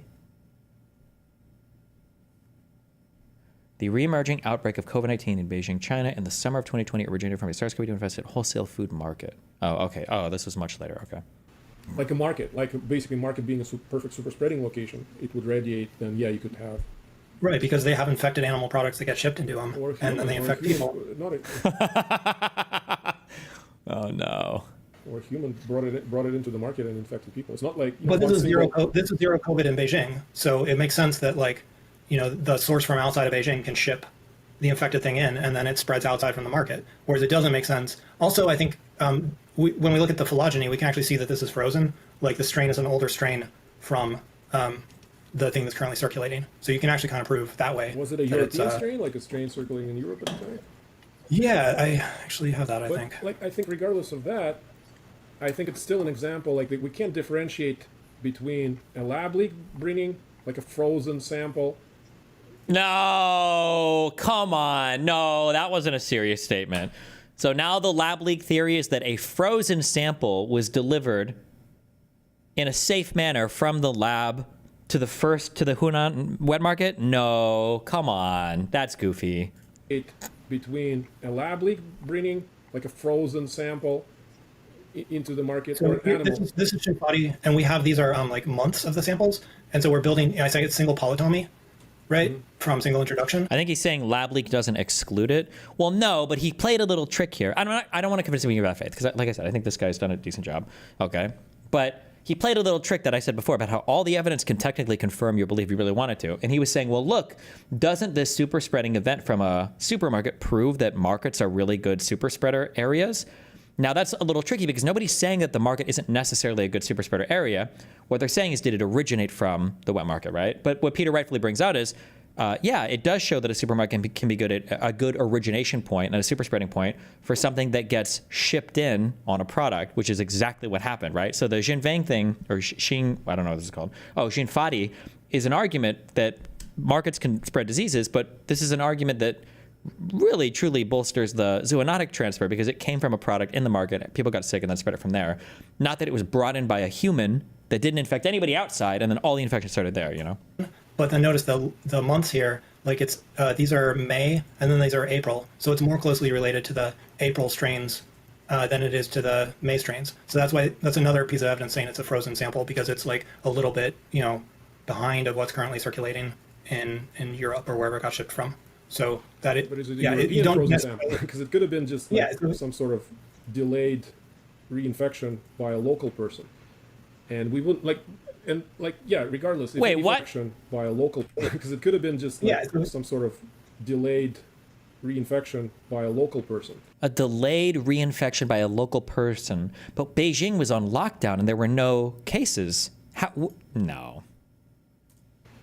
And we wouldn't regardless, if it was a frozen sample, I don't think it's similar to like an infected animal spreading it to multiple people. It's still like a single point, and the vendor selling this fish getting sick and then spreading it to the market. So I don't know if you can differentiate like this is how raccoon dog infection would be versus this is how lab leak super spreading by the market would be.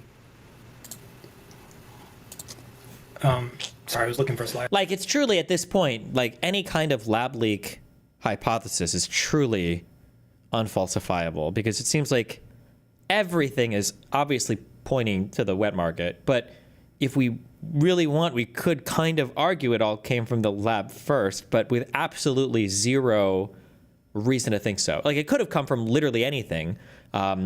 Like, it literally could have been an alien transmitted a virus to some dude in Beijing that happened to get out. Like, it's just, like, it feels like I don't know. I wasn't listening for a second there. Yeah, I was just saying that I think the example of the Xinfadi market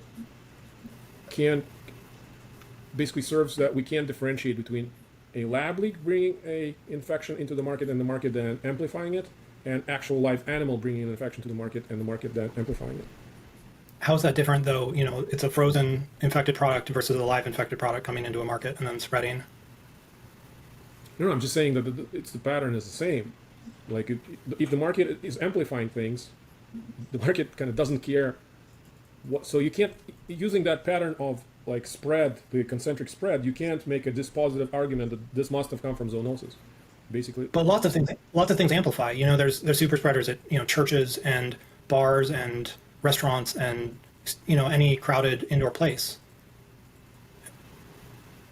This is an argument in the first debate. Like, there's this mahjong room at the market, but there's also like 3,000 mahjong rooms or similar social places in Wuhan. So any of those could have been the first super spreader. Why did the lab virus go straight across town to the market? And spread in that much think harm. What are the unfalsifiable claims for the zoonosis? The problem is it's not really the same thing. Like, all of the evidence points to zoonosis. We have to do a lot of mental work to make it come from the lab. There's no compelling reason to think that it came from the lab. That's our starting point. The starting point is that it just seems very obvious that it leaked from the wet market. So then it's like, okay, well, what can we build towards the lab leak hypothesis to kind of move us in that direction? What are examples or evidences that it could have come from the lab? And so far, there's nothing. We just have nothing. It has a very nice split between like persistent population of vendors that can, and people going through it, and the vendors can, like, they always interact versus a church. You know, you get into this church for like a couple hours, and then you really need to have, I think, already a persistent virus to get amplified well by a church. But yeah, we're like, this is the conjecture land. Like, why is the market better? And of course, animals, like, again, like raccoon dogs, if they're so good at spreading SARS-2, having them in the market would be also a very good conduit for amplifying a lab leak virus that you bring to the market. Then, you know, raccoon dog. Like, think about this. There's so many assumptions. So they brought a virus from the lab that then somebody lab leaked that virus into the raccoon dog in the wet market, and then in the dogs in the wet market, they managed to spread the virus to themselves enough so that it evolved to spill over twice in the like it's not impossible. None of this is impossible, but it's so unlikely at this point. Dogs would amplify a lab leak? But why wouldn't they? Like, if Well, because then it has to be reverse zoonosis and then forward zoonosis again. Yeah, like he's literally baked zoonosis now into the lab leak argument. Like, I think that it emerged from the wet market from an animal. I agree, but that animal was infected from the lab, and it's like, well, how do you know that? What's the proof of that? I don't know. It could have happened. I mean, I guess. Do we have? And half of lab leak Twitter says they don't even believe raccoon dogs can be infected because like they don't shed enough virions, and now you have to throw out that argument just to. Of the zoonosis, or 100% of zoonosis say raccoon dogs are the most likely source. So if raccoon dogs are so good, and we didn't even get the raccoon dog experiment. I have it, it was in the deck. There was only like 6 of 9 that got sounds infected. interesting. What's this raccoon dog experiment? I'd like to hear it. Oh, the raccoon dog experiment is they try to. Do you want to share that? Or? I can just speak to it. Yeah, can you share a slide? I mean, he doesn't have a slide of it. Or you can just describe it. Spend more time looking for that slide, I think. Just describe it.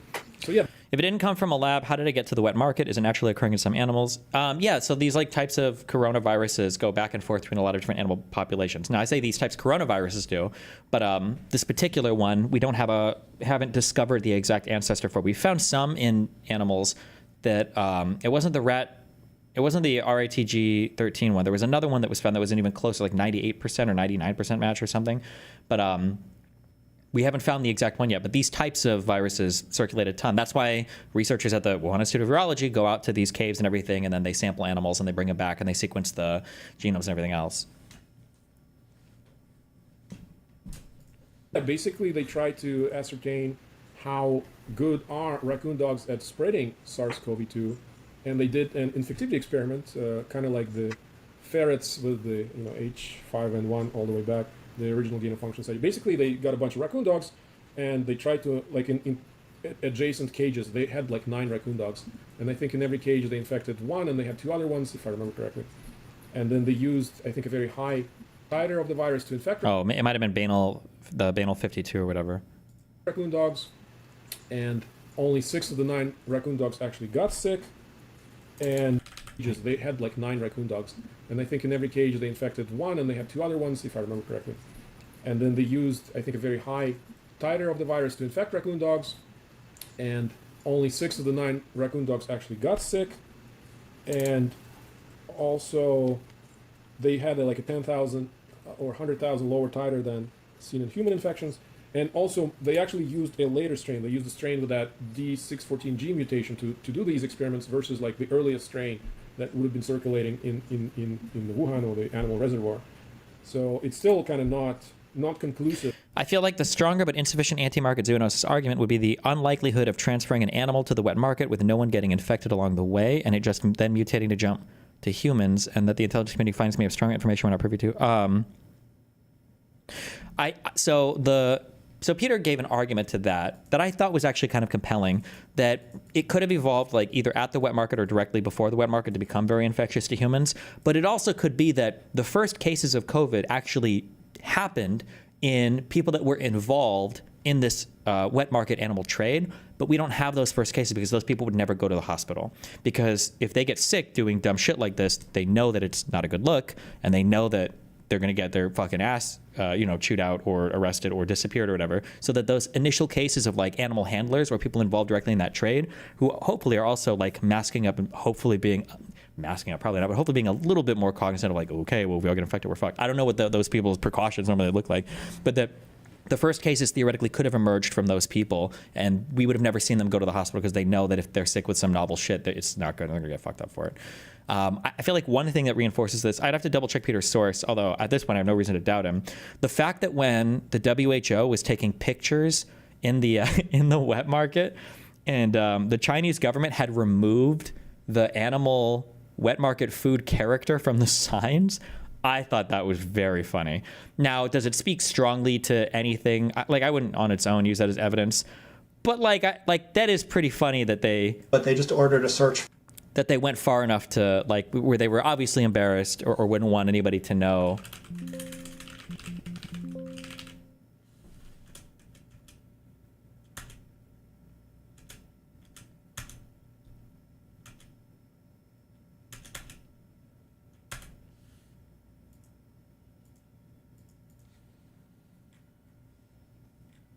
Market because he knew that those were infected by the first SARS virus and those are dangerous species to sell. And then after COVID started, he noticed that those pictures were taken in the same shop. I translated the signs. This is 6th Street. This is the same shop numbers. And when you look at the positive samples, all those elements are in the same photo. There's 2 positive carts. There's 2 carts in his photo. There's a feather remover machine. The raccoon dogs are sitting on top of birds in a cage. The sewage outside the shop tested positive. If you look at the raccoon dog cage, it's sitting right on top of the sewage grates. There's drainage in front of each of these shops, but that's not drainage for the bathrooms. That's like you wash whatever waste comes out of the shop and it goes down this trough. And when you look at where they tested these drains and then the dog shops, I think I didn't closely. I think once they were see that and oh fuck, he didn't even point out the sign changing. Wait. Look at Hoover, all after that those were he played on just comparing early cases to the 2 plate.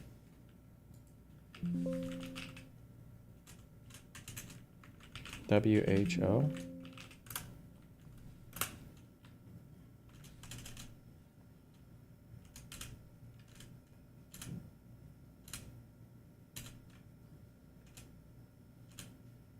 Fuck, I wonder if it was in the back and forth one, maybe?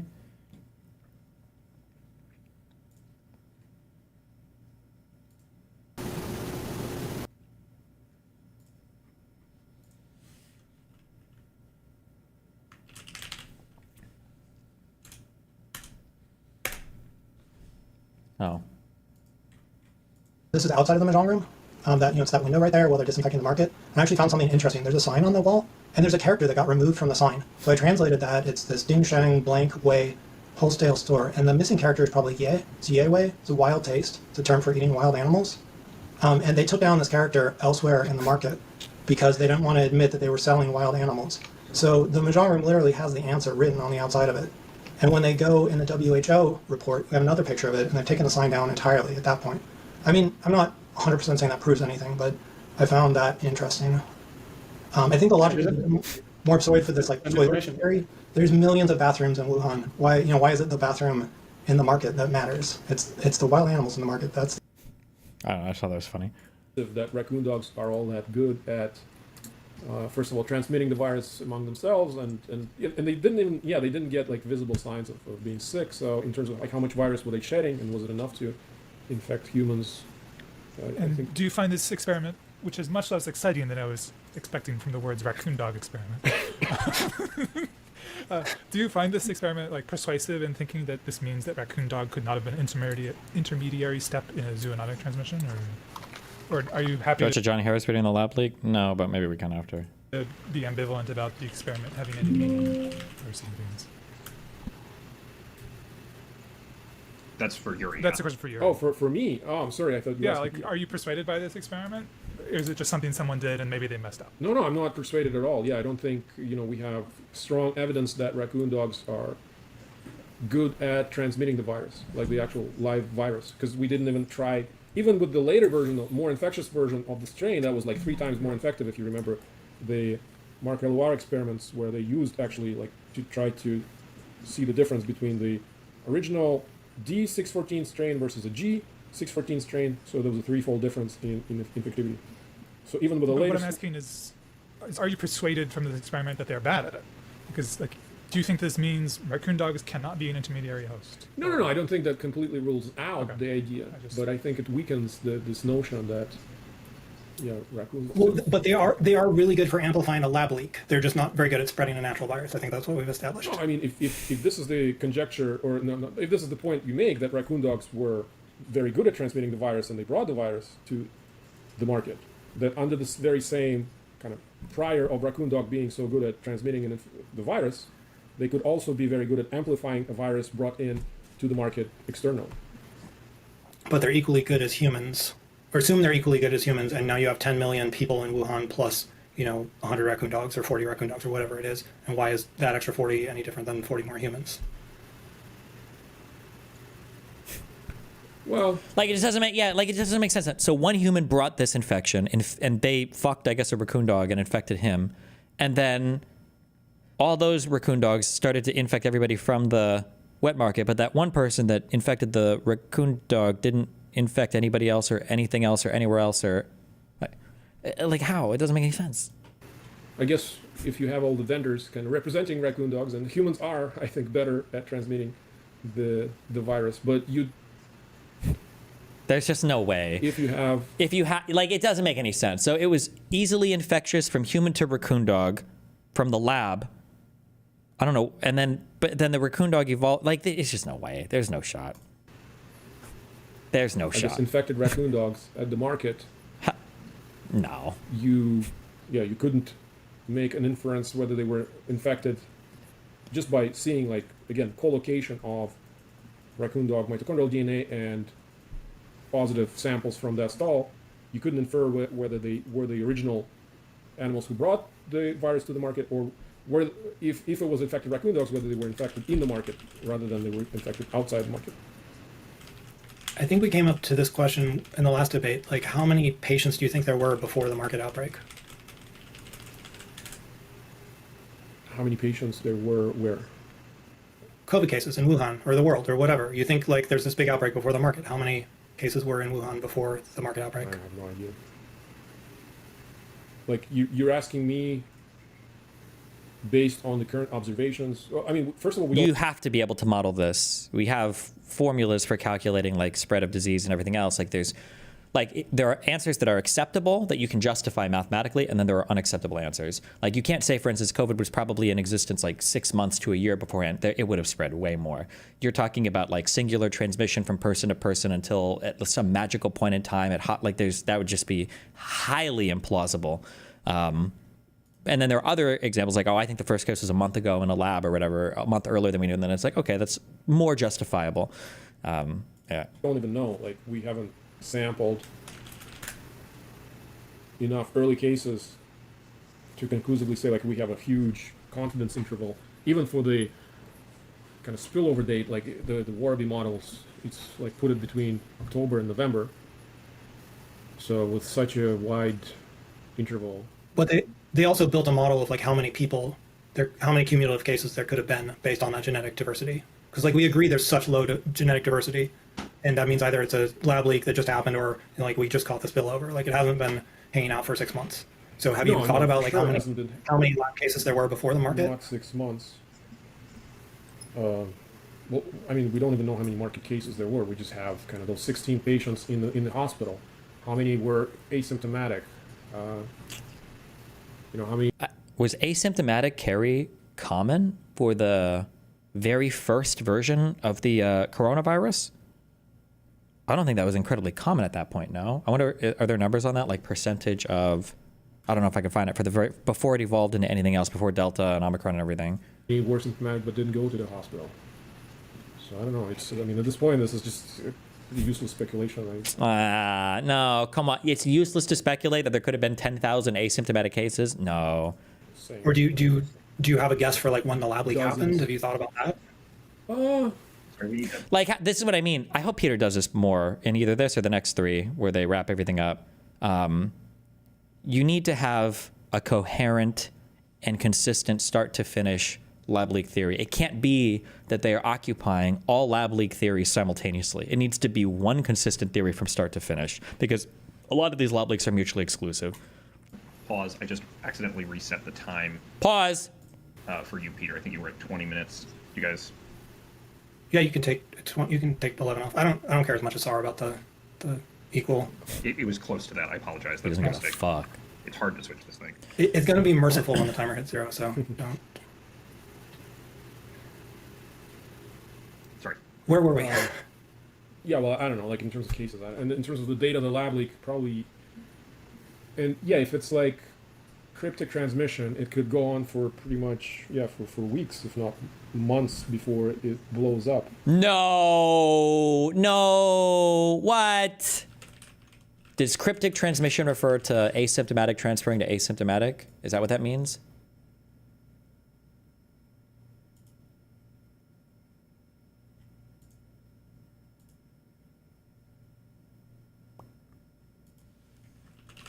When we say cryptic, how are we defining this?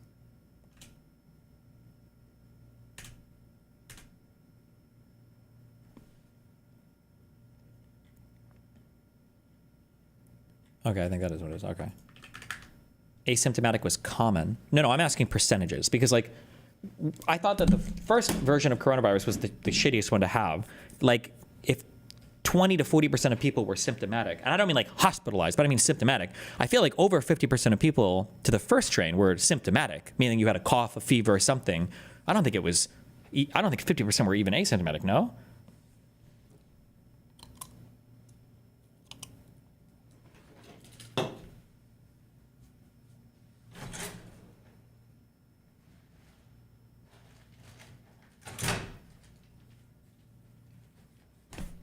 Eat fresh, guys, every day.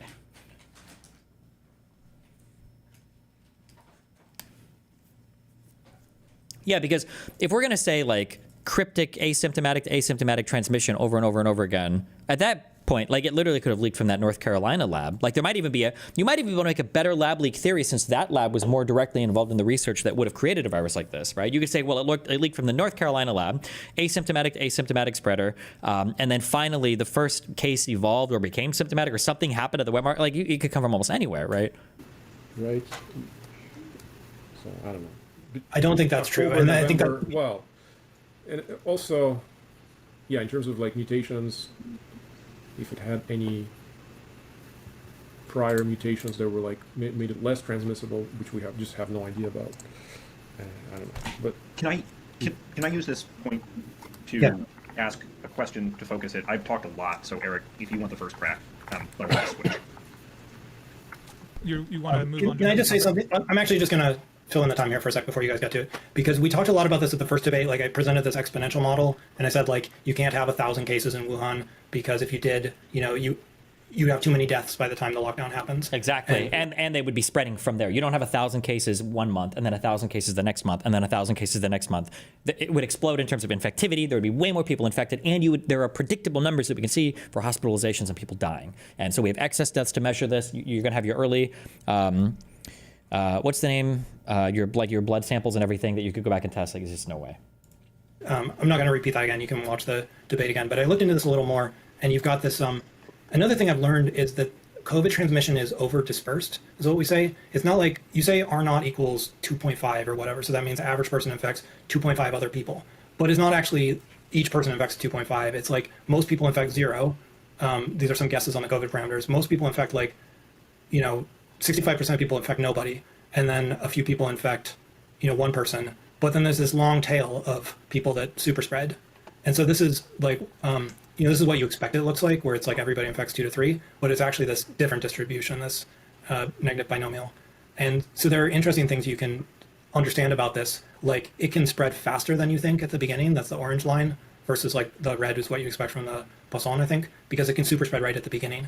But this also explains like why it goes extinct so often, and why like this can't spread outside of a city. Like if it spreads on a farm, it's going to be that case where it just goes extinct right away. And so the way that it does spread is like either it goes from the raccoon dog to the person and it just stops after that, or it goes from the raccoon dog to the person and you get the like mini super spreader that starts that exponential chain. And that's like why the Picard 2 spillovers make sense, like because like 2 of those stuck and the others didn't stick. But this is why like it's just floating around. It came from the lab and it's going one person to one person to one person until it finally hits the market where it has the perfect conditions to spread.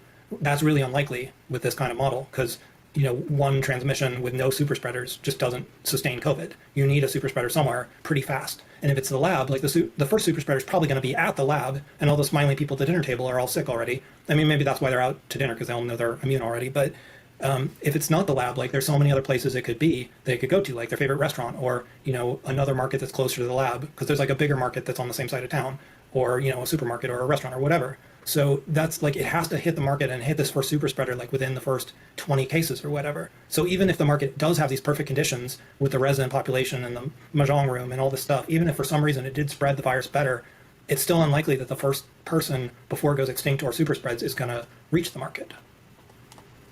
And this is just an interesting model that explains a lot of things. Like it maybe explains why Japan succeeded with COVID, because they went after clusters rather than our like stupid lockdowns where like you shouldn't talk to your friends.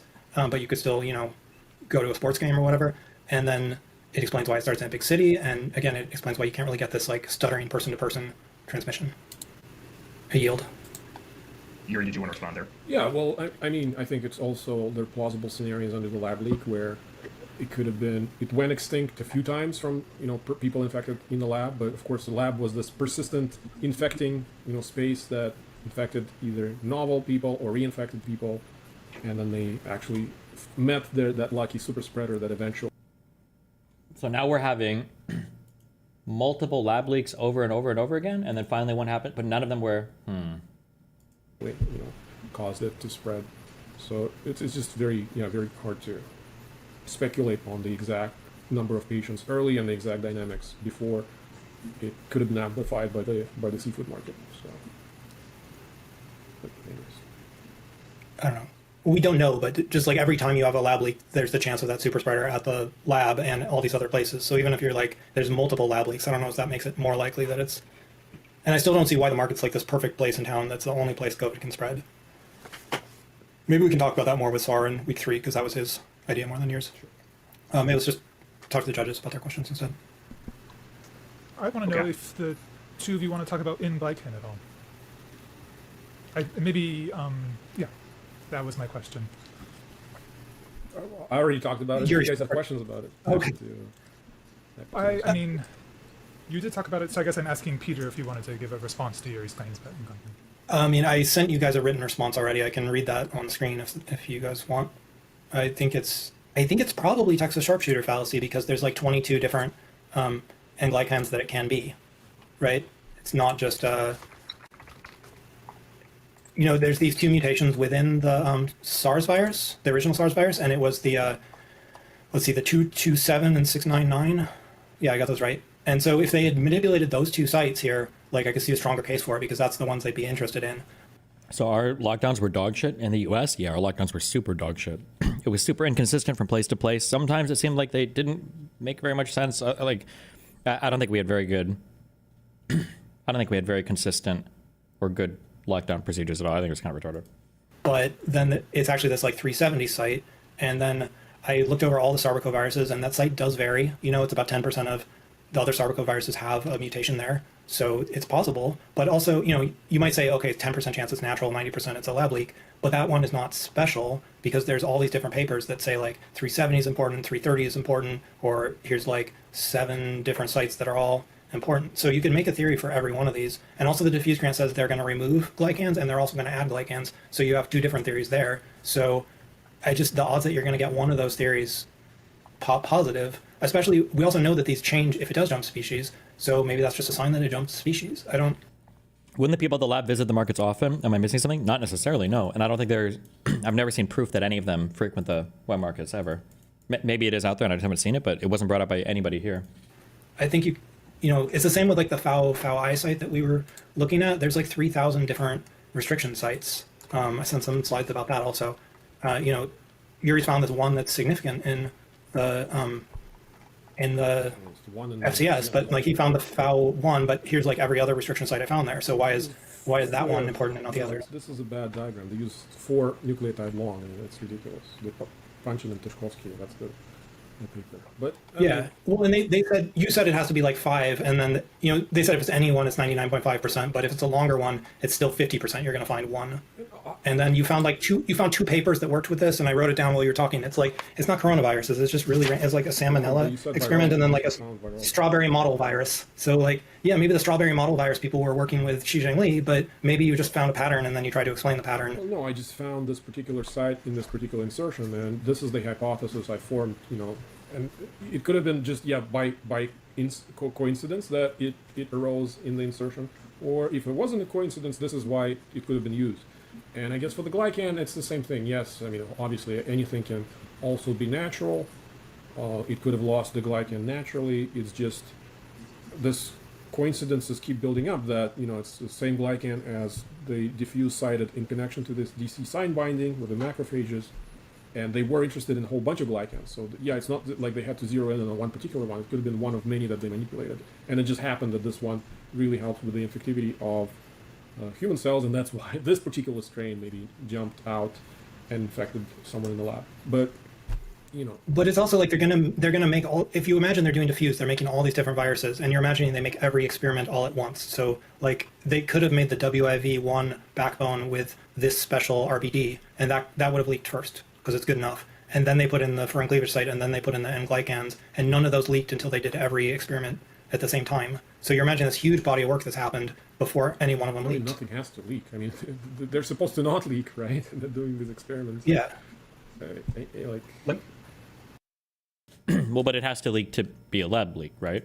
I'd like to focus on that, because that's where one of my questions was about this, is the sequence of events in terms of this mutation, Yuri. So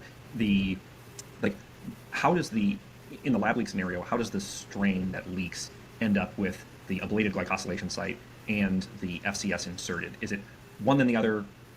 They do them at the same time in the experiment? How does that look?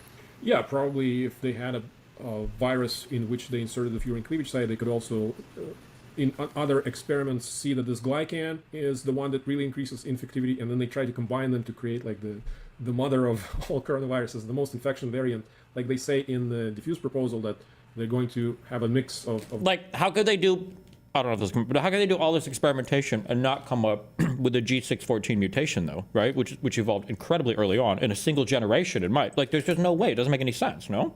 The mutations in the quasi-species to see how they affect jumping from species to species. So they could infer each of these things impact on infectivity separately, and then they can combine them, like that polymutant virus that I mentioned in the Omicron connection, where they combined all the mutations into one strain and showed like, oh, look how good this is at infecting humans. This could have been similar inspiration for them to do in the context of diffuse-like research. Okay, let's try to see what's the most dangerous virus that can emerge from that cave through some sort of natural evolution or jumping into some intermediate hosts, and and then have the potential to be really bad for humans.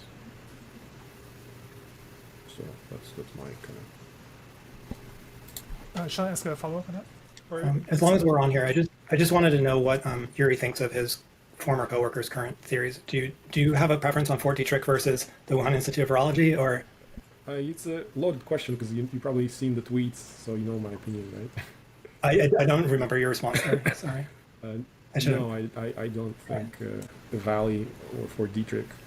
I don't think Valley is COVID. That vaping disease, I don't think it's COVID, and I don't think Fort Detrick played any role in COVID. So I'm looking at the diffuse proposal. In the very beginning, it talks about, we'll sequence, blah, blah, blah, insert them into that SARS-related coronavirus, WIV1, SCH, L14 backbones. And it says, these are not SARS and are exempt from dual use and gain of function concerns. And I'm just sort of wondering, Yuri, if you had any comments, because as we discussed before, obviously the diffuse proposal is not a blueprint that everyone followed identically in nobody's theories thinks that happened. But it sounds to me like the authors of this proposal are aware of, the potential of a risk of creating dangerous virus. They're talking about using a virus that they think will not be infectious in using a backbone they think will be not infectious in humans. I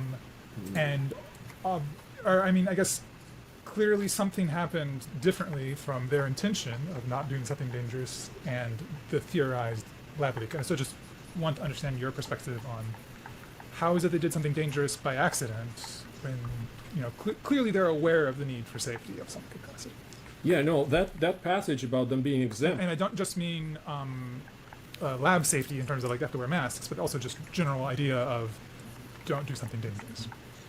But sorry. Yeah. So, but no, like that passage in Diffuse, it's essentially just like a cover your ass passage to alert DARPA that this is not like gain of function research under the pause for gain of function research, because yeah, they had some exemptions that like bad coronaviruses, they can be worked and they didn't constitute this D3CO, like the dangerous pathogens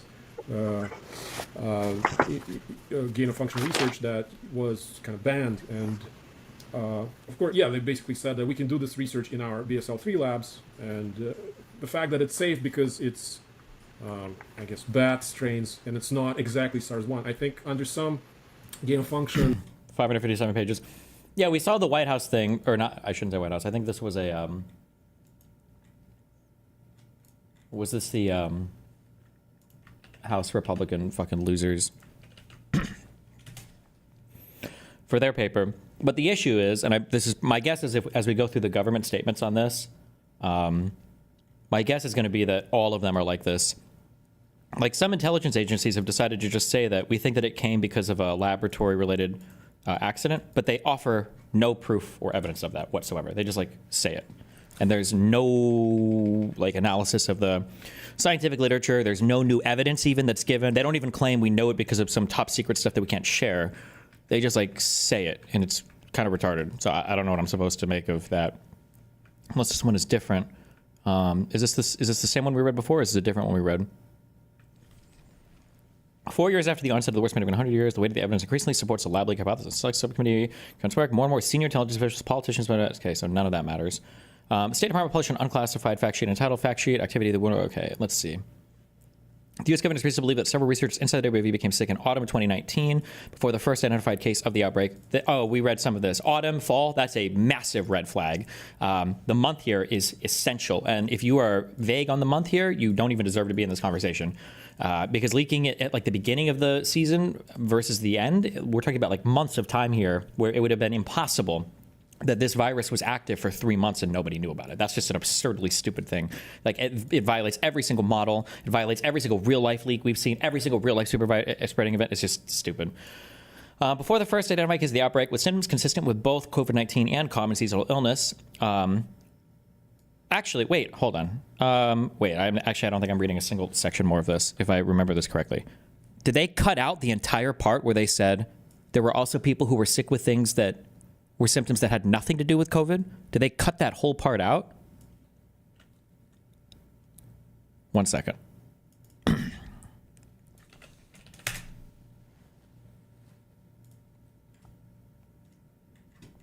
Wait, is this the same one or is it a different PDF?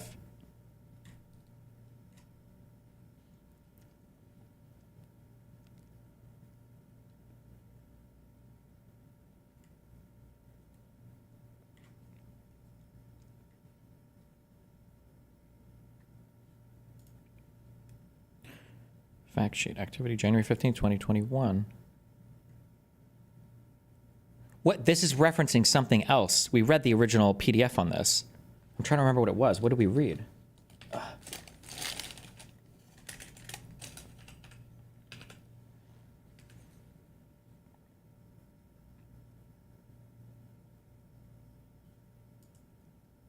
Oh, I think it might have been this. But this was June 2023. So it would have been after that other thing.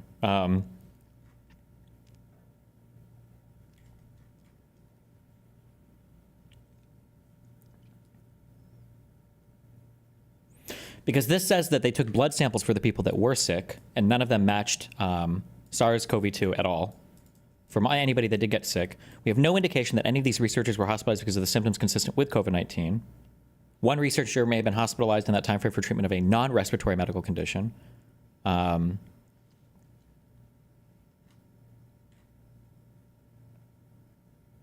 While several WIV researchers fell mildly ill in the fall of 2019, they experienced a range of symptoms consistent with colds or allergies, with accompanying symptoms typically not associated with COVID-19, and some of them were confirmed to have been sick with other illnesses unrelated to COVID-19. While some of these researchers had historically conducted research in animal respiratory viruses, we are unable to confirm if any of them handled live viruses in the work they performed prior to falling ill. Like, this is known. This is just a lie. The way that the information is presented here is a lie. If you were to read this, it looks like, oh shit, people were sick in the fall of 2019 with COVID, but they don't mention here that some people were tested and they explicitly weren't COVID, and everybody's blood was tested. Like, I positively identified some diseases weren't COVID, and two, they weren't able to find any tested blood that had SARS-CoV-2 antibodies at all, and they went back and they checked. So they make it sound like here, before the first identified case of the outbreak, with symptoms consistent with both COVID-19 and common seasonal illness, this is misleading at best and just an outright fucking lie at worst.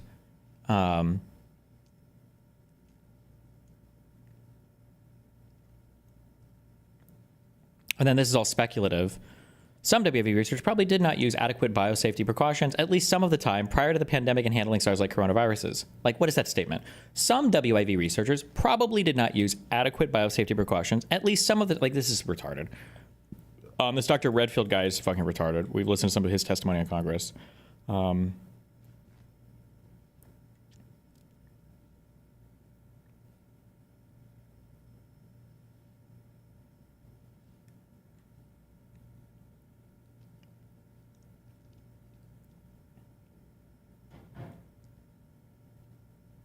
Like, this statement right here is incorrect and it's a lie.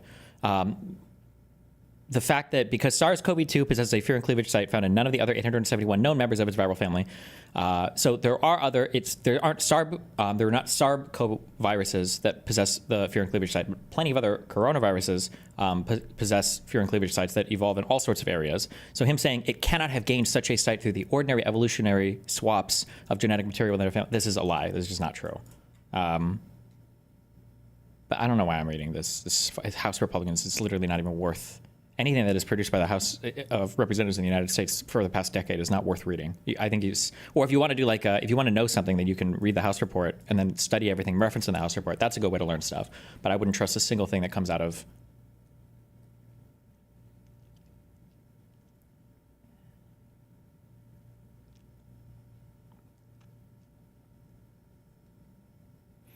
Next, in 2018, a year before the outbreak, EcoHealth, in partnership with the WIV and a grant application to DARPA, proposed to create a virus with SARS-CoV-2's defining features. In their application to DARPA, EcoHealth and its WIV partners stated their intent to create a SARS-like virus with a furin cleavage site, which is the exact same feature that made humans susceptible to COVID-19 infection. There were other things as well, but also they don't mention here that the grant was rejected, but okay.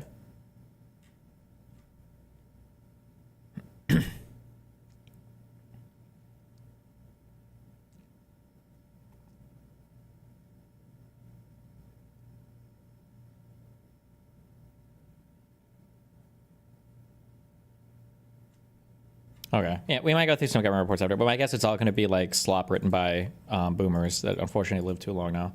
So we have to deal with them still in society. But maybe some other government report has something that has something of substance in it anywhere. But definitions like SARS-1 was not. You couldn't even do the experiments with SARS-1. I think in UNC you had to do BSL-3 plus for SARS-1, but bad coronaviruses you could do. And the same thing in Wuhan. They actually allowed them to work under BSL-2 on bad coronaviruses, but SARS-1 was... They did the same thing in the United States as well. You can go and check the current CDC website. The idea that this has to be in a BSL-4 lab is fucking retarded. This is even for fucking SARS-CoV-2, not even one.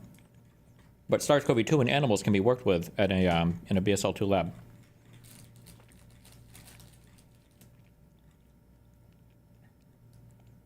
At a minimum, BSL-2 facilities, practices, and procedures are recommended for diagnostic research, anatomic pathology, environmental testing, and virus propagation utilizing SARS-CoV-2. A higher level of biosafety. Sorry, yeah? So yeah, but yeah, I'm sure like they recognize that if they splice in a spike that can has good affinity to a human receptor, there's always possibility of it spilling out. I wouldn't spell it in the grant, I guess.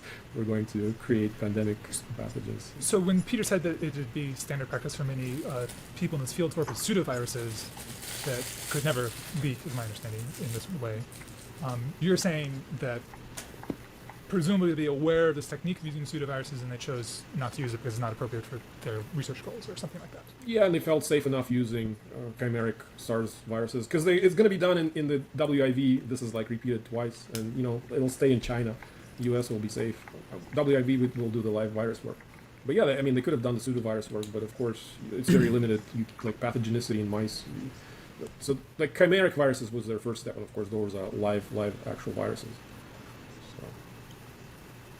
Okay, maybe. Like, could that all have happened? Sure, but every single step of this is speculative. There's no evidence whatsoever, unless we're going to assume that they carried on all the work from that rejected diffuse proposal, that the North Carolina Institute was more equipped to carry out, and they didn't publish any of it, and then it's too much. Those questions?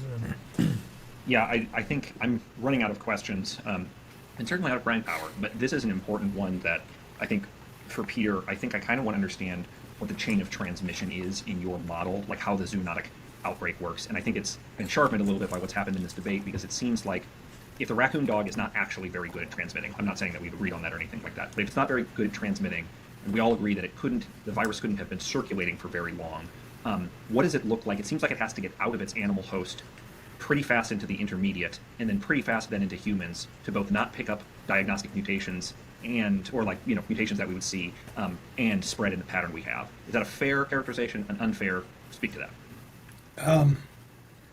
I don't know that it transmits poorly in raccoon dogs. I mean, it transmitted to 6 out of 9 of the animals, and that was good enough. And also, they weren't very sick, so that could actually be a plus for maybe they wouldn't transmit or traffic the animals if they were visibly sick.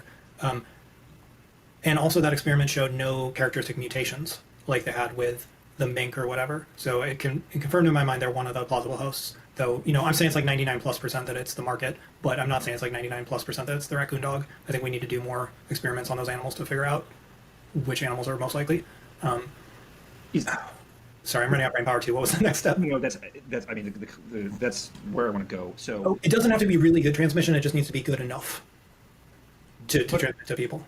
But for the overdispersed, the overdispersed nature of kind of like transmission events, I think that's what I'm kind of what I'm trying to kind of figure out is presumably there's a bat in the wild that has this under zoonosis, is consistently getting out of that bat into an intermediate host, perhaps a raccoon dog, perhaps something else, and then those are continuously not spreading it. One makes it to the market and then gets one and then is one of the randomly rolls a 20 spread there. Is that the Yes, something like that, and it does that twice at the market, and it does it nowhere else that we know of. But I mean, I think I put this in my supplemental slides last time. It's hard to compare SARS and COVID because they shut down the country with SARS.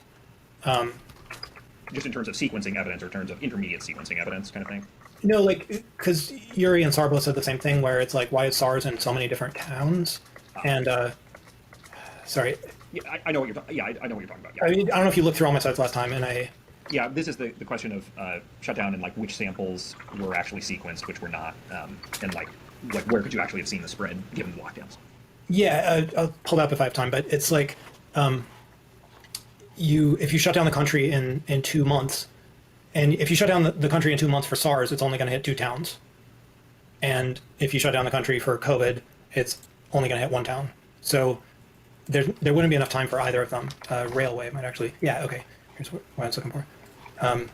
So this was, Yuri's diagram, and he's like, why is SARS in all these different towns, and why is COVID only in one place? Well, so if you mark the market closed and the Wuhan lockdown onto SARS, you've got 2 cities and then barely 3 and 4, and during that time, COVID spread all over China because it's just such a more exponential disease, such a more. What are your % chance you're giving to the lab leak side being correct because of no education or knowledge in pharma relative to their level of intricacy? 5 to 10%. I think it's less than 1%. The problem is that there's just not very. I don't know if anybody credible is arguing lab leak at all. It's not fair to say that you shouldn't believe something just because of who's on that side. But I mean, I think it is fair to infer a little bit. If every single person supporting a particular theory also happens to be like an anti-vaxxer, believes that supplements can cure diseases, believes in homeopathy and chiropractic, and is constantly dodging from one explanation from some bullshit to another explanation. When you're running into this type of stuff over and over again, and it's like consistently on one side of the argument, and everybody that's coming out to support this is like some crackpot 1 in a million standing against the whole, and they're supporting other things that have been proven false. At some point, it hurts the credibility of your argument. It really does. So I mean.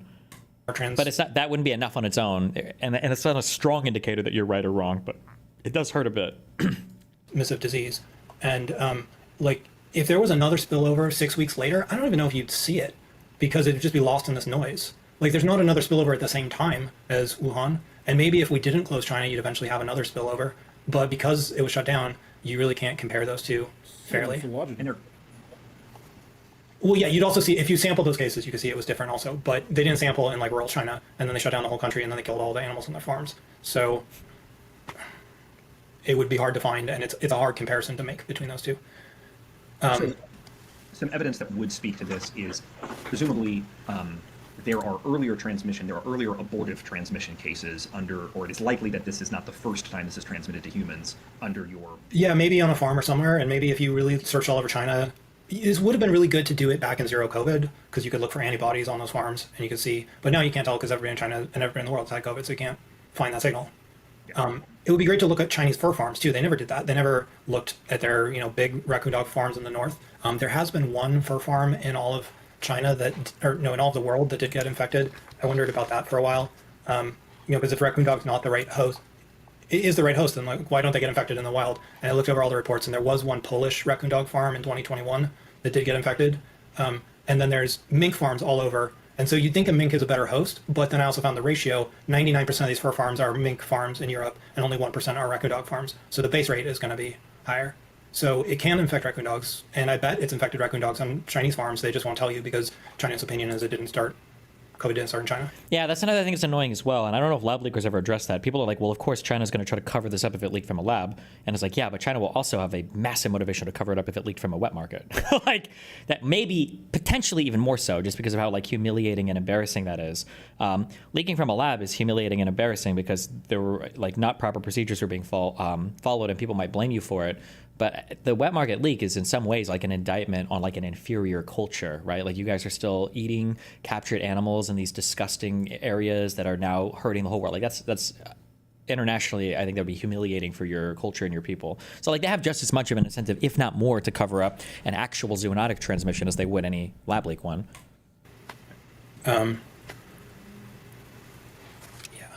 thought of a few other things we need to talk about. We didn't talk about intermediates.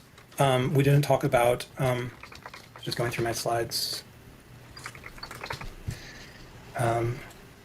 This is just one random thing I pulled up from Yuri's tweets. Like he's looking at the tweets at the centroid, and he's saying the centroid is close to the Wuhan CDC. So this is like a lab leak thing where if closeness points to something they like, it's important. But if closeness points to the market, they say that's not important. It's not really a big issue, but like out in retort to the zoonosis theory, because zoonosis makes a claim its importance. So I'm just showing that it's more close to the CDC. Right? But what do you mean more close to the CDC? It's close to the... Yeah. But I don't think it's another random thing I wanted. Yeah, another random thing I want to point out is their argument really relies on a clean insertion of the foreign cleavage site as being so weird. And one thing I came up with during the research is COVID has a proofreading mechanism for mutations, which influenza doesn't have. So like when you culture them, influenza mutates 23 times faster than SARS-CoV-2 in the cell culture. And I think this is probably also true in the wild. I didn't compare the exact number there. But the proofreading mechanism doesn't work for insertions and deletions. So this could be one of the reasons why everybody looks at this and says, oh wow, why is there a clean insertion there and no mutations on each side? Like it filters out some of those and not the insertions. I don't know if this is the answer, but that's one thing the lab leak side might have missed. But assuming this is true, would that explain the graph or how is that consistent with the graph that Yuri showed, in which observationally many of the mutations one sees in people with COVID years on, how insertions are extremely rare? I don't know how that fits in, and I'd have to think more about that. I mean, he also showed, like, he went through the end of Banal 52 and showed, like, this is the only insertion, and why are there others?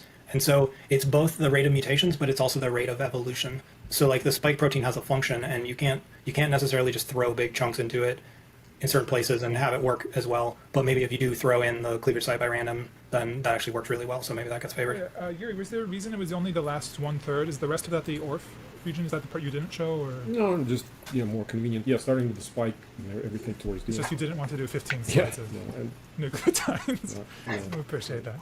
I was sort of curious, I'm not even sure I One of the needed all of the whole genome alignment.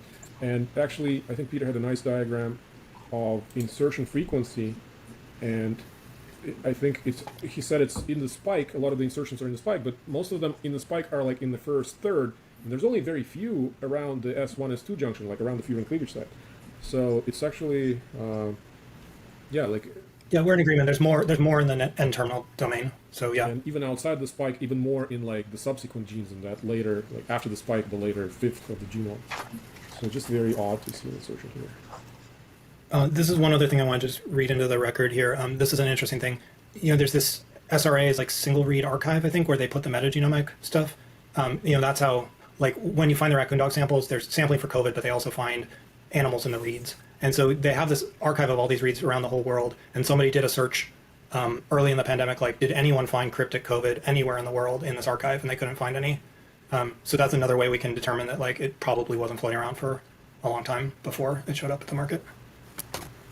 So I guess he's saying they didn't find which samples? The Antarctic soil samples? So this is just like related to the Antarctic soil samples that you're talking about. That's like one way. Their methodology sucked. This came in later. He looked he looked before. He looked April 2020, and these are later. So it's hard to prove. Know about the Antarctic soil samples?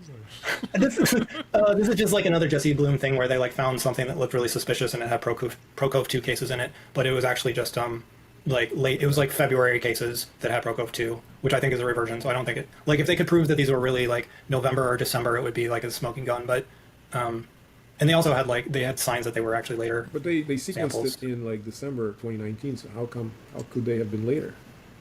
I don't think it was December. I think it was like January 30th, and it also wasn't in Wuhan. It was in like Shenzhen, I think.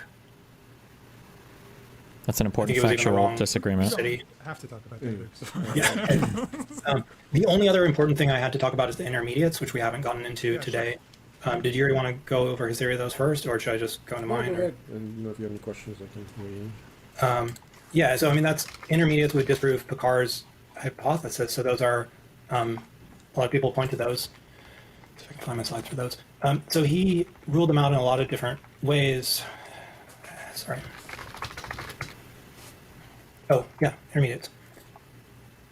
So there were like 800.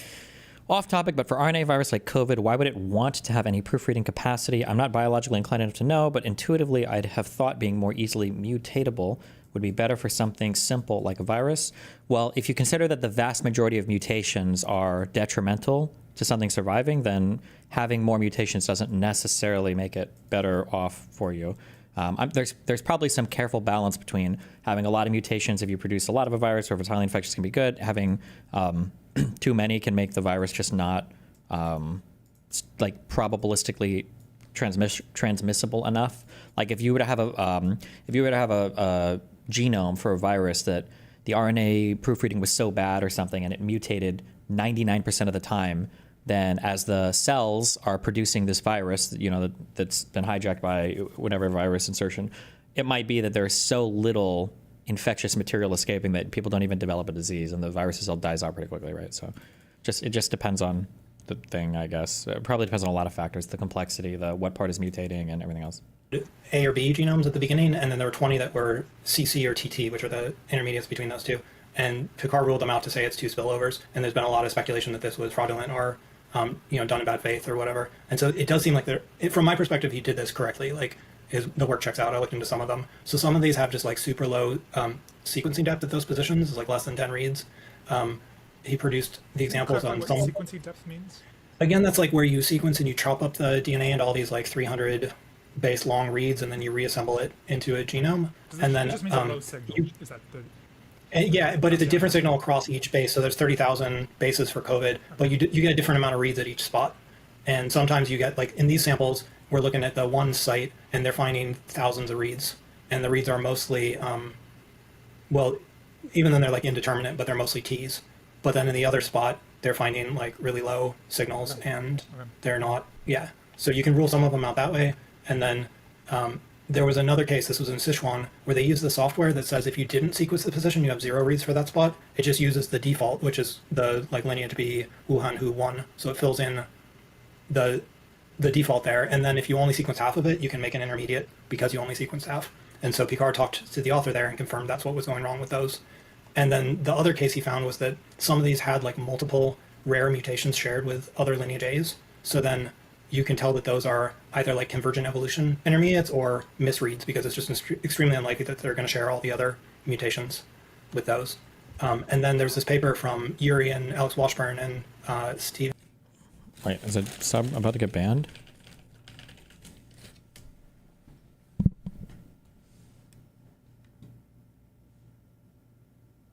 What? Magic Dragon 212 just said OMFG, Jerome Powell resigned.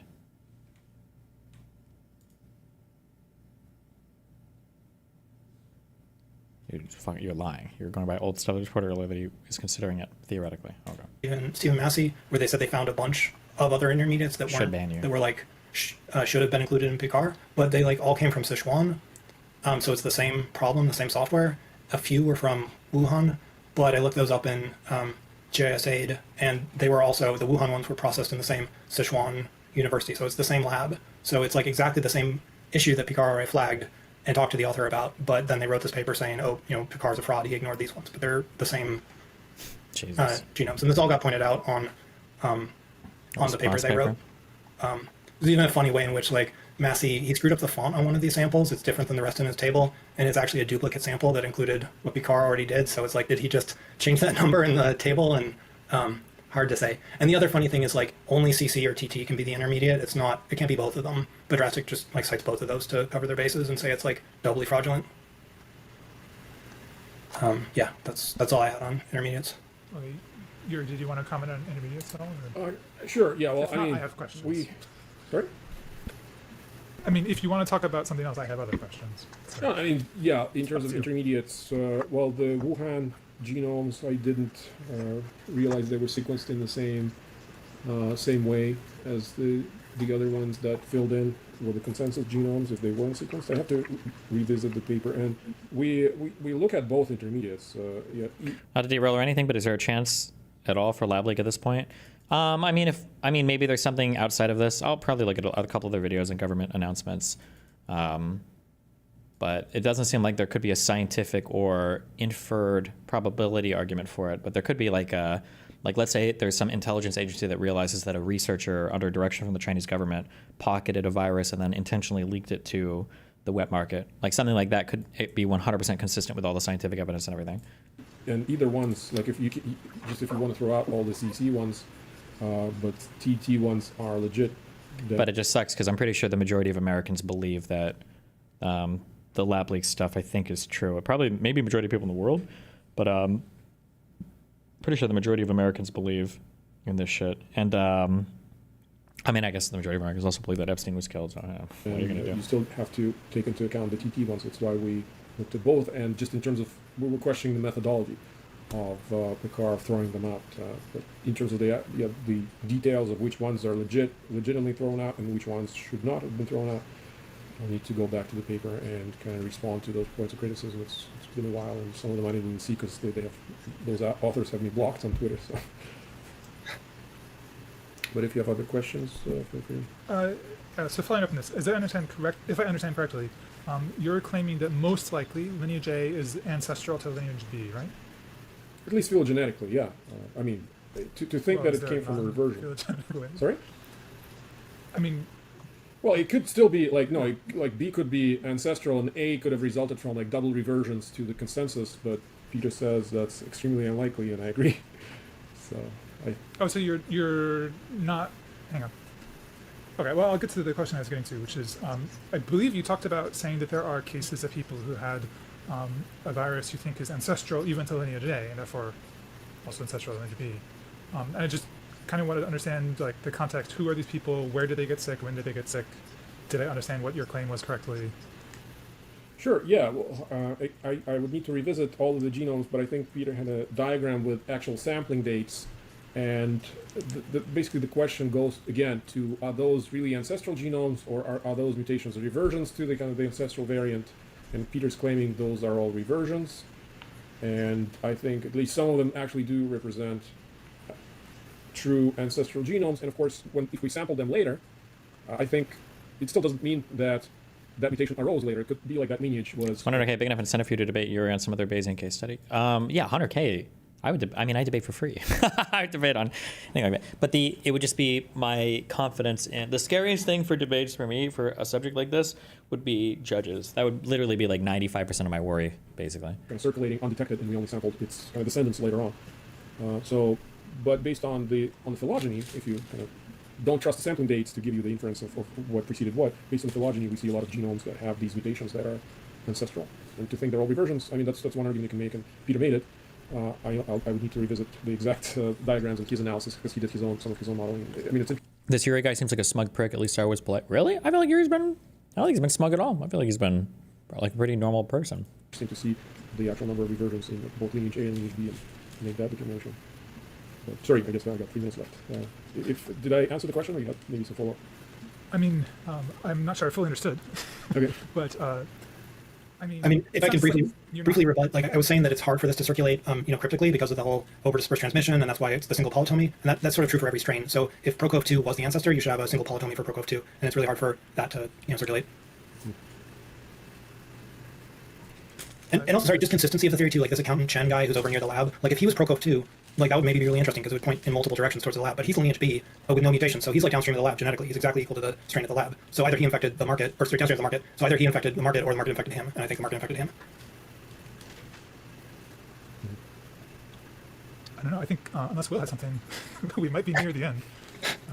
There's obviously incredible density here. I think I'll have a large number of follow-up questions that I think I have to work out what each of you have said, and then understand which questions I should ask. And I apologize, I should have done a better job beforehand, but there is a truly massive amount of information. So it's super, super cool. It's wonderful. I just think my questions at this point will be stupid until I put pen and paper. Yeah, for sure. I think it's best to answer questions in a written form, because sometimes, especially after a few hours of debating or speaking, your brain process is going down. We're at 7.5, so. Oh, wow. No wonder. Yes, I'm definitely feeling a bit sluggish at this point. Okay, should we have a last, if you guys, Peter, do you want to say 20 seconds and SAR 330, or are you guys good with what's been said? I'm good. I have a headache. Yeah, or you took it. You're welcome to answer more questions. I think there are no stupid questions, Will. I think there are stupid people, but not stupid questions. I'll do both. Sure. No, I mean, yeah, I think it was very, very interesting, definitely. And I think it's kind of sus they were researching this in a lab nearby. I mean, it's a lab that's nearby, like a whole bunch of places where they could run to sample, like similar viruses from populations of animals that like exhibit these viruses. So no. In general, this topic is lacking in this kind of civilized debate, and I think there's people on both sides who are to blame on dragging this to the gutter sometimes. But I mean, I'm all for figuring out the origin, even if the origin turns out to be zoonosis in the lab, because the lab is not to blame, which we can all be wrong, and I was wrong several times and throughout my life, many more times, and I think we have to keep an open mind to. Yeah, the reason why I haven't talked about the ruling for the judges much yet is because, and we'll watch these, but the issue is that, so they have there's 3 more sections to this debate. No more 3-hour videos though, okay? The other 3 are an hour and a half long.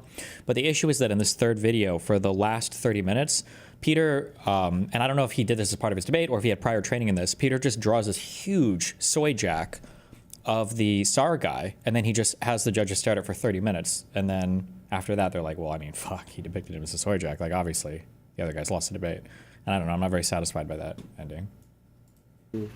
Being wrong and just examine the evidence, and as much as possible to be not emotionless, like not make emotional. But it's very hard, of course, after especially like you've invested a lot of time in your reputation. But at least I try very hard to be objective. So if there is objective evidence that comes out through these discussions or later on, probably, I mean, because these things have been debated for so many years now that it's unlikely there'll be like a dispositive, convincing argument made on existing evidence, but maybe something will come out later on as well that will kind of be dispositive. So, I mean, with that in mind, I think existing evidence for me is more convincing of a lab leak, but I guess for Peter it's more convincing of a zoonosis. So I guess, maybe it takes impartial judges that kind of haven't been exposed to all the bad actors on both sides, haven't been exposed to all of the manipulations, that can make a decision on like what at this point is the most convincing case. So making sense. I'm rambling on, and with that, thank you. There's a lot of groupthink on both sides, and I agree that like if I'm wrong, I would like to know why I'm wrong. And I think like you're blocked by the scientists, and I'm blocked by your colleagues, and it's hard to have a civil discussion about this, and it's hard to. There's no place to peer review. Like the car erratum, like somebody found a bug in his code, and it's corrected now. But like the lab leak, it's decentralized. So where if I think parts of it are wrong, who do I complain to? So only thing I could think of is gamble $100,000 and yell at people for 3 weeks straight. Well, I think you've both done an exemplary job, and there's few people who know more about it or who are committed to like producing high quality evidence. So it's cool to be. It's cool to see. Yeah, and I thank you. I enjoyed it very much, and would love to see this evidence. Kind of collated to maybe more like a written form where you can examine. I think some of the modeling that Peter did would be really interesting too. We'll release all our slides, and I think win, lose, or draw. I think we'll make some things that people can look at and learn more about this, and that'll have some value. And I don't know. Okay, I'm gonna stop this recording, and then we can do just logistics for next week. Oh, this is all on record. Damn. Jeez. Okay. I was expecting this one to be the rough one for Peter, but I feel like he flew through this one incredibly easily. The Star guy, I think, is deeply unserious. The Yuri guy had way more subject matter knowledge. And then there's just these three, I guess. So summarizing both sides, and then judges' questions for the last one. I wonder if I'll go through this one today. Okay, welcome back, everyone. But Star comes back for this one, so Jesus. Somebody said that they made a post on their subreddit now about the root claim people did. I'm curious, what was that subreddit post?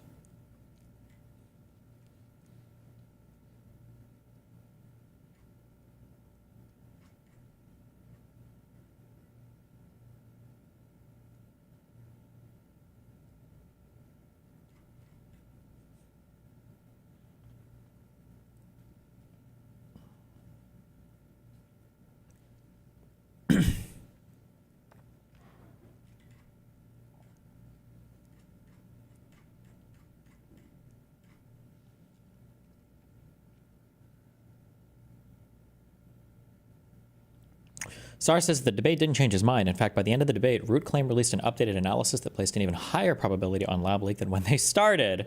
No,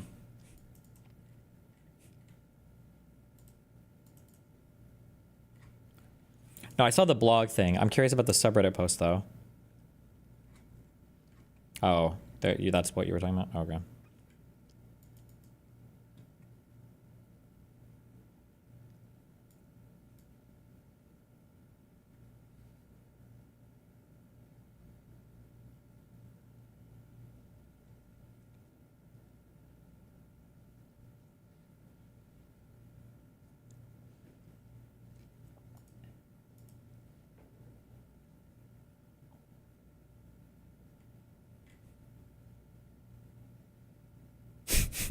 If Root Claim / Starwolf loses the 100K challenge on COVID Origins, will there be a sore loser?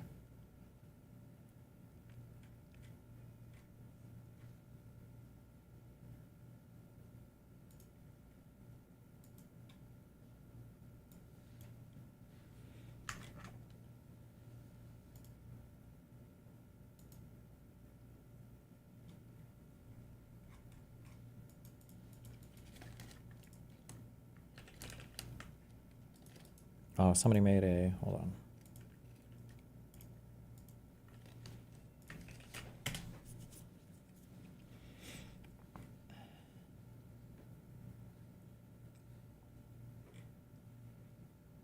Part 1, opening arguments.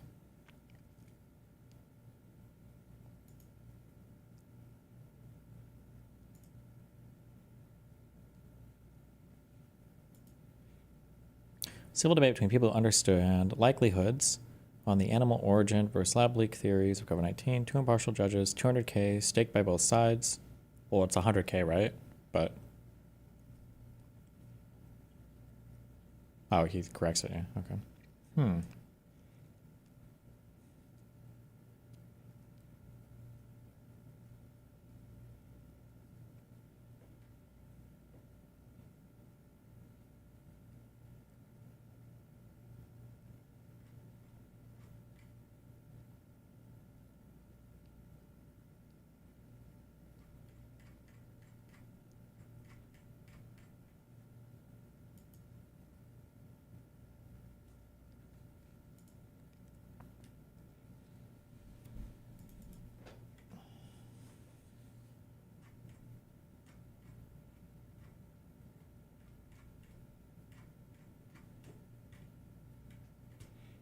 Jesus.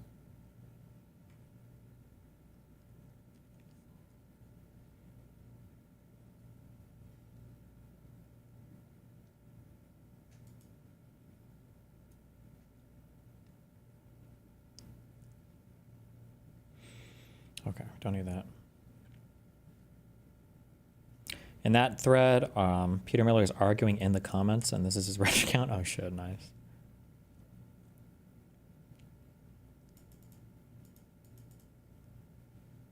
You're being viewed about it on Kick? Oh. Finally. I paid for those a year ago, and it's taken them so long to kick in. I'm just kidding. For the FBI guy that's watching me. I know he's watching me.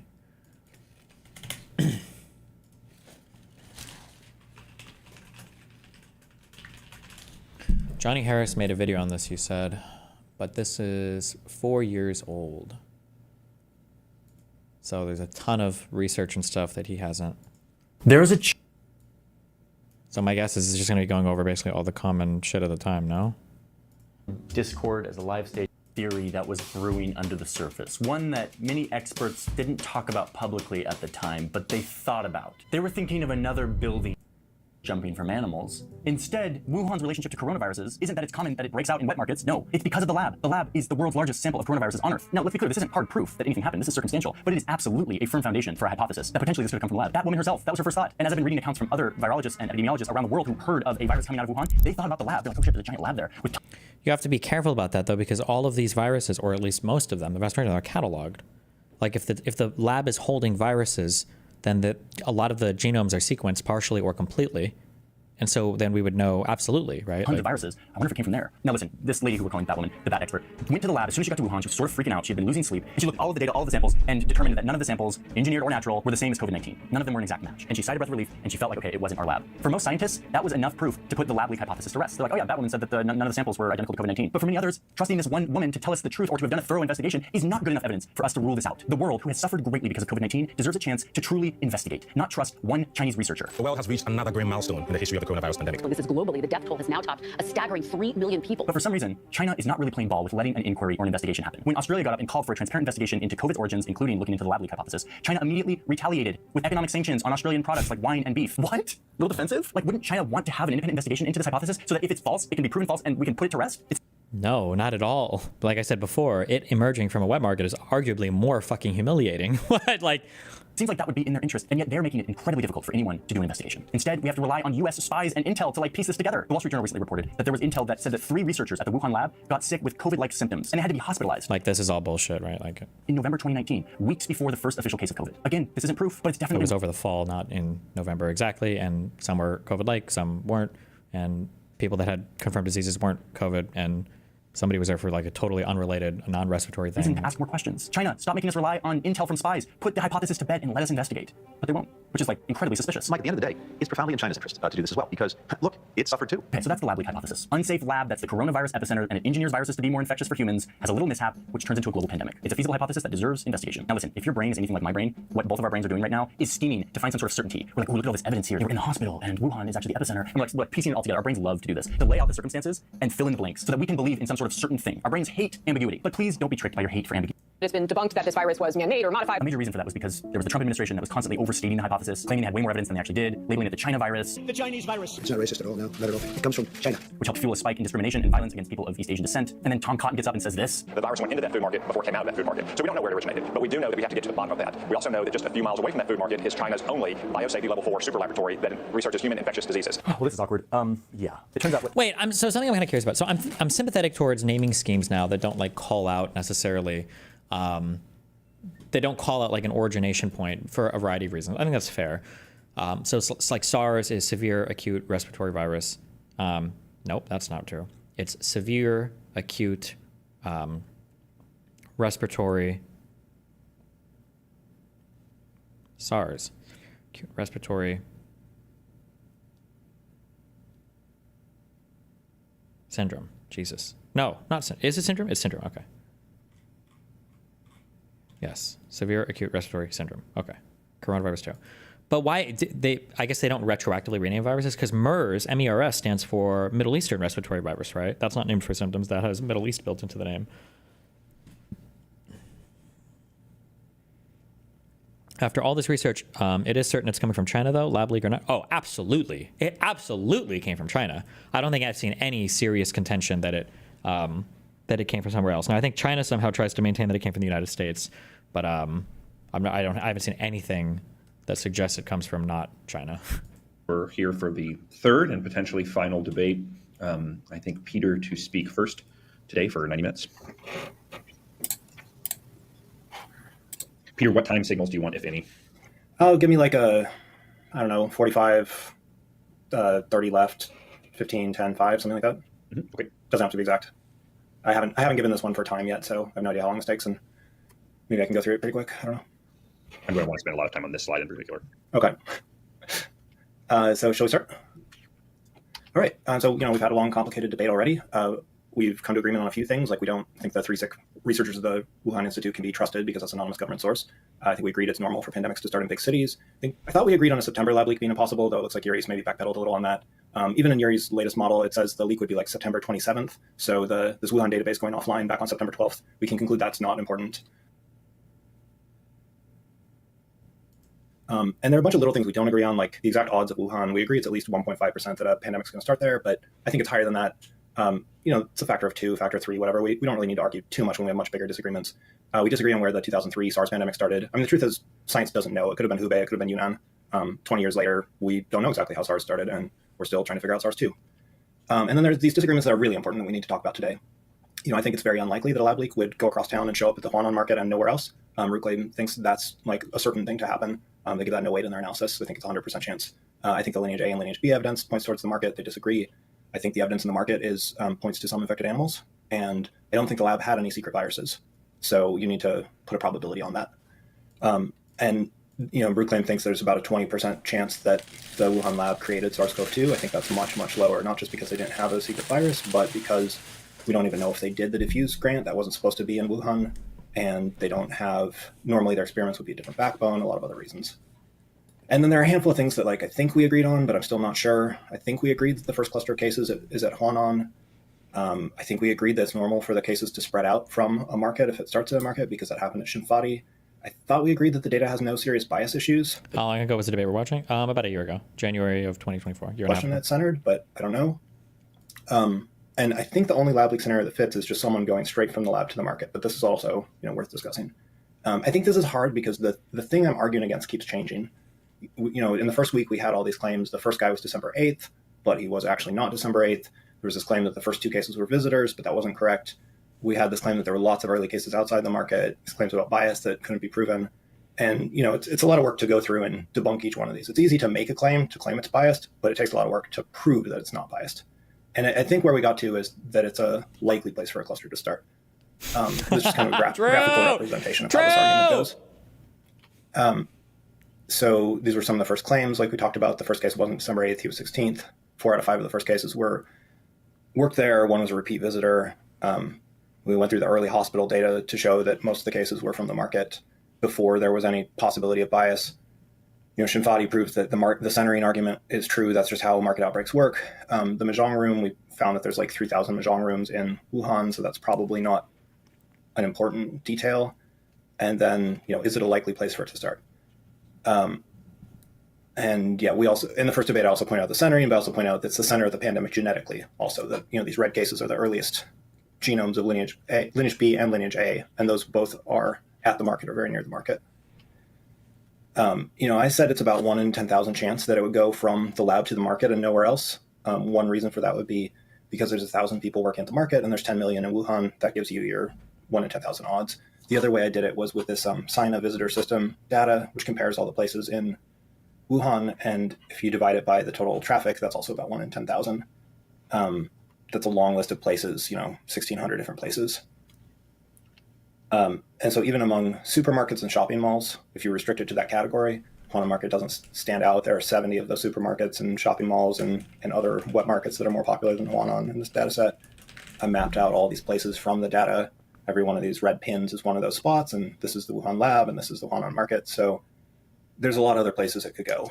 And, obviously there's going to be restaurants and lots of other places you could put on this map too.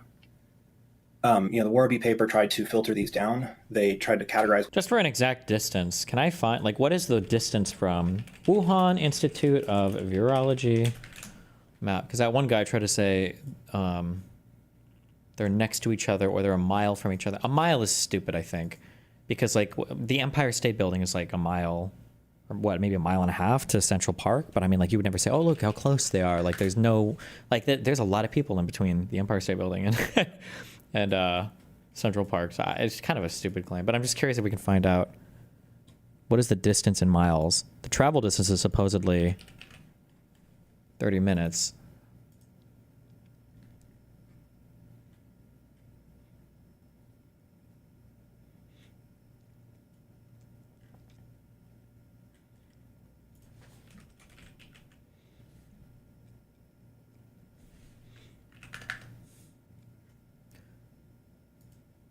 Fuck. Some people are saying 8 miles.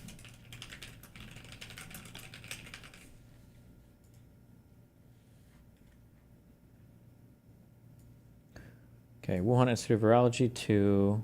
What's the name of the wet market?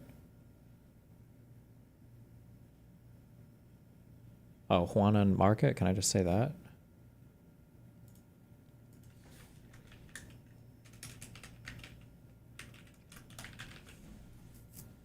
Is it Huanan Seafood Market? Oh, it is, I think.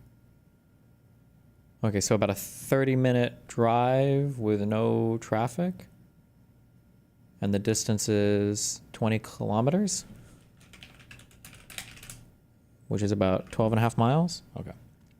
Which of these locations are most likely for super spreading based on size and other factors. They filtered it down to like colleges, shopping malls, hospitals, bars, convenience stores, churches, temples. All these are places that have had super spreading events in other countries. And if you do it that way, it's actually 1 in 2,500. We talked about ventilation last time, that maybe the ventilation is bad in the market. And I looked for some pictures of it, and I noticed that this is like every street going into the market has an open archway. And there are 20 plus archways like this. So there's a bunch of open holes in the wall of the building, which is not something you get at a restaurant or a supermarket. I think that actually argues for maybe better ventilation. The corridors aren't super narrow. It depends. There's different sizes of streets at different parts in the market. Inside each shop, obviously, that's a tight airspace. But I don't know why it would spread from one shop to another.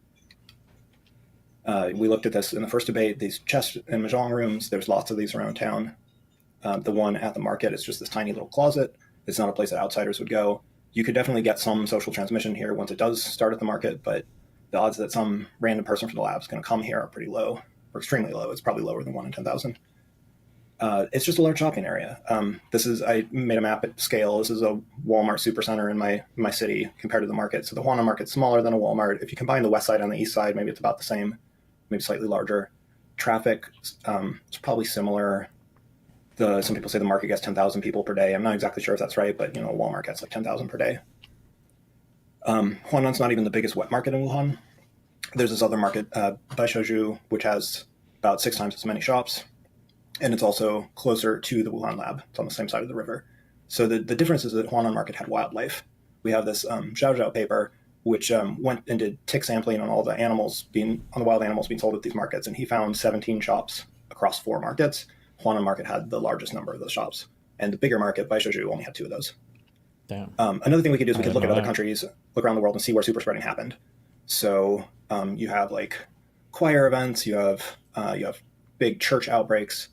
I looked up as many papers as I could find on this. This is a Korean study from 2021. They found sports academies, karaoke centers, and schools were all good for super spreading. This was Korean from 2020. They found the biggest was a church group, but they also had workplaces, schools, leisure facilities, nursing homes. They did list markets here as one of the 7 parts of leisure facilities, but they didn't break down that more finely. This also spread on ships. It spread on nursing homes around the world. Those are all good super spreading cases. It's a Hong Kong study. They found it was bars, weddings, and temples. This is a U.S. study that did New York and Seattle. They found sporting events, museums, and grocery stores. French study. They found it was colleges, hospitals, disabled social care facilities, and high schools. I found an Indian study. They found 3 really big clusters, which is a pharmaceutical.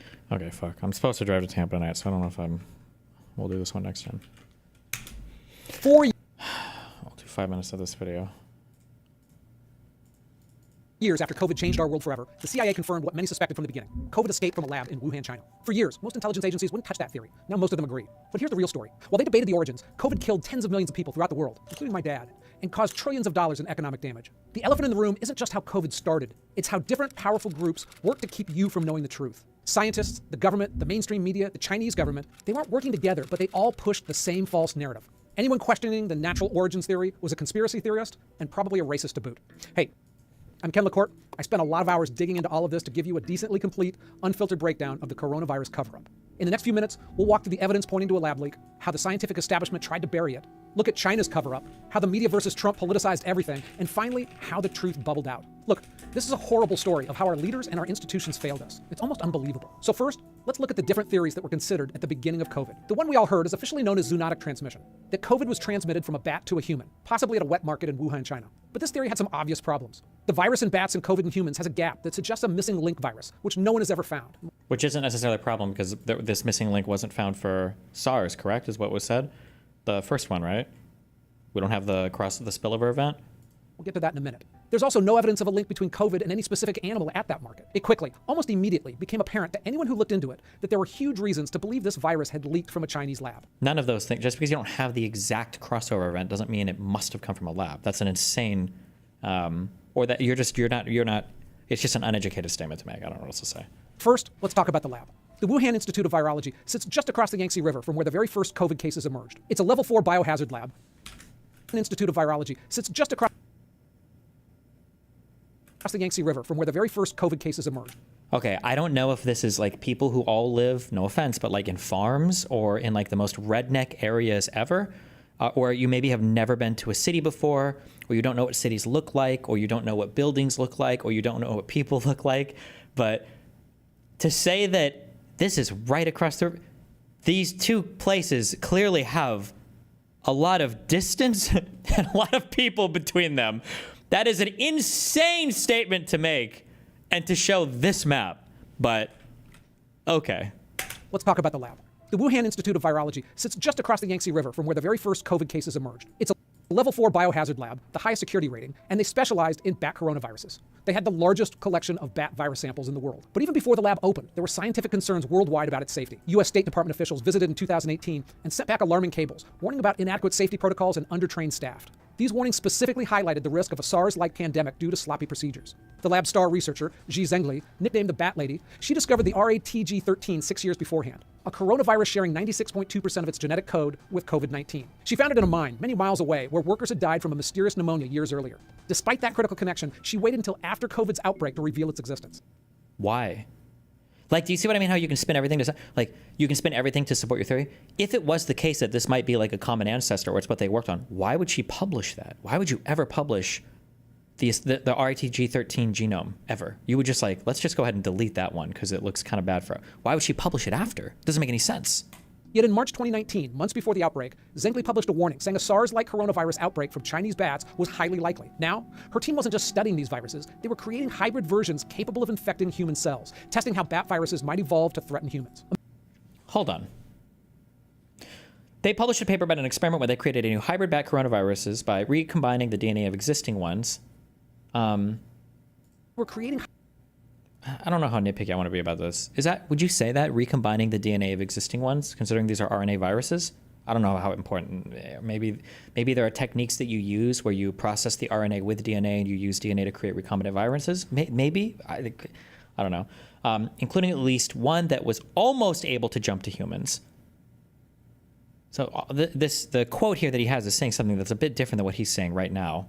Hybrid versions capable of infecting human cells, testing how bat viruses might evolve to threaten humans. American taxpayers helped fund this research. The EcoHealth Alliance, led by Peter Daszak, channeled NIH grants to Wuhan for studying bat coronaviruses. This included gain-of-function research. Daszak channeled NIH grants to Wuhan for studying bat coronaviruses. This included gain-of-function research. Experiments that enhanced viruses to study their potential ability to infect humans. These were dangerous experiments, conducted in what they called BSL-2 conditions, far below recommended safety levels. Recommended by who? Again, I can bring up the CDC site a million times. That's just not true.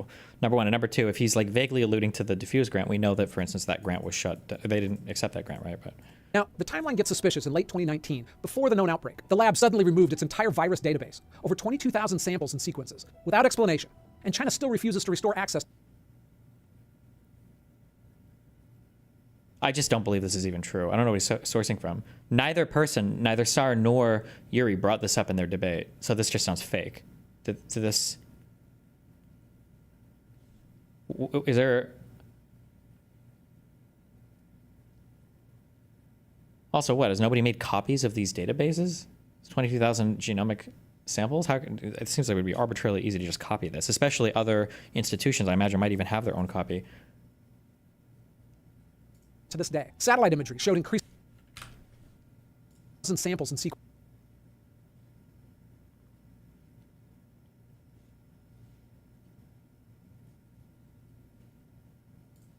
without explanation. And China still refuses to restore access to this day. Satellite imagery showed increased hospital traffic nearby. Chinese officials ramped up. And China still refuses to restore access to this day. Satellite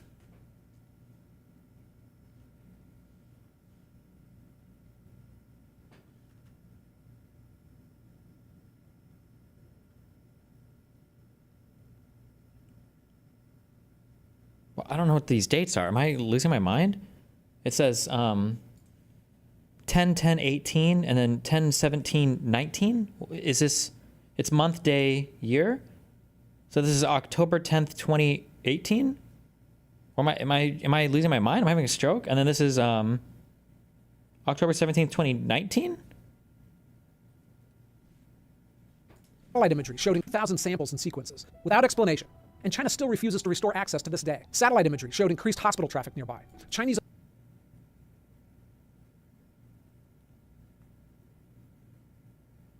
From one year to the next. This is from one year to the next, though, right? He doesn't think it's just a week away, right? I don't know what else could have or maybe changed in a year or not. I have no idea. But these officials ramped up biosafety protocols to begin to restore access. Like this is all. Fuck. I'm probably not gonna enjoy watching any videos on this. Is gonna be my guess. Increased hospital traffic nearby.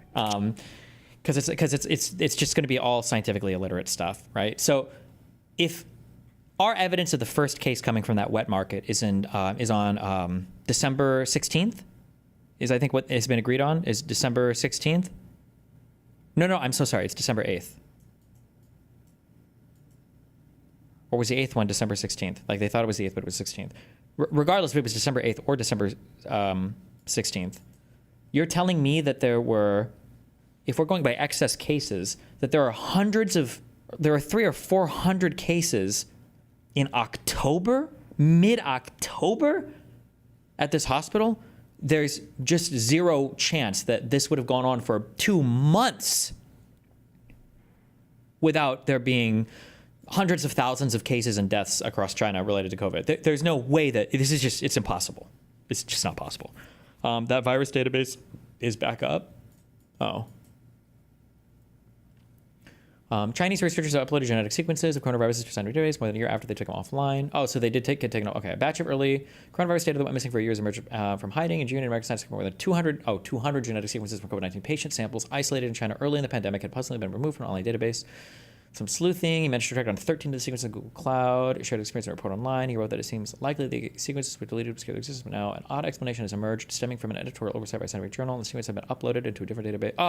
Oh, this has to do with the 200. They talked about this. Never mind. This was okay. I didn't know about the 100,000 deleted, but supposedly when you're doing like research, there's embargoes, or there's like you get some protectivity over sequences that you have before you've like published your research, and you'll have like a 4-year, or I think it said most commonly up to 2-year embargo, because you don't want to like start working on a whole bunch of genomic sequences for some novel research, and then somebody comes and they scoop some novel sequence you've created to use as a backbone for more research, and now you get somebody like publishes out from under you or whatever. I'm assuming if they're talking about that, the same thing, but the number is so similar because it was 180 versus 200, and they say 200 here, so that's probably what that was. That's my guess, but. And I feel like if this would have been a strong piece of evidence, I feel like one of these guys would have brought it up. But. Chinese officials ramped up biosafety protocols and began getting new safety equipment. According to later U.S. intelligence reports, in November 2019, 3 WIV researchers fell ill this stupid shit. with COVID-like symptoms, which sent them to the hospital. This was weeks before China reported. Do you see what I mean when I say like a very small change in wording can significantly change how you feel about a thing? Like to go from reading the actual IC report where it says a bunch of people got sick. A lot of them like had confirmed illnesses that weren't COVID. A lot of the symptoms they had were also like consistent with like allergies and colds, One guy that was hospitalized for a totally non-respiratory related thing, right? To go from all of that to just summing it up as actually a bunch of people from the Wuhan Institute of Virology were sick in late 2019 from unspecified illness. Like, it makes it sound like most people are sick from unspecified illnesses, right? Like, the vast majority of people don't go to the hospital and get like cultures grown or whatever and samples taken for whatever disease they have, Reported its very first case. Now, the COVID virus has some unique features that raise questions. A special part called a furin cleavage site helps it more easily infect human cells, something the bat virus doesn't have. Usually, viruses like this spread from bats to other animals before reaching humans, with other similar bat virus doesn't have. Usually, like this, I don't even know what this. I don't even know what this chart is supposed to be. viruses like this spread from bats to other animals before reaching humans. With other similar viruses like SARS and MERS, scientists quickly found spread from bats to other animals before reaching humans. With other similar viruses like SARS and MERS, scientists quickly found these middle step animals. But with COVID-19, even after lots of searching, they still haven't found that missing link. Probably because it doesn't exist. The early case pattern completely contradicts China's official story. While initial cases were linked to the Hunan market, later analysis revealed many early patients had no connection to the market at all, which suggests it wasn't the origin point, but rather an amplification site. Oh, so like that's not true, right? Analysis exists. The early case pattern completely contradicts China's official story. While initial cases were linked to the Hunan market, later analysis revealed many early patients had no connection to the market at all. I don't think that's true at all, right? Of the first 5, I think 4 had a direct link and one was it roommates with somebody with? Well, I'll probably write these down very specifically, but which suggests it wasn't the origin point, but rather an amplification site where the virus spread efficiently between humans. These aren't speculations or conspiracy theories. Each point is documented, each warning was logged, each timeline verified. The question isn't whether these facts exist, it's why so many people work so hard to keep us from knowing them. I'll put all of my resources and all of the background that I have on this down in the comments below. Scientists knew this was risky, but not only did the United States help— Okay, this is retarded. Okay. Maybe I might go over some of the videos like that later on. I'll probably write up a bit, like I've added a bunch to this note here. I'll probably try to do like a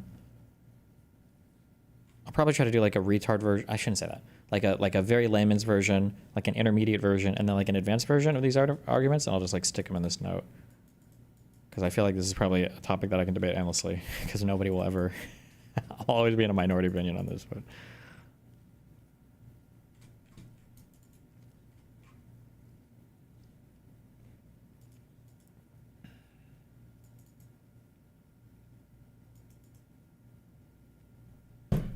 Testing your appearance on peers was excellent. Do you get any invites for debates against any dipshits like the ones on the panel? No, these people never invite for a debate. These guys are fucking retarded. I just did one. I thought it was a second Pierce show, but I mixed my bookers up on my phone. It was actually for that Al Ribia. I should remember the name of it. The Saudi Arabian one. It was me and Joey Manarino or something. I think I fucked his name up. But it was kind of boring.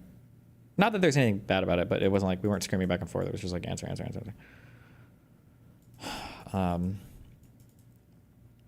Yeah. Okay. Well, fuck. I think I'm gonna start driving to Tampa, and then I'm doing stuff tomorrow. Have fun. Be careful. Ripperino, cappuccino, cappuccino, cappuccino, my dinner. So catch you guys next. Streaming now. Be careful. Don't die.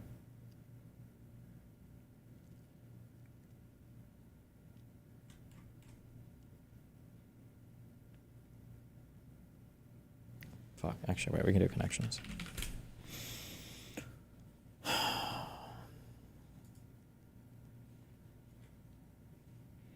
Uber, Swan, Google, Love, Vile, Goose, Google, Foul, Zoom, Yahoo, Siren, Mean, Doodoo, Photoshop, Folk, Goof, Offal. These are like tech companies?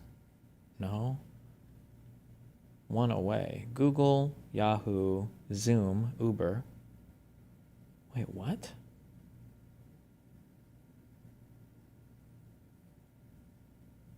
Swan, Love, Vile, Goose, Foul, Siren.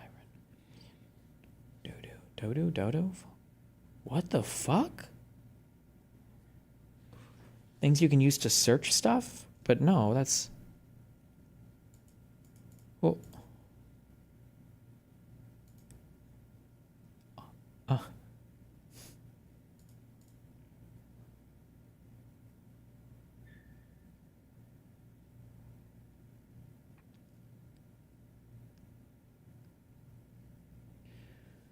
Things that are are not, is it a homophone?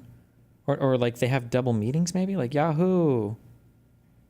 And a Google is like a number. Uber like is a prefix. Maybe? Siren and Siren?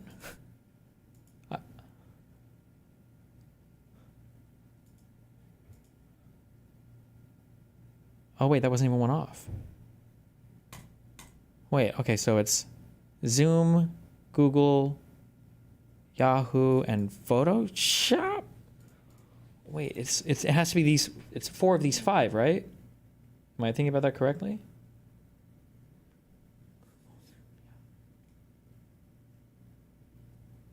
Because this was one off. No, wait, this wasn't one off, and this was one off. Wait, did I guess 3? I don't even know. Fuck me, don't know. I don't know. No, we're fucked, we're not doing this. Are these like, I feel like these are dishes I see on, are birds? Fowl, dodo, swan, and goose? Bro, fuck me, get me the fuck out of here. Trademarks that have become verbs.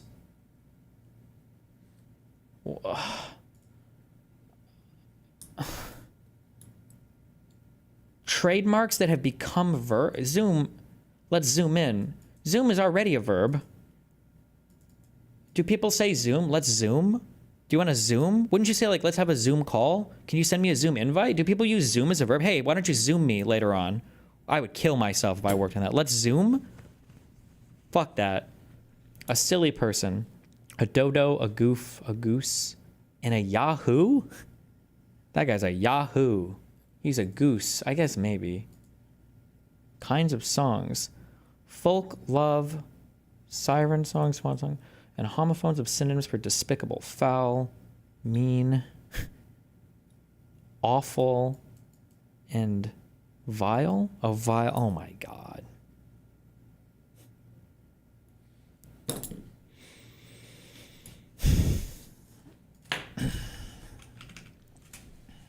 I don't even give a fuck. Fuck me.